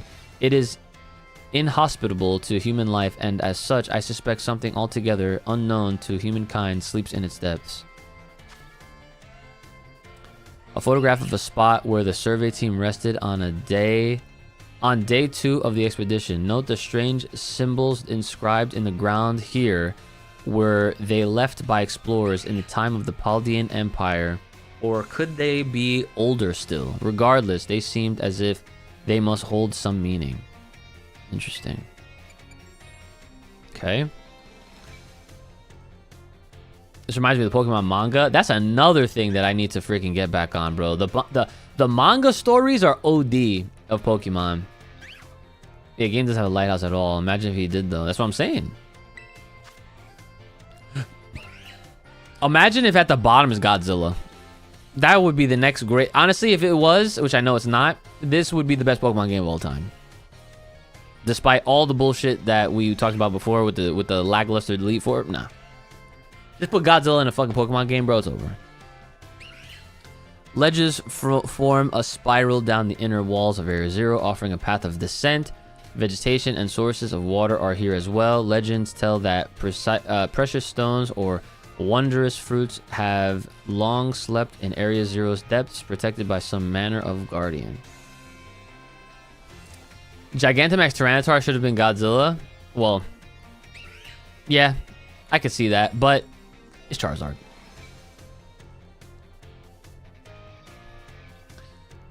Isn't it technically Tyranitar? Oh, yeah, let's read this one.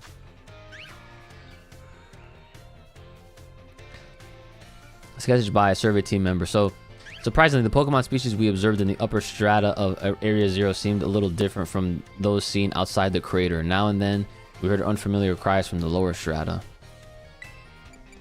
So we read the monsters part. Herba Mystica. Area Zero was home to wondrous herbs that instantly impart vigor when eaten. We dubbed them Herba Mystica and attempted to grow some in areas around Paldea. However, before we could harvest, the herbs were eaten by Pokemon, which in turn grew large and strong. We called these Titan Pokemon. Makes sense. Mysterious plates. During our descent in Area Zero, we came across a buried metal plate inscribed with a strange symbol. We attempted to shave off a piece of the plate, but failed to leave even a scratch. Even determining the nature of the metal seems beyond modern science. We know not why the inscription was made, let alone how. Right? Okay. Legendary treasure. Countless days into our descent, we reached at the very depths of the great crater. There we found a cave with formations of gemstones shining blindingly bright as far as we could see. Perhaps that strange light itself is the guardian said to watch over treasure deep within the crater. Godzilla Minus Zero sequel is coming out this year, right? Yes, called Godzilla Minus Zero. Yeah. Because Godzilla Minus 1 was the first one. Godzilla Minus Zero is the sequel. Yeah. Has anybody played Black and White 2? There's no Godzilla, but there was a part that makes you think so. You guys are making me really want to play fucking Black and White. We talked about it earlier, and like, yeah, that's actually kind of crazy. And imagine Pokemon. Stop it!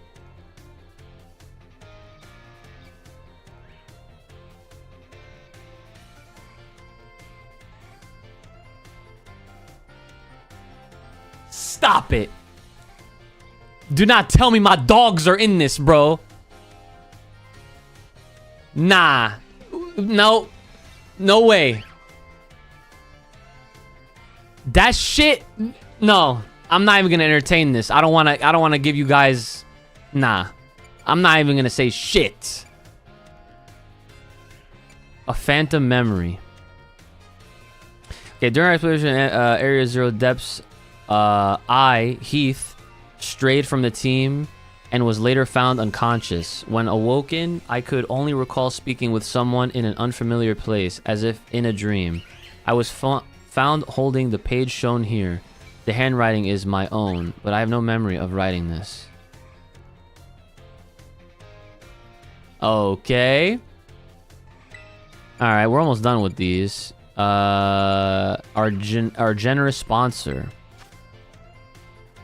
Whoa.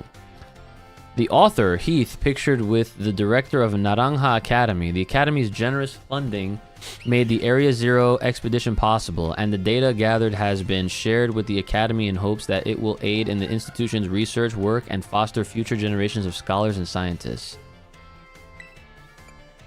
Okay, about the author. Okay, Heath, author of the Scarlet book, shown here with his partner Cyclazar, a natural historian as well as a writer. He was chosen for the Area Zero expedition and penned this account upon returning from the Great Crater of Paldea. Cyclazar aided the expedition as well by bearing the team's luggage and equipment. Damn, what a good boy. Okay, almost done. Okay. While separated from the research team in the crater's depths, I found a strange entity. Whether it was a Pokemon or even alive at all, I know now. It bore... Oh, I know not, I think. It bore a...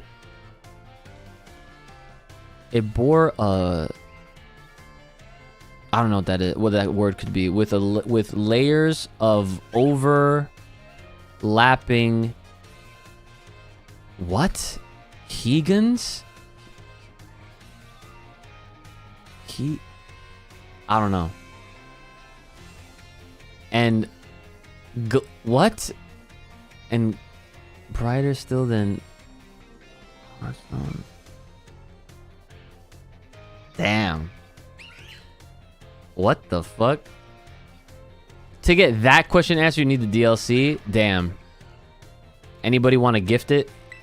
Because I can't get it. Okay, I think I read everything. Alright, let's keep taking history class. Oh, that's DLC content? Damn, that sucks. That was very intriguing. Not gonna lie. Dude, when it comes to Pokemon, man, I love me some lore though. Pokemon lore is OD.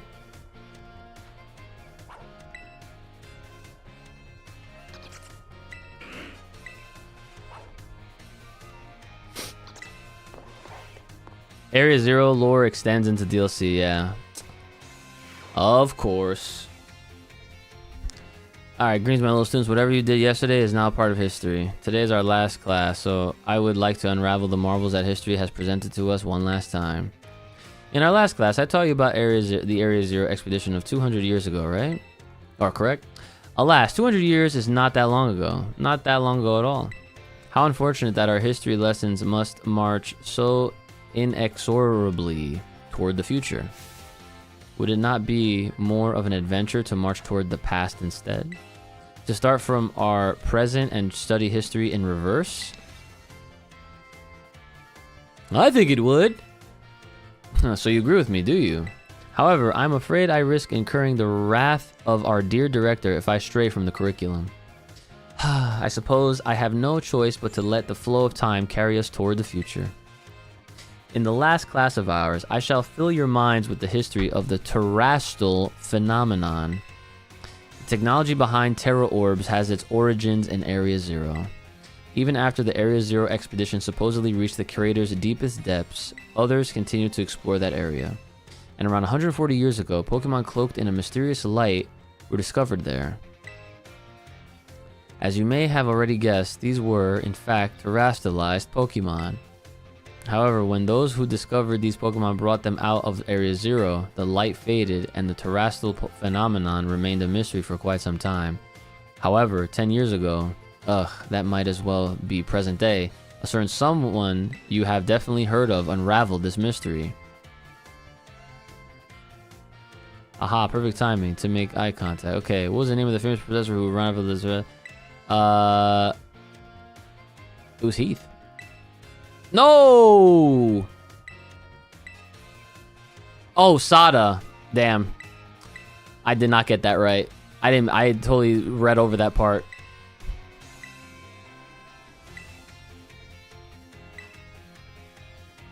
Alright, rumor has it that director Clavel was one of the researchers on the professor's team. Alas, this story is much less exciting now that someone we all know appears in it. Modern history truly is dull, isn't it? I don't think that makes it any less interesting. What? That actually makes it cooler.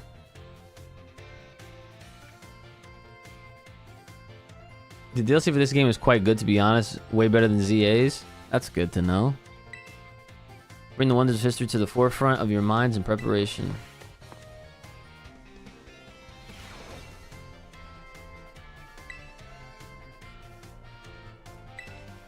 History final. Oh, so it's not 3 more classes. It was like 1 or 2. I can't even remember.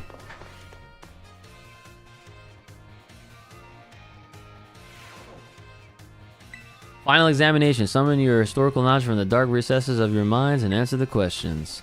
What is the area within the great crater of Paldea called? Area Zero. Right? Yeah. How many years ago was this academy founded? 805. Which of these did not appear in the Paldean fairy tale about the 4 treasures? A folding fan. Yeah. Which Area Zero expedition member wrote the record of the team's activities? Leaf, Thief, Heath.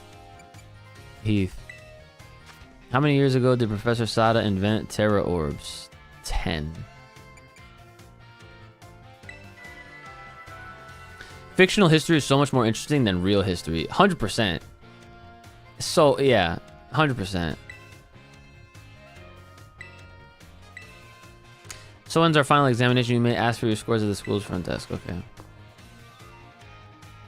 I feel like Leaf is a Del Toro quest reference, low-key. I don't even know what that is.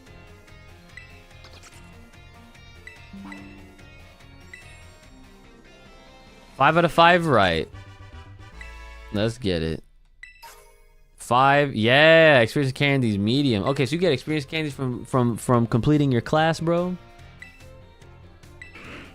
That's cool. So history's done, right? Yeah, look, biology, math, languages, battle studies, art. Yep, never mind. Alright, let me see if oh yeah, she's at the entrance hall somewhere.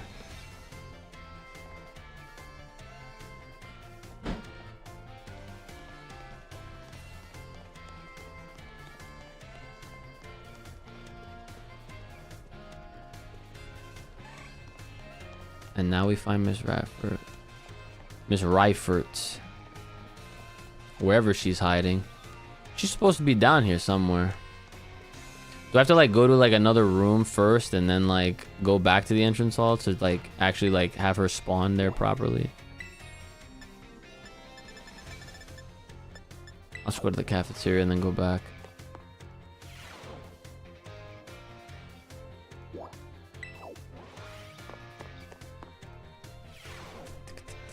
And there she is. Yep.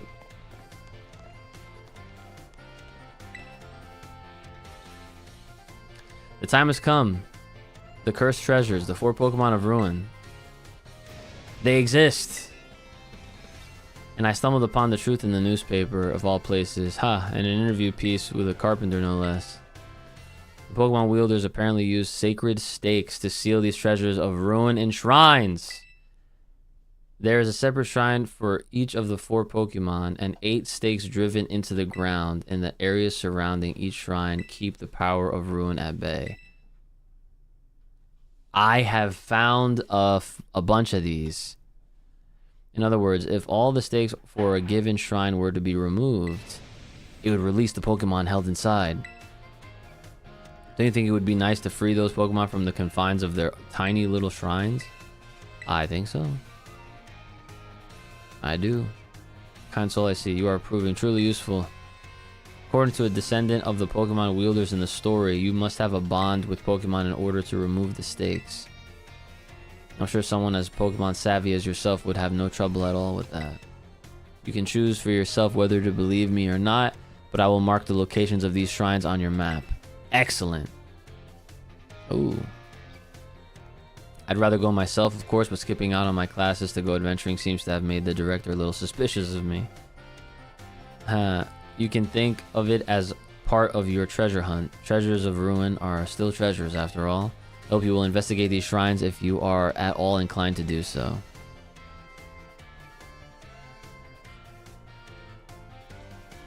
Now that they're marked on your map, you can visit them, and there's a visual indicator the closer you get to popping them open. Okay. Sick.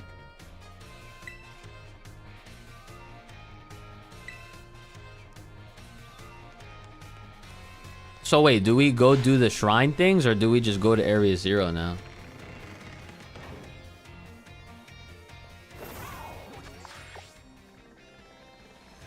Let's see, how are they marked?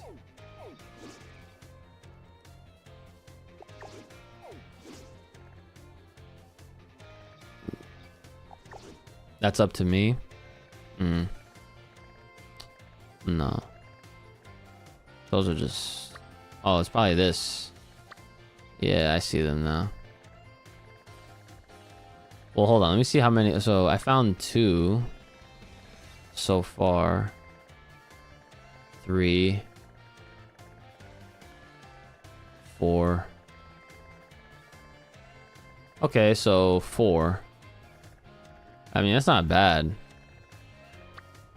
That's the 0 gate. That's where I'm at. Damn, I've never been to this one. Area 5.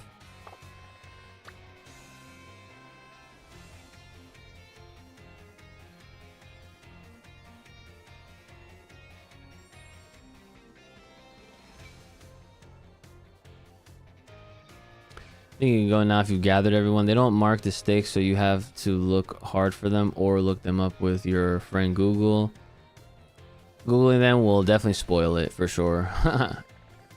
So like, so it's basically like what I'm doing is I'm basically looking for an encounter, right? That's what's happening here.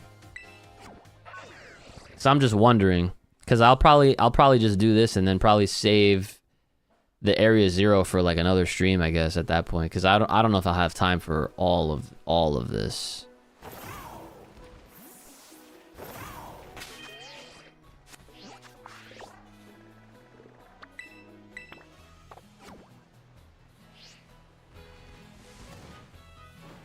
You're looking for 8 stakes. Every 2 stakes, a chain on the den will break off. Interesting. Okay, so you visit the den to see how close you are. Okay. I gotta dip and enjoy. If you do Area Zero another stream, let me know. All right. Yeah, I'll let you know for sure.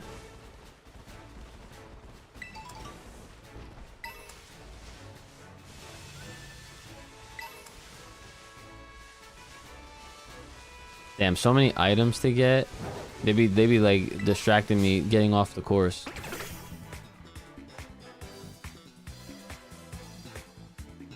You took a picture of something on your way home?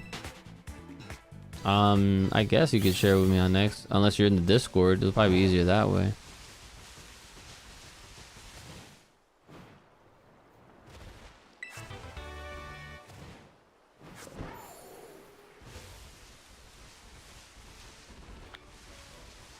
So we're finding steaks. And not the one you eat.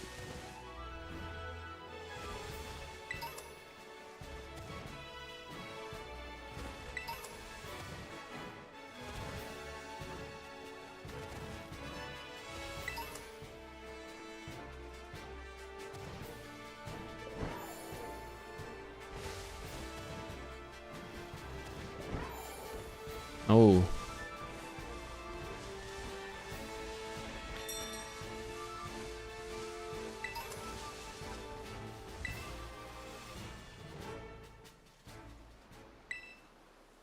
Herein lie sealed the ruinous tablets. Jeez.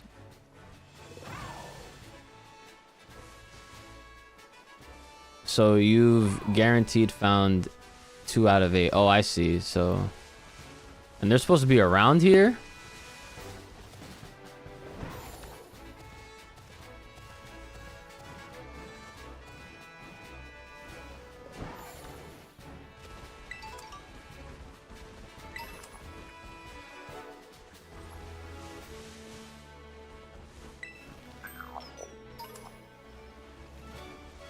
Oh, I found one.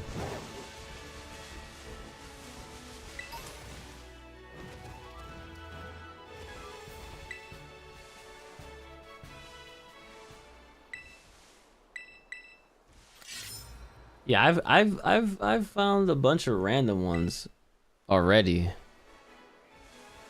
Interesting.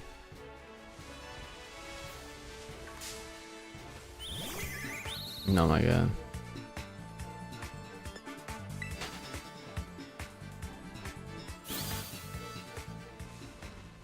All these small guys.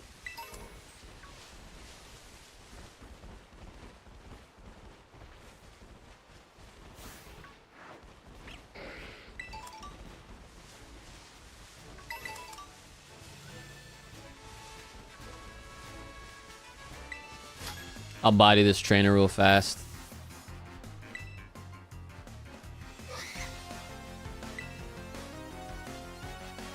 So I need to find like 5 more.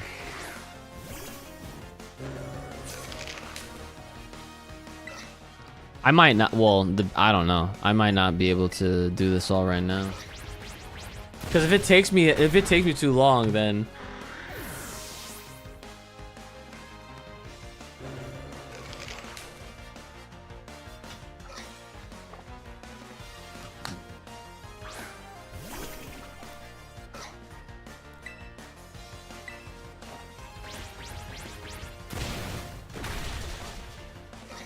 this is an off-stream thing for sure.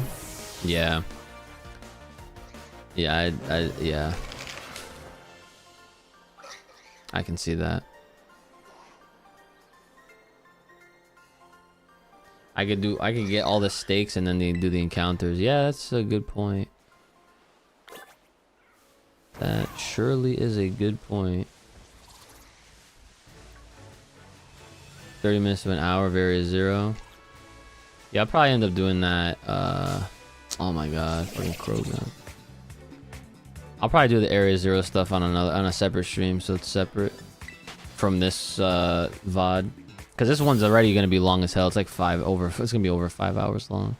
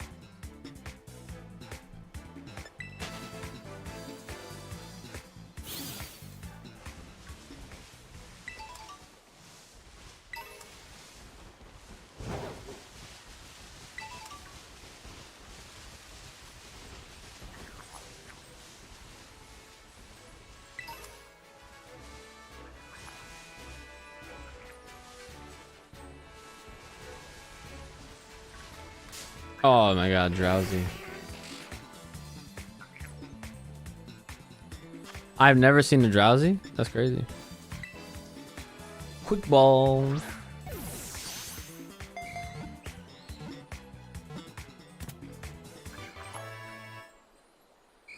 Level 4 drowsy is crazy. It remembers every dream it eats. It rarely eats the dreams of adults because children's are much tastier. These I'm telling you, these psychic types are fucking psychotic. That's literally how it goes. They're all sick in the head and they love fucking with kids.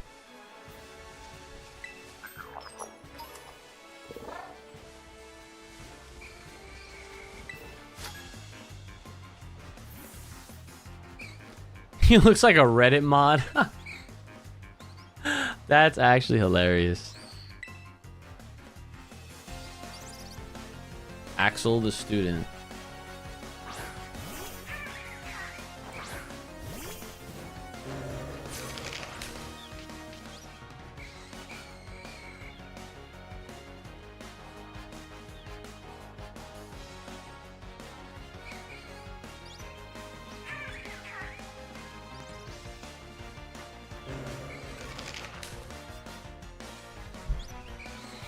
Squawkabilly. Oh, yeah, I actually, if you see my TikTok or Instagram or my YouTube shorts, I literally made a clip about that, about Drifloon from this game. I read the Pokédex entry. I was like, what the fuck?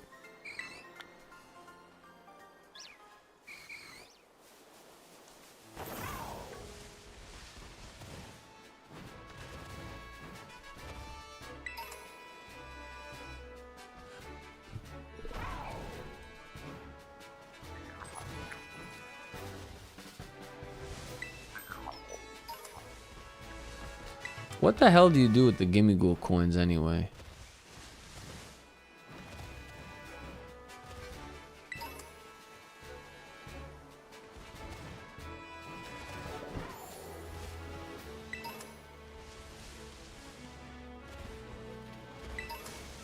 I'm finding so much shit, but nothing, nowhere am I finding these Johns.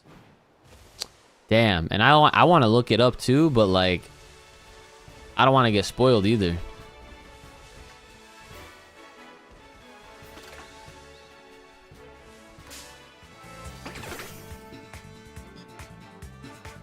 Oh, you need, okay, that makes sense.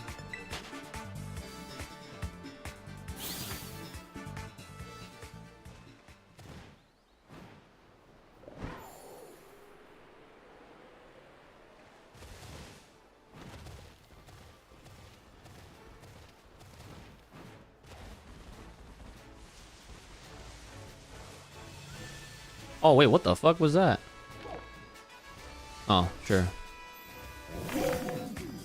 Is a Grievard or something?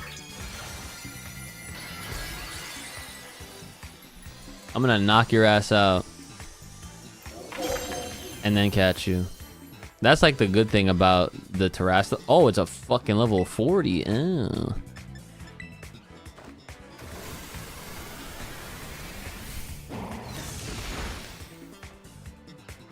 Yep, break its glass.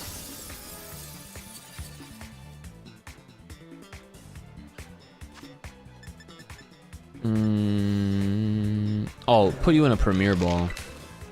It matches a little bit. Yo, what's up, Impulse? I don't play 2X anymore. I just haven't had any interest in playing it. I've been playing a bunch of other things.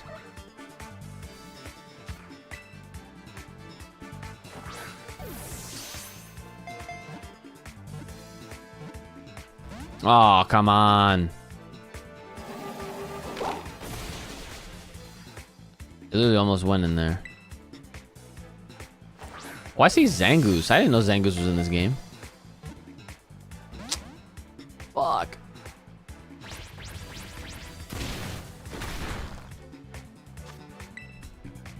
XKO's been out on console. Ever since January. Yeah. Ally switch, but it failed. Why would you do that, bro? I'm trying to put in the Premier Ball because it matches better. And doesn't want to go.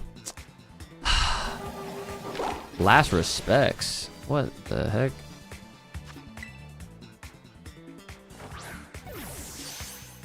I ain't heard no buzz since Marvel Tokens got announced. Probably because of like all of the backlash that 2XKO kind of got. Cause it's like don't get me wrong, if you're into a game for pure competitive, like, you know, whatever, then you know then it's for you. But like there's nothing else to it. It's a game designed for like the fighting game community, and that's it. Like it's not really like casual appealing. And as a free to play game, like you can't even play as all the characters. It's not like how Marvel Rivals, you have access to everybody. It's not like that at all. Like they give you maybe like 4, and then your choice of a 5th one, if I'm not mistaken. But then like after that, you pretty much have to spend money on the rest of the roster. Yeah, you got to pay to unlock the full roster, and as for a fighting game, like no, like that's a huge turnoff. And there's literally nothing else to do besides play against people in like lobbies and stuff. So yeah, like I just like I'm not even gonna lie, like I was heavily turned off by feeling like that after the last time I even played it on stream. I was like, you know what? I think I'm good. And it's unfortunate because I was looking forward to the game.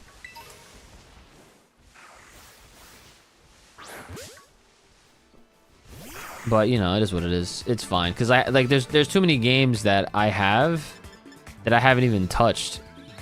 And there's a bunch of other games that I am looking forward to playing, so it's very lame for a fighting game, yeah. Like games should not do that. Like if you're gonna be free to play, bro, and like your shit's based on like characters, you should not be charging people for the fucking characters. You should be charging people for all the cosmetics and other crap like that. Like Marvel Rivals, while it's not a perfect game, at least you can play as everybody. Like that game is solely generating its revenue off of all the cosmetics. And then the cosmetics that they put into XKO is like, it's like you're dressing up your characters like they're professional gamers, like esport teams. It's like, no. Like what? If they had like some dope ass skins or like crossovers with other IP, then yeah, then that makes perfect sense. But they're not doing none of that. And then on top of that, I could give a shit about League of Legends. So like I have no connection with it. So that's why like it was like a pretty easy decision for me to just kind of like move on. Which I don't know. Like I don't even like you know, speaking on it like this because I just sound like a hater, but like, you know, it is what it is. Like it's just it's not for me, and that's it. Like I'll let you know if it sounds like something that's up your alley, then you know, give it a shot. But that's my experience with it. Yeah, like Marvel Token, I'm gonna give another chance. I put like during the beta weekend, I put in like a total of like 24 hours over the course of the entire weekend. And then seeing all these new changes and like they're adding X-Men, like, you know, X-Men characters in there finally. You know, it's more exciting. So I'm definitely going to be giving that one a chance. But like just like with 2XKO, it's a tag game. And so usually what ends up happening with tag games and me is like it's like I can't play them for that long because once people start getting like good at the game, then I'm cooked. And then it just becomes like, oh, like as soon as I get hit, it's over. You know, like I won't have a chance type shit.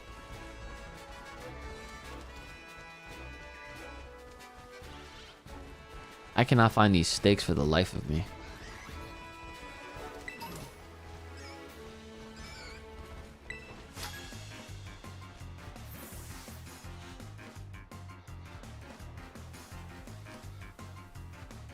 You have good stuff on the using the chat command to bring up the Discord. I feel like I've seen people in real life with that exact like hairdo and all that. Ooh, is that Bagon? Yo, I didn't know you could get Salamence in this game. See, more kaiju. I need new kaiju team, bro.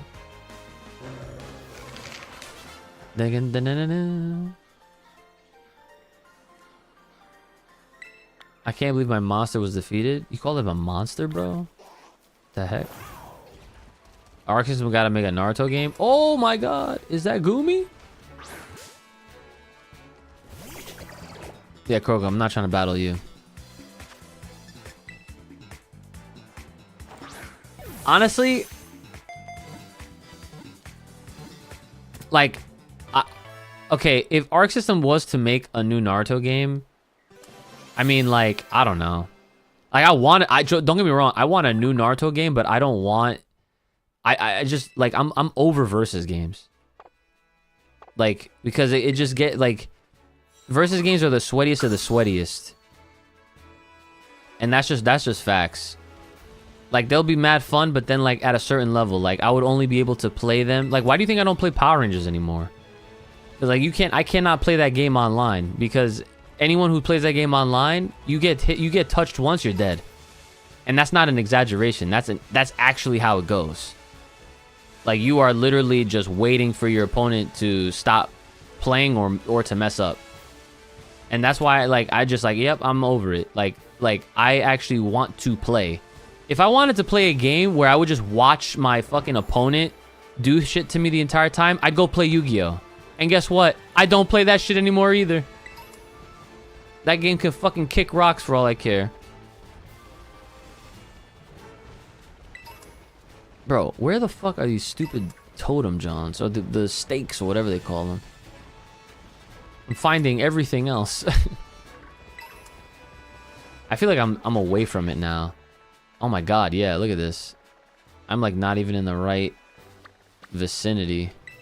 I'm just gonna leave this as a oh, I can fly here too. I'm gonna set this as a destination so I at least know where I need to like be looking at. Oh, I'm fine? Okay.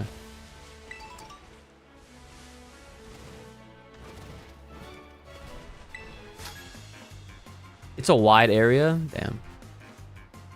Yeah, so it's like as far as Naruto games go, like if I don't think I need Arc System Works to make it.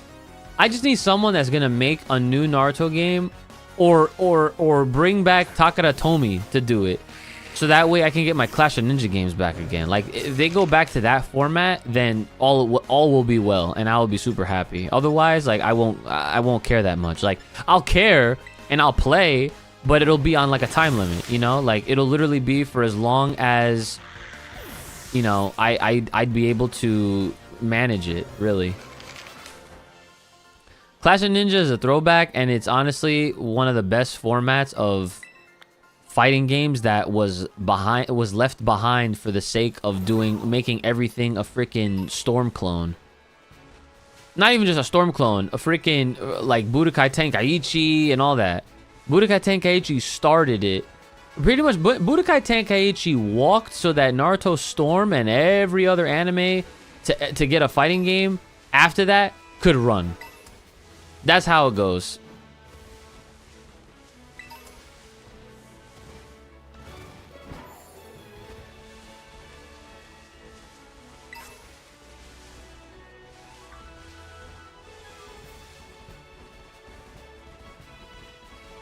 Jeez, I wish they had markers for these freaking stakes. That'd be helpful. Hachirisu? I have you already.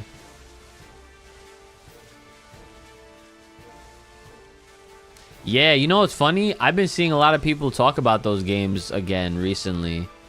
Like, they're like hidden gems now all of a sudden. That's literally what happens to shit. It's so funny how that works, but I don't even know if I still have... I don't even know if I own them anymore, because back when because here's the problem. Back in that day, when those games came out, I remember me and my cousins and my brother, we were all like... We were kind of very whatever on those games. And we were just like, you know what? let's just go back to playing Clash of Ninja. That's literally what happened because we didn't have as much fun back then playing them. I feel like now people are gonna appreciate them a lot more, which people are. And I feel like if I was to give it another shot now, I probably would like it a lot more than I did back then. So I gotta see how and when I could get them shits again.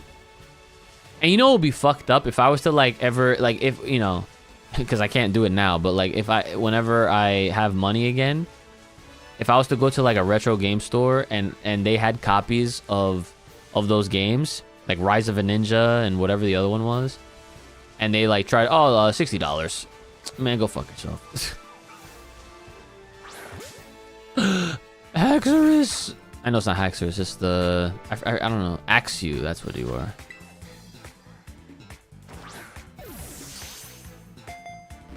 Oh my god, you broke free. Doesn't affect me. Pokemon DS games cost like $200, bro. Not all of them. But then again, some of the I know some of the popular ones for sure. I bet you are up there because they're not only are they unavailable to get digitally, but some of them are banger games. Like what are we doing? Yeah, exactly. Like Pokemon games, for sure, you can bet your ass they're valued very high. Yeah, I still got my Soul Silver. I never had Heart Gold though. I only got Soul Silver. Cause you know what the thing is with me is that I never. Oh my god, you get Larvitar right here, bro. Oh, I have you already, duh. I have a Tyranitar, stupid. Oh my god, it's like all the little dragons and shit are just walking around here. But yeah, like the thing with me is like okay, if Pokemon catches me being mad hype for their new game, there's like a 10% chance that I'll actually get both at launch. But historically speaking, off of my own like habits of playing Pokemon games ever since the beginning, I could tell you that like I could get both and I'll only ever really play one. And I'll never play the other one because, you know, there's just all these other games and all that shit. So it's like I never, you know, like I could tell you right now, every generation, I could tell you each generation that I have bought both and just the one. About to take lunch soon? All right, sick. Yeah, I'm probably gonna get off soonish though.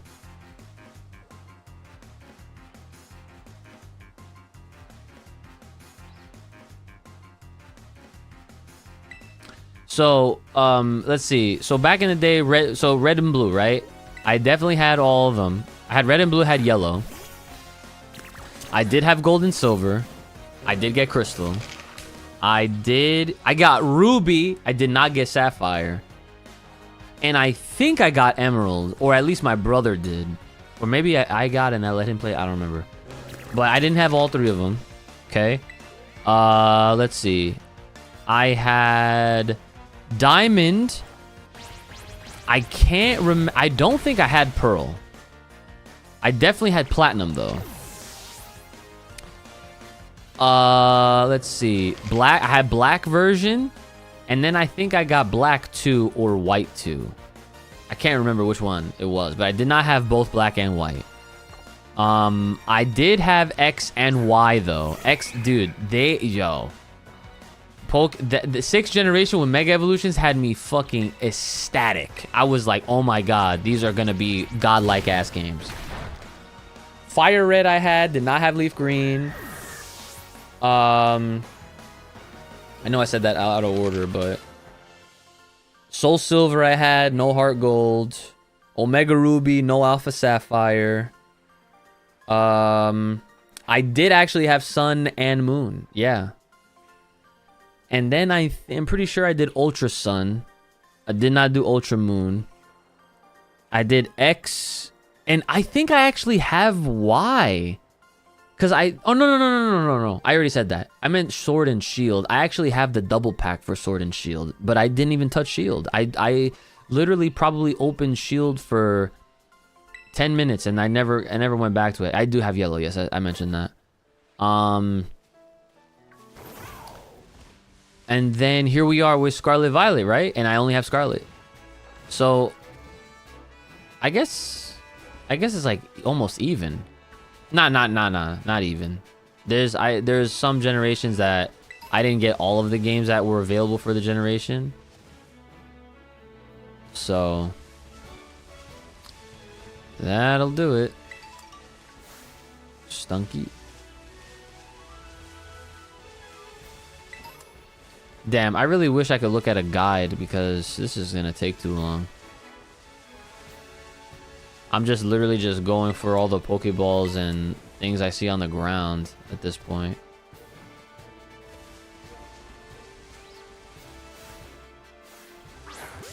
Oh, I've seen you already. It's so mid? Really? That's disheartening. I fucking loved X and Y. Those games were literally Christmas. Literally, I thought back when I played them shits, I thought it was like one of the best games ever. I had so much fun playing X. Dude, they literally gave you all these free ass Pokemon for no reason. I was like, dude, this is godlike. Phone won't let you sign into Discord, so I set it as my profile picture. Okay, no problem. It was not boring for me. So I guess that's where we differ. All I remember is when I was literally, I don't think I slept. I was so excited for those games. I was hanging out. I was in college when this shit was coming out. And I organized this entire, like, I had a bunch of friends over at my dorm and we pretty much spent time like in like our living room area. Like it was called the project room, where it was like all these couches and TVs and all that shit. And literally we all were just playing games, watching Pokemon, getting hyped, didn't even go to sleep. We stayed up and we were the first in line at my GameStop to go pick up our copies of X and Y. I'm pretty sure if I don't even know where it would be, but there's got to be a picture of me somewhere. First in line, bro. And then we came back and literally everyone in that room was playing Pokemon X and Y. And I just remember like just fucking yelling at anything that happened. I'm like, "Oh my god. They're giving me a free Charmander." I was like, "Yeah, you can't beat that." So my team consisted of 3 fire starters. And then, oh yeah, then they gave you like a free Lucario for no reason. I'm like, dude, this game is Christmas. At that point, I was like, that's where I dubbed it. This game is Christmas. Oh shit, hold on. Oh, found one. Finally, Jesus.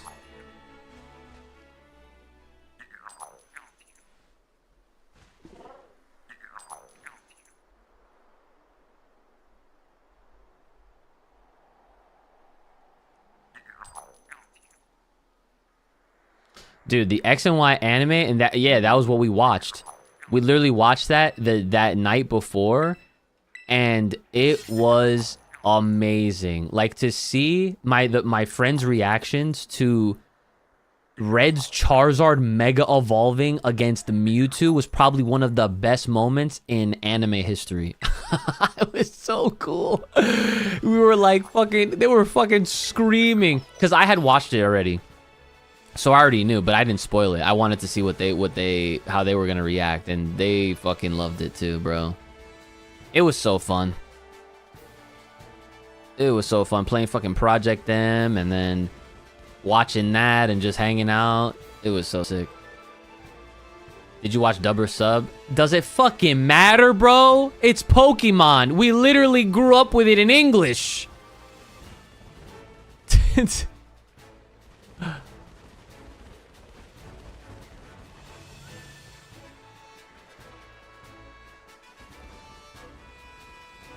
I don't know where to jump off. I guess I'll jump off right here. Oh, I can't. Oh, wait. Can I do that? Oh, I can. Okay, cool. Oh, wait. I just sent you a spoiler-free IGN guide in Discord DMs. You just have to tap to reveal what's in each den. Wait. So just don't? Wait, what? So wait, do you want me to look at it? Oh, wait.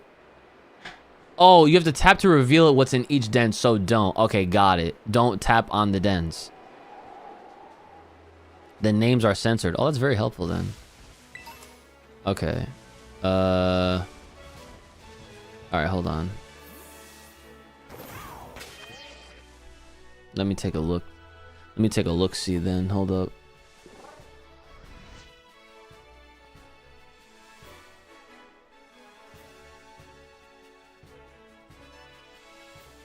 Discordo.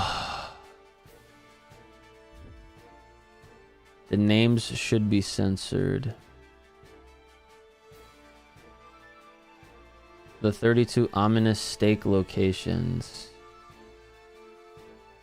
Okay.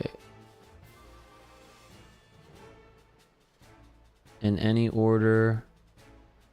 Oh, so there's like video.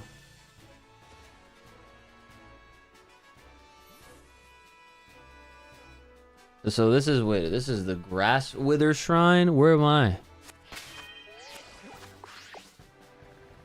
This is the Grass Wither Shrine. Okay. Okay. Alright, I'm literally gonna start where this guy's starting right here. I appreciate I appreciate the link to this, by the way. For Gen 6 XY, the difficulty was easy, but the rest was incredible. Yeah, like, to me, an easy game does not mean it's a bad game. Like, that shit is... That's kind of crazy to me, that people think that easy means bad. That is so far from the truth. That's honestly, that's a bad take for me. I'm not even gonna lie. Okay, where is this guy starting?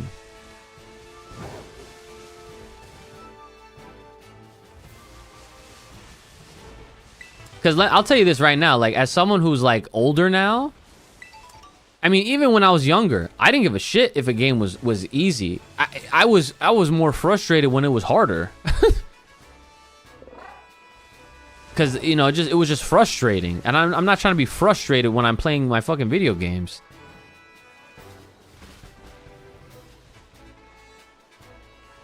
Yeah, hard means bad. Yeah. But I was just saying, like, I know people that are like that, where they're just like, oh man, if it's easy, it's fucking bad. I'm like, no, you're fucking bad. The hell's wrong with you? Like, I'm not trying to suffer. The heck?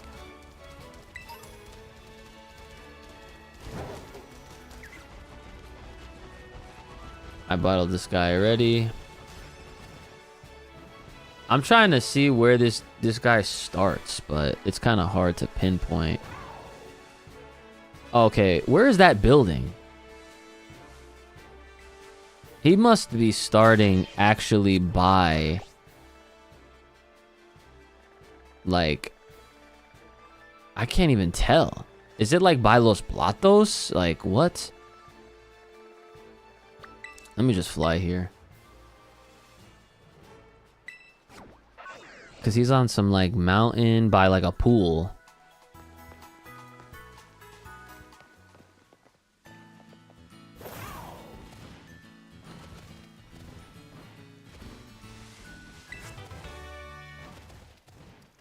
Marvel just added 3 new movies to their schedule. Uh-oh. What are the movies?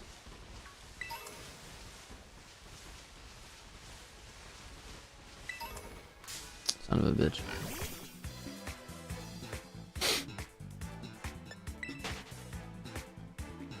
I should have healed when I was there. That's alright.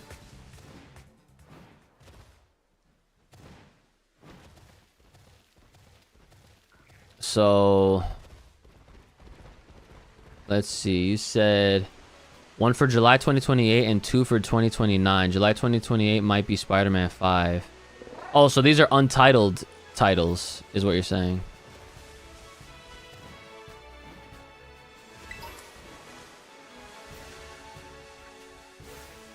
Oh, that's Mischief. I'm like, what the fuck? I was like, have I seen you before?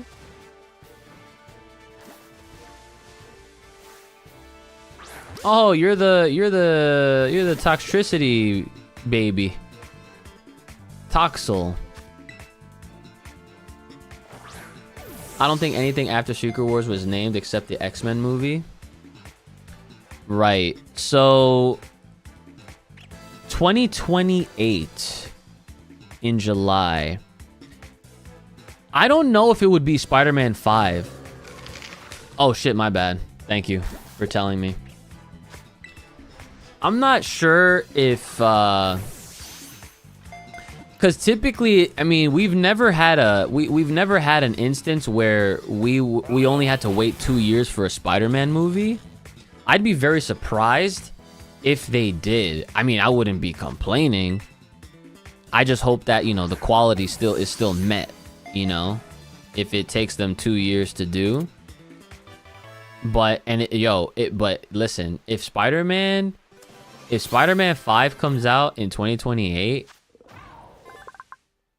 and it's still like on some street level shit, I'm sure people are going to be so happy, because then the expectation is going to be, okay, so if we get a Spider-Man movie every 2 years, then bet. I'm good. I'm good with that. I'd be totally with it. I mean, realistically, it should not take them that long based on, like, you know, what they have to shoot and all that kind of stuff. Because, like, in actuality, it only takes like a few months of filming to do a Spider-Man film. And then I feel like the rest of it is basically just like all the post-production work and stuff. And then, is this it? Oh shit, I found one. I didn't even, bro, what the fuck? This is not the building. This is not the same building.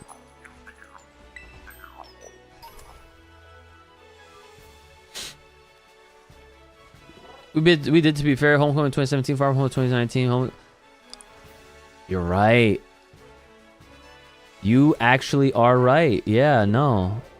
For some reason, I thought it was every 3 years. But you know what? Let's go.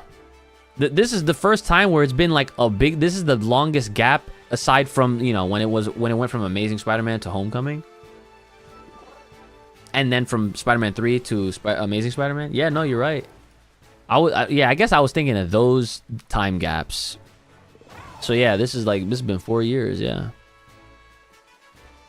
they'd have our boy Tom on overtime if that's the case.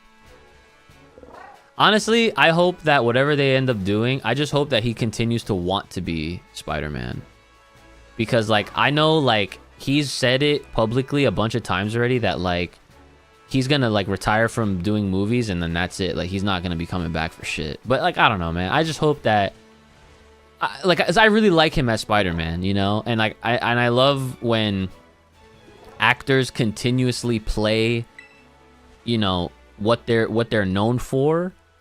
And I don't think there's anything wrong with that. I think like there's a lot to be admired. I mean, dude, if I was in his position, bro, I would love to be known as Spider-Man. Like, are you kidding me? Like, of course, he acts in other movies and shit like that. But it's like, dude. Like, that is... Like, you'd be set for life. Yeah, he said it, as soon as Zendaya's pregnant, he's off. So that means... So it's like, damn. So that would mean at that point, they would have to shift characters. So who knows? At that point, they might... Who knows if they would do away with Peter Parker or if they would just transition to Miles. You know, and I think if that ever when that time comes, when they're ready to have kids, they honestly I hope they plant those seeds now, so that way we can at least have the layup to Miles. You know what I'm saying?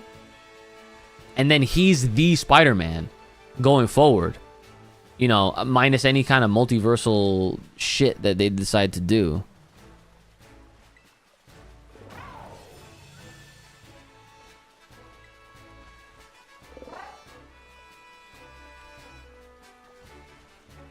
Oh, this is... Oh, he was at Artisan? Hold up. Artisan? Where is that shit? Where the fuck is that?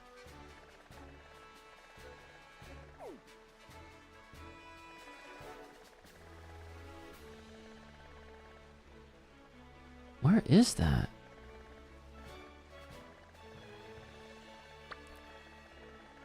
I'm like around the same... This is the same shrine thing. It's like around here, I think. No. No, it's over here. That's where. Shit, this is a wide area, bro. I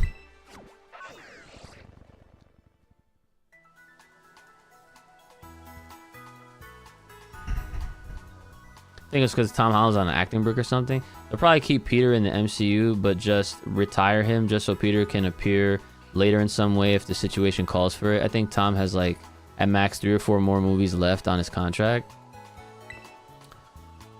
Oh man. Like, and are we talking solo Spider-Man movies, or are we just talking appearances? Because like they're gonna have him in Avengers films. Like they can't not have him in Avengers films. You know what I'm saying? Dun, dun, dun. So I have 4 of them now. I need 4 more.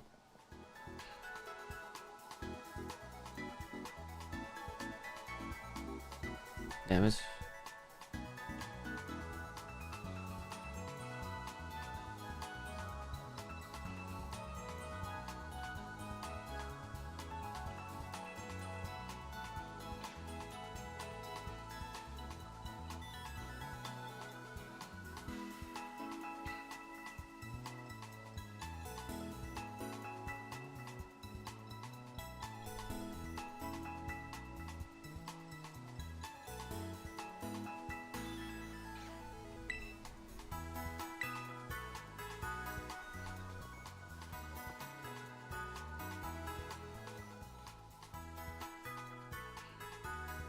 Alright, so he... Let me see.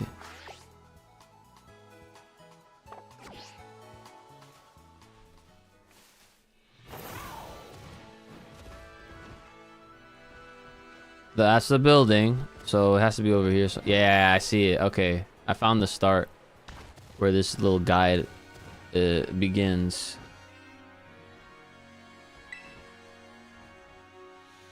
One Avengers appearance and maybe the X-Men appearance. Don't think he'll be there for the end of the Mutant Saga. Man, that shit really sucks. That I'm not gonna lie. I'm not looking forward to the day when we're gonna be writing off Tom Holland, bro. I'm really not. Like even now, even to say now he's been Spider-Man for 10 years is crazy, and he'll be around for at least another 5 years total. Hurts. It hurts to know he won't be here forever.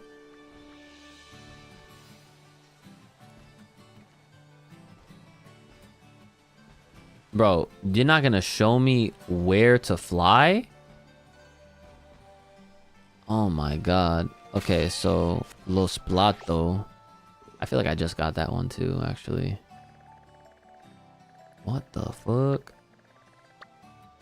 I was actually just... Yeah, I was just here, actually. I'm just gonna follow it in order. Los Plato.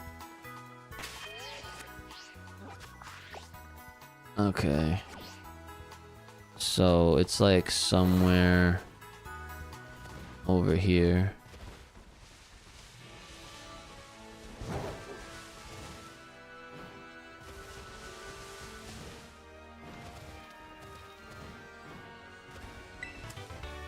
I might have actually got this one already.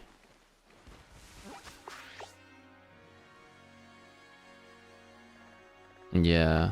I think I actually might have actually grabbed this. Oh, never mind. Haha, right behind me. Okay. Excellent. How old is he right now? He's young. Like, he's not very old. He's been Spider-Man for more years than not in my life, I think. He got cast in 2015. I was 10. I'll be 21 this year. Oh my god. if you're leveling your team up, fly to where... I'm not leveling them up right now. I actually do have a lucky egg. I do have one. I've had one on, actually, on one of my guys. I'm trying to find all these little stakes.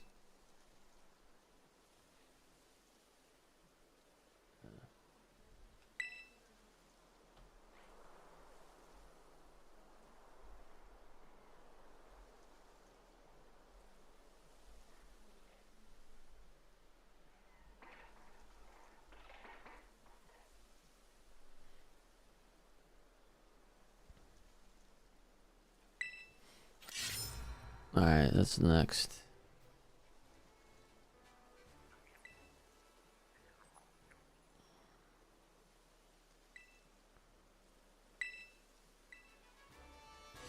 This guy didn't, they didn't show the map, bro. Okay, this was near, damn, this perimeter, bro, is actually OD. Oh, so we're like, can I mark this at his destination?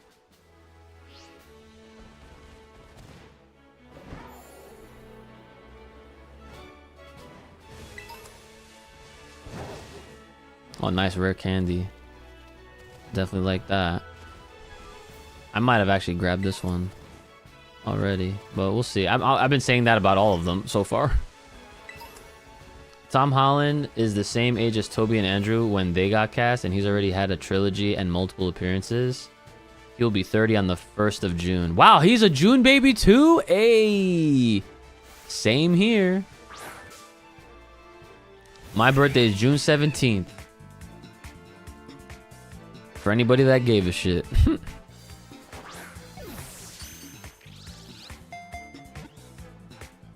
Ooh, critical catch. Nice.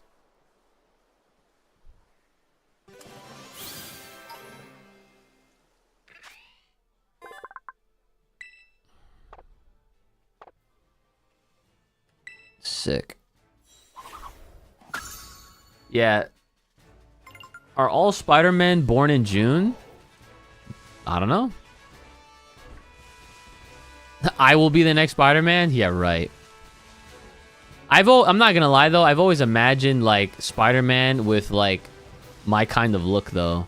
Like with you know, with like long hair, man bun, whenever, you know. That shit would kind of be sick. But then like how would that fit in the mask, you know? Probably not that great. But yeah, can you imagine like a Spider-Man like mask on, but then like he has a bun sticking out of his freaking mask like that? I low-key, I'd feel like it would have to be one of those that it would just kind of like, he'd have to pull down and then pull back up. So just like his hair's out or some shit. As the Prowler? No. No. Ah. Gotta be Spider-Man.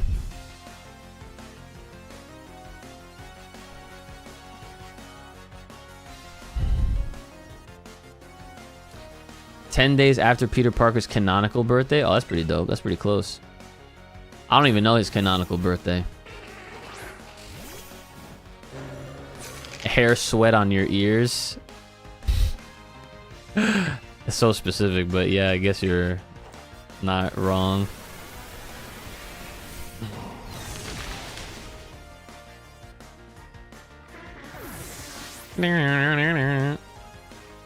August 10th? No way. Is it really?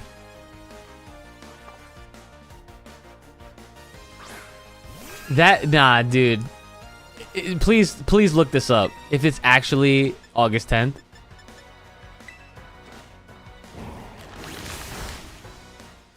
Because I'm pretty sure that's one of my brother's birthday. And, yo, when I tell him this, he's gonna be like, "It's fate." But I'm gonna be like, but it's not Miles, those Peters, because his favorite is Miles, which makes perfect sense.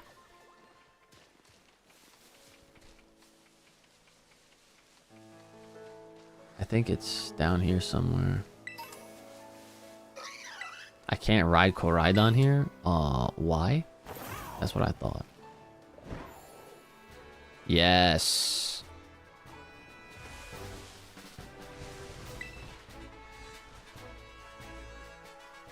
Peter Parker's birthday is celebrated on August 10th, a date confirmed by his passport in the film Spider-Man Far From Home.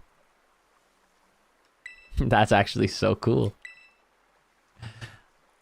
That is actually so cool. I gotta remember to tell him that. Alright, so next up, I think I just, well, ooh. South Province Area 3. I think I actually did get that one. So it's looking on from the east side. Whoa. You heard a mysterious cry coming from the shrine. Oh, does that mean I found them all? Yo, when you hear the cry, does that mean you have them all? Miles is August 3rd. Damn, that's pretty close.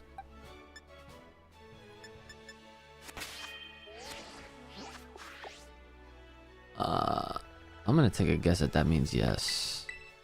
Yes. Okay, excellent. Oh shit, yeah, I got them all. All right, well, this guide is definitely helpful, so thank you very much. All right, let's see. Let's see what's behind door number 1.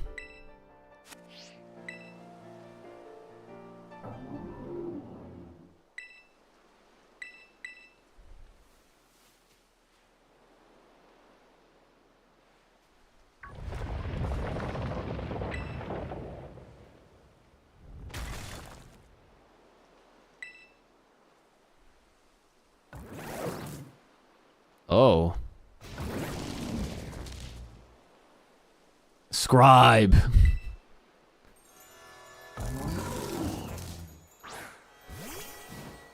Oh my god, this music. Oh, Wo Chen. Dude. There's a Ooh. Ooh. Hey. Okay, now we got some music.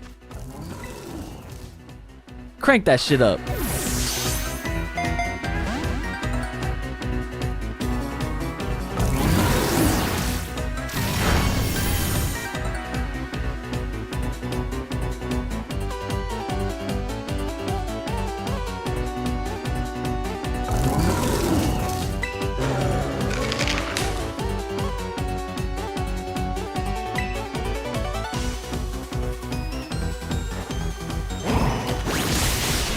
Ooh, I almost killed it.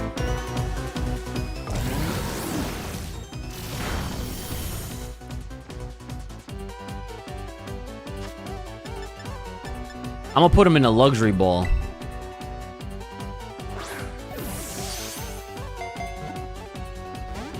Alright, I tried.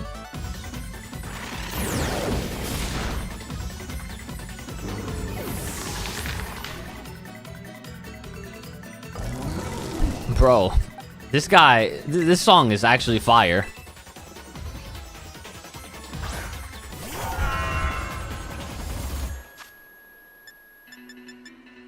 This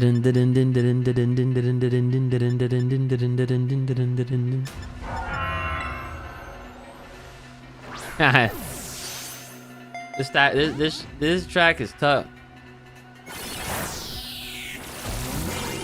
Oh, you know Giga Drain? So are these the legendaries then, right? These have to be the legendaries of the Paldean region, right?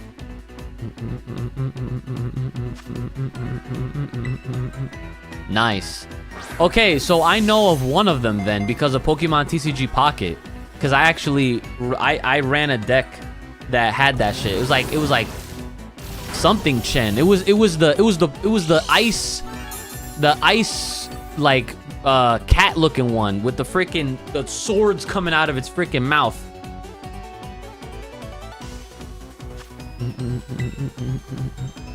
They gave out the shiny ones as a mystery gift. Oh damn, that's sick. They're the Ruination Quartet.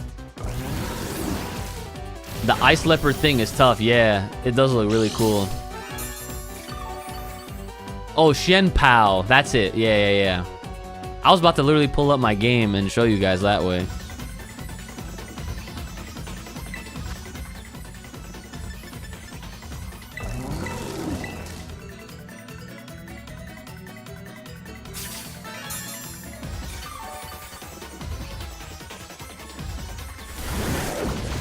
Ooh, Power Whip.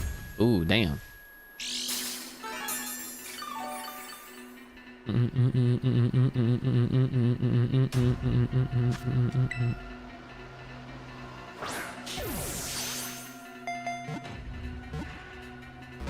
We got 2 shakes. These are some legends in my opinion. They definitely look the part for sure. So wait, do they all have their own song? Like all these quartets or whatever? The Ruination Quartet?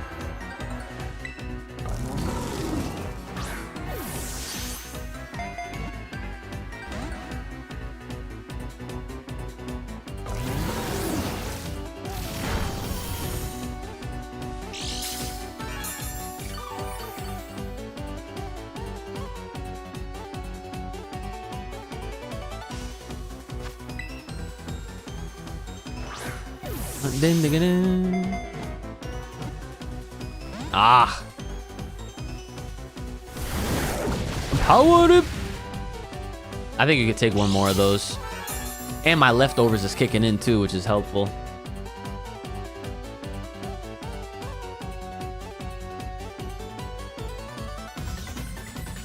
Oh, so it's the same song for all of them? Damn.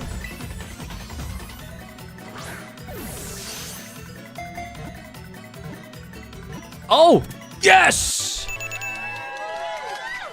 Got him. Whoa, Chen. Whoa, Cheesy. Oh, he's a dark grass type. The grudge of a person punished for writing the king's evil deeds upon wooden tablets has clad itself in dead leaves to become a Pokemon. Damn. Talk about a backstory. Let me get an anime for these freaking quartet Pokemon, bro. That's crazy. See if Mystery Gift still has them. All right, I'll check. Oh, I should have called him Whoa Cheesy. Damn, missed opportunity. I'm gonna add him to the party though. We're gonna start. Yeah.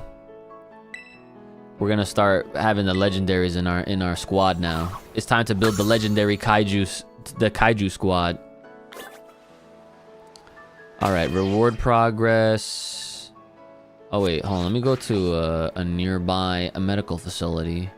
Buy the next one, which is somewhere over here, I'd imagine, right? Yeah. So we'll go here. I got any shinies yet? I don't believe so, no. Oh, actually, no, I do. I technically have a shiny... Oh, wait, no, I'm thinking of Mario Mon. Never mind. I was about to say, I got a shiny Bullet Bill, but that's not, that's the wrong game. Sorry.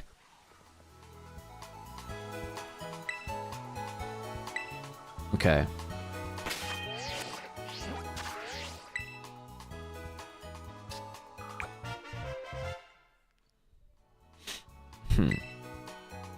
Got a Moonstone, yay. Dun, dun. I like how the game doesn't necessarily like spoil the entries. You kind of unlock entries as you find them, which is actually really good, and it makes sense that way too. Okay. What was I about to do? Oh yeah. Oh yeah. You wanted me to check Mystery Gift, so I need to connect to the internet.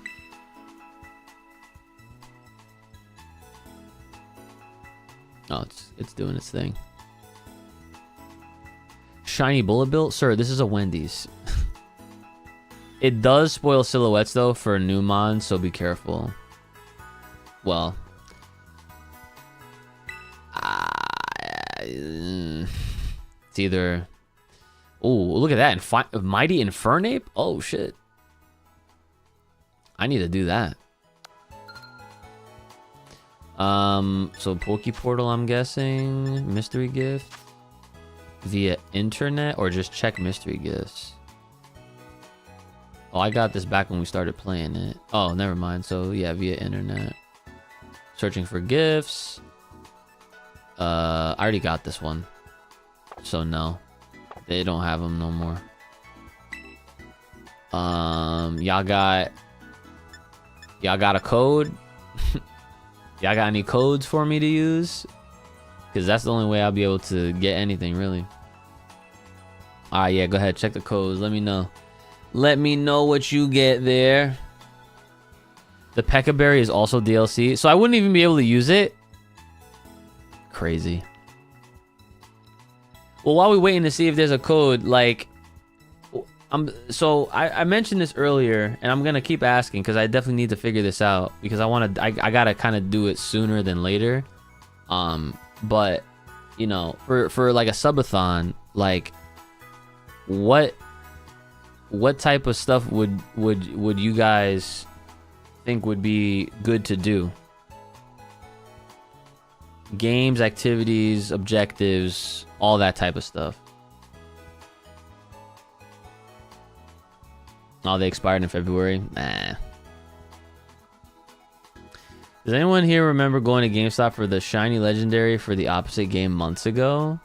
Months ago? I don't. I thought you were about to say, like, you know, I remember going to Toys R Us, standing in line for like a couple hours for a Mew.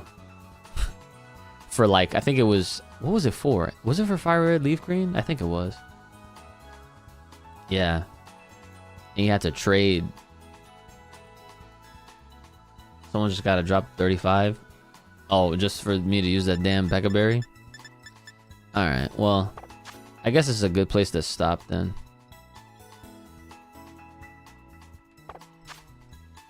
I'll save it right here. So, alright, well, this was good. We got a lot done. Hydrate, thanks for that. I'll do that right now. I was about to take a little sipsy.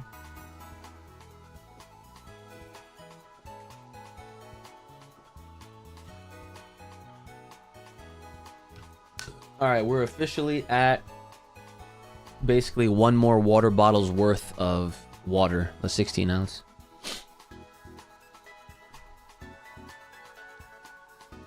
Our manager made people bring their games. People were scalping the codes. Damn, that's OD. People are so... You know what's crazy? The culture around people like being crazy about anything that's like a limited time release or just anything in general has actually caused like people in Japan to change how they even sell their own shit in their own country to foreigners specifically, because they already know what's up. They know that people that are gonna go out of their way to go there to buy shit because you could get it there cheaper, but technically it's not cheaper. You have to fly to Japan and that's not necessarily cheaper, but yeah, they have a limit. And oh, and also my cousin told me, because he went last year, he told me that when he went there and he was buying Pokemon cards, you can't buy boxes. You can only buy by the pack. So you pretty much have to tell them like how many packs you want, and then they basically just open a box for you or whatever, and then they sell you them individually like that, which is actually nuts. But you can blame all the scalping pieces of fucking shit that have ruined it for literally everybody. So back to X and Y, had a lot of Charizard codes. Forgot to give them out. Damn.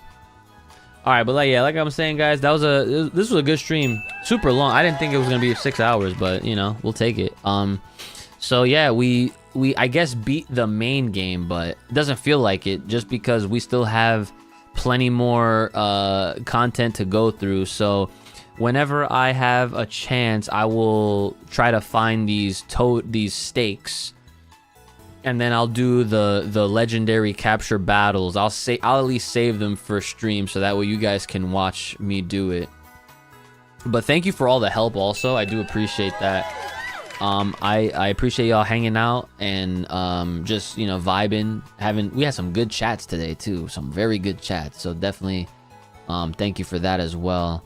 And I'll try to come back like Monday, like, let's see. Yeah, I'll try to come back like Monday afternoon if possible. And we'll pick up where we left off here with Pokemon Scarlet on the legendary hunting captures. And then based on how much time that takes us, if I'm able to find all the stakes over the weekend offline, then we'll see about also getting back into, or well, actually no, we gotta do the Ground Zero stuff over here, or Area Zero rather. Sorry. We'll see about getting back into Mariomon, which if we don't have time on Monday for it, we'll get back around to that when we finish fully with Scarlet version. And as far as the DLC goes, I mean, again, I don't have the money right now to be spending on anything really. So if there's any generous people out there that wanna, you know, donate for it, then I will definitely do it by that. And only by that, because, you know, I like I said, I can't. The only reason why I have Leaf Green and Fire Red on my Switch 2 is because of chat. So that's a big shout out to those that helped with that as well. But anyways, that's enough out of me, or I'll keep rambling and continuously saying thank you and over and over and over. So you guys have a nice rest of your day. Take care of yourselves. Love what you love. Gang, gang.